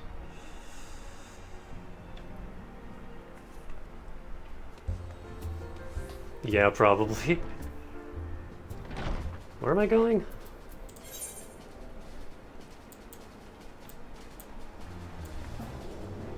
Alright, hold on. It's very hard synced. Oh, hold on, I have enough for another accessory.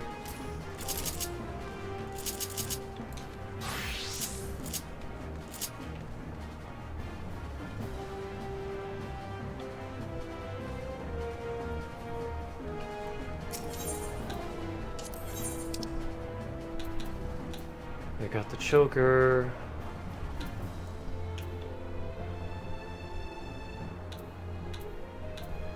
Let me get the rings.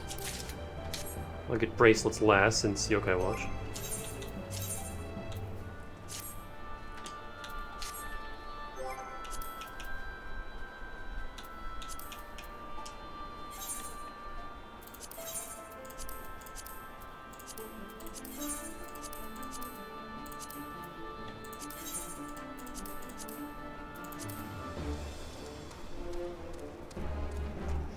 I wish there was a, like, auto...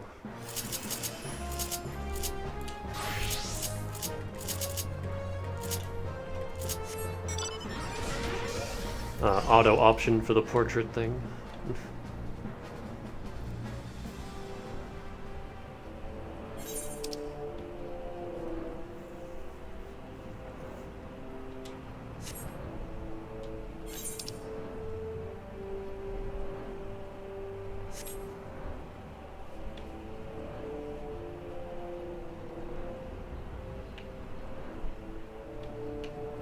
Because I like the portraits.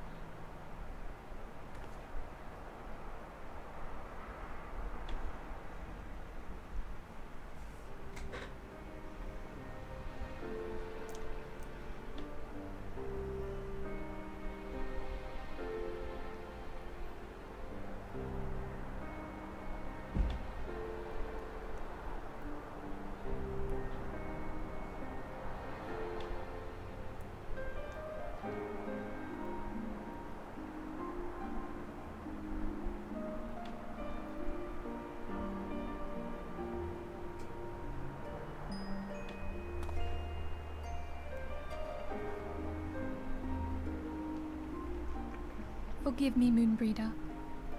Had I been quicker or wiser, but I was not, and you paid the price. But you would not suffer us to wallow in our sorrow, would you? You would tell us to pick ourselves up and get on with it. And so we shall. We shall defend this realm and her people to the last.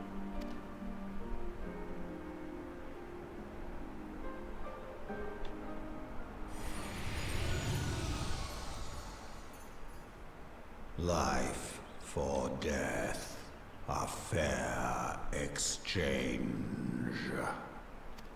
Other bargains will be struck.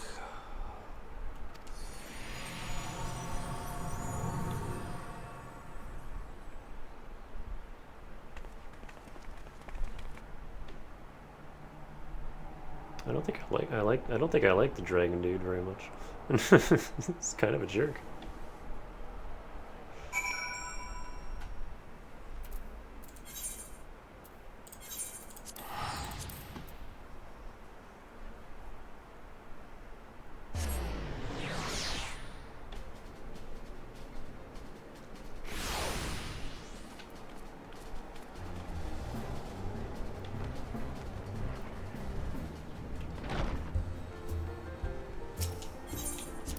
Pops in, spouts cryptic bullshit, refuses to elaborate, and leaves.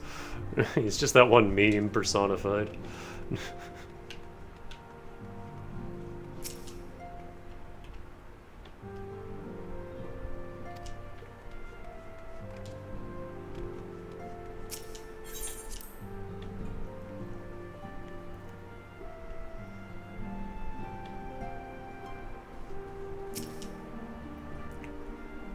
Though we have said our farewells, the pall of sadness has diminished but little. Forgive me. As antecedent, it is my job to be the pillar of strength for all others to lean upon. Yet I also believe the grief we feel now is precious in its own way and not to be lightly swept aside. Do you not agree, Danica? Here's 7,000 gil.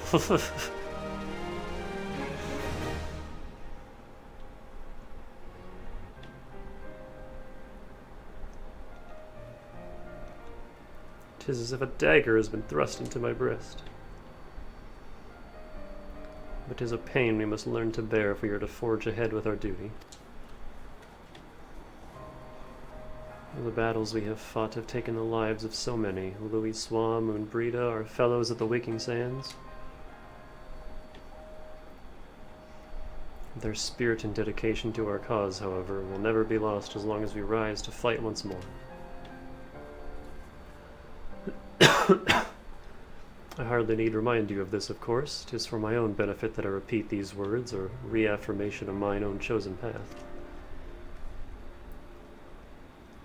If I do not rebuild the foundation of my resolve, I am like to collapse in a fit of weeping.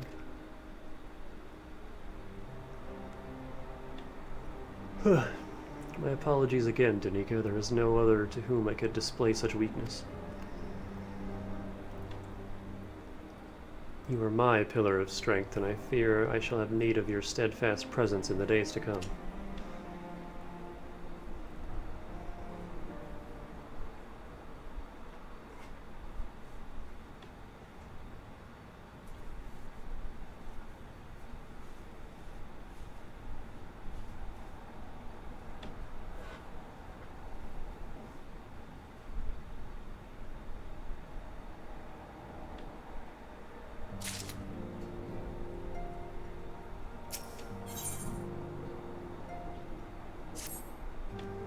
Have you a moment, Danica? I believe Ida wished a word with you. I should consider it a personal favor if you would lend a sympathetic ear to her troubles. She's not been herself since Minbrita's passing, and my heart aches to see her so downcast.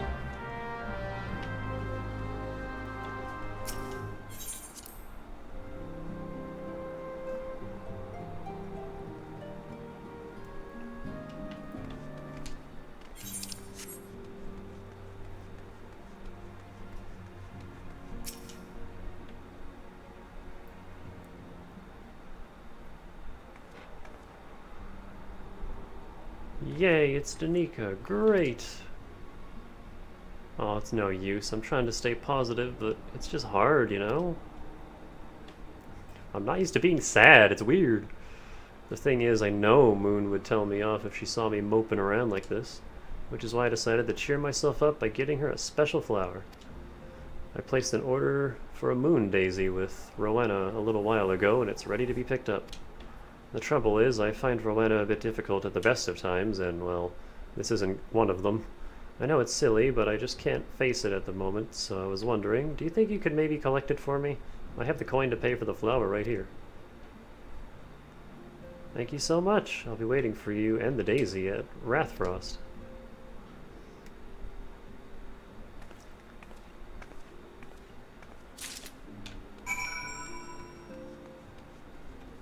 The world's most expensive flower.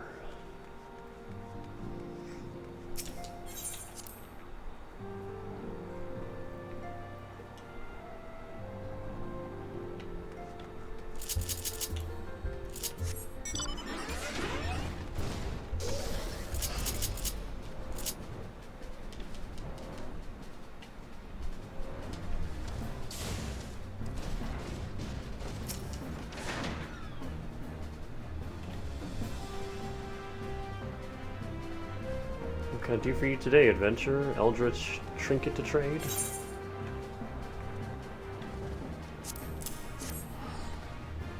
You got you running errands now? Scions really know how to make the most of your talents, don't they? Send in the savior of Eorzea to the bleeding market. Fine use of your time at it. Hey! I spend at least an hour a day on the Sapphire Exchange. You don't know anything.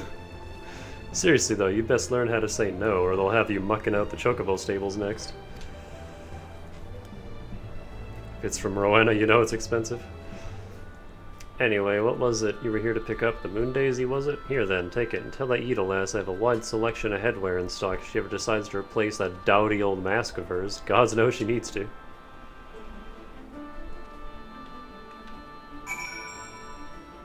What do they sell here? I don't have a house, so that's no good to me. Oh, that's right, the extremely expensive mounts.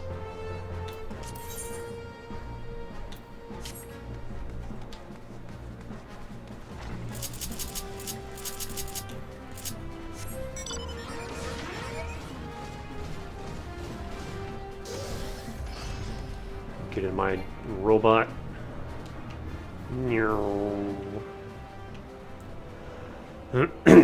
One thing I've really been liking about this game is just how much shit they give you for free.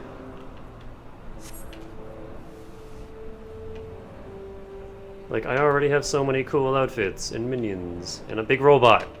PSO2 doesn't give you fucking anything for free. I was with my default costume for like 4 months in that game. Because fashion in PSO is very expensive.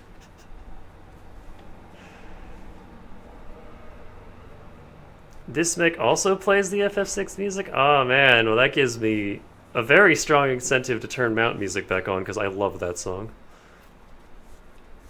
Tina's theme is one of the best songs in the series. Rowena can be so annoying, she will just not take no for an answer. Every time I visit her, she insists I replace my visor with something more fashionable. When I tell her I like it just fine the way it is, she says it again, and then again, and then again. It drives me crazy. What I mean to say is I really appreciate you doing this for me, so anyway, let's see it. Moon daisies are often hung to rafters, trees, or other elevated locations to represent the celestial body when performing holy rituals to the goddess Menfina during daylight hours. Hey, that's my goddess.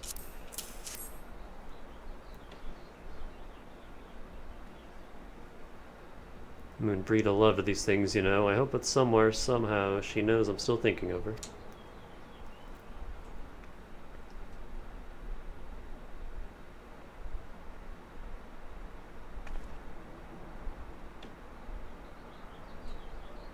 Wow, look at that 2D grass.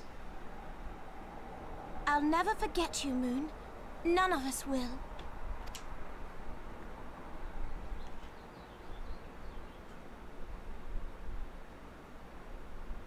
Oh my god, what do you want?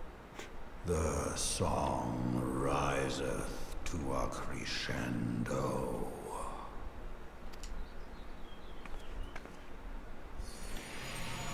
And that's all you're getting. Bye.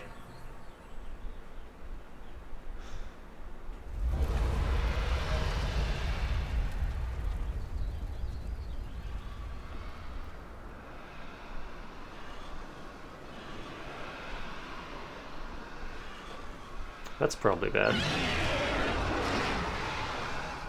Is that what I think it is? Hello, can you hear me? We have received grave tidings from Ishgard. Pray return to the Rising Stones at once.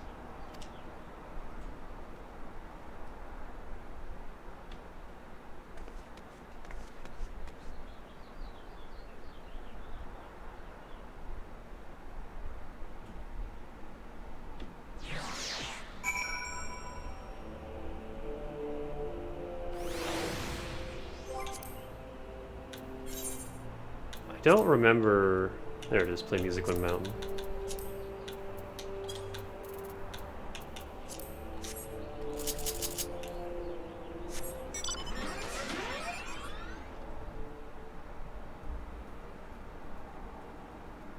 Oh, it's a rendition.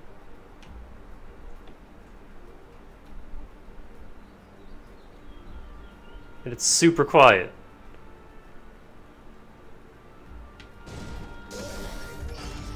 Oh. It picks up when I fly.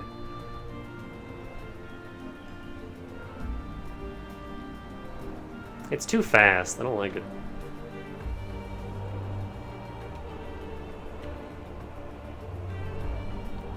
It's like how in normal Mega Man Legends, Bruno's theme isn't as good. I like the 64 version better because it's slow.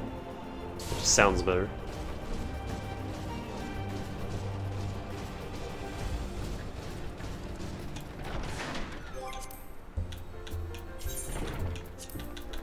Meh.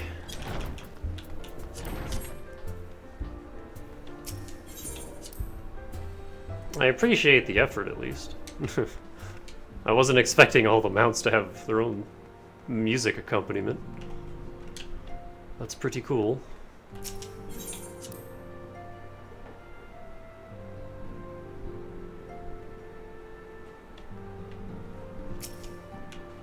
My apologies for the interruption. I was deeply saddened to learn of Moonbreeda's passing. Her loss will be sorely felt.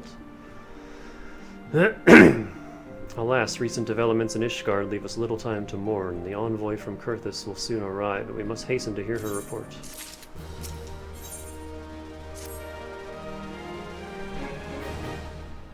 A lot of mounts just have a generic mount track.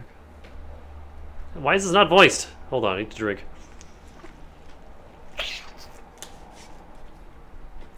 The envoy is here.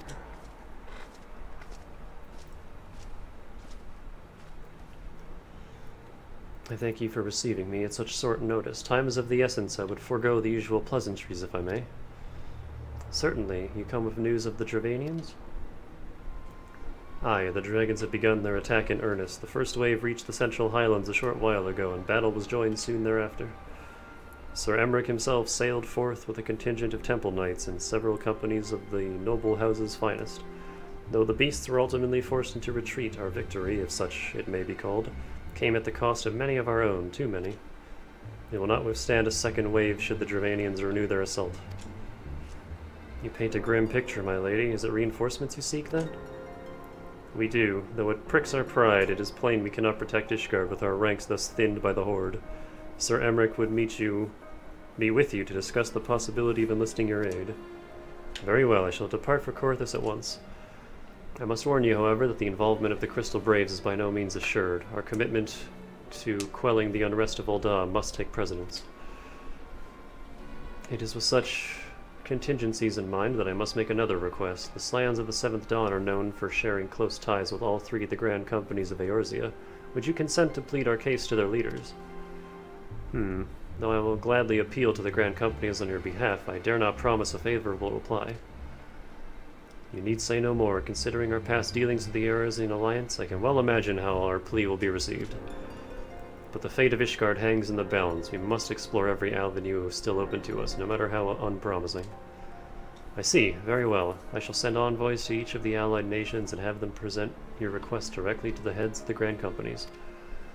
In the event that your plea does receive a favorable answer, note that any support is certain to be conditional. Demands will be made of Ishgard. That is only to be expected. Rest assured that I speak with Sir Emmerich's authority in this matter, and that our actions are fully sanctioned by the Holy See. Which brings me to my final request, a personal appeal to...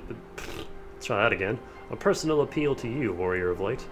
The Lord Commander much desires to speak with you, regardless of your fellow's involvement. You faced Midgardsormr and survived. Anything you can share of your experience may yield us an advantage over our foe.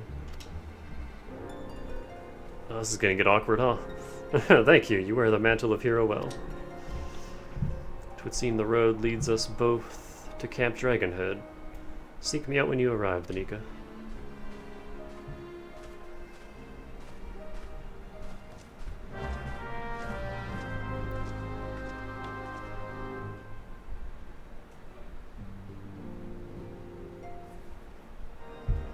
Oh, cutscene.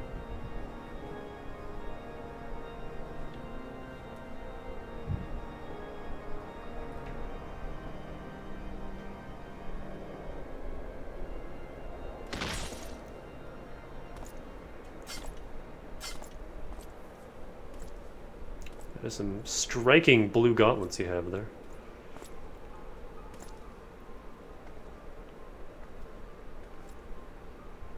Oh, you again.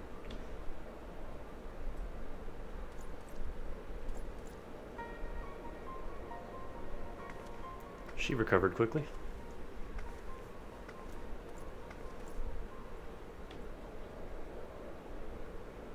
The sons must answer for their father's misdeeds. Only then will the cycle be broken.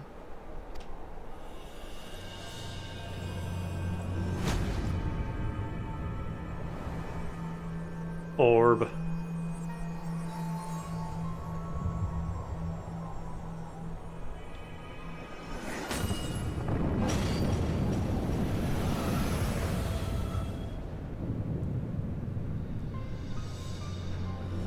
Brothers and sisters of the heavens, we raise our voices and join you in the chorus.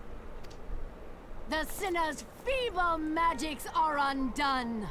Come, claim your retribution.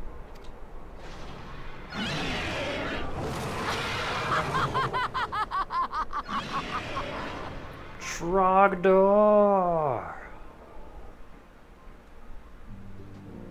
Burninating the countryside.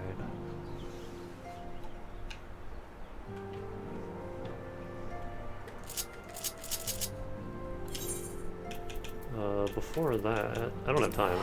We're done. But I want to go check in with, my training people.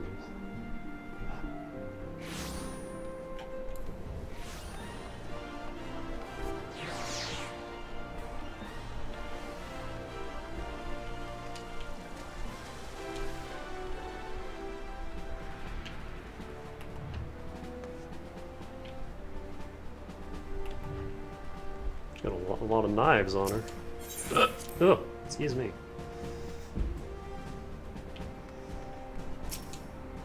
No. I'm one person short of a full squad. Come on, game.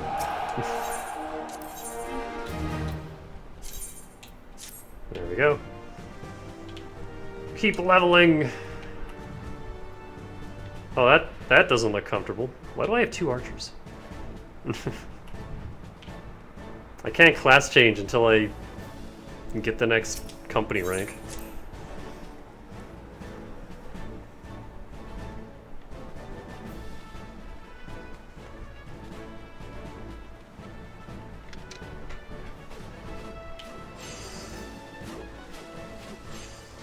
Grimjow Daggerjack.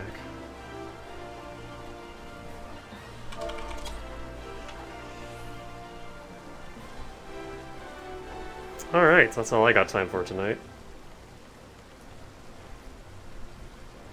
I gotta eat, and then get ready to go play pool with the boys. And then I'll do my daily stuff when I get back home. And maybe some dungeons, who knows? But for now, I gotta go eat. So we're almost done ARR. Maybe we can finish it tomorrow, who knows?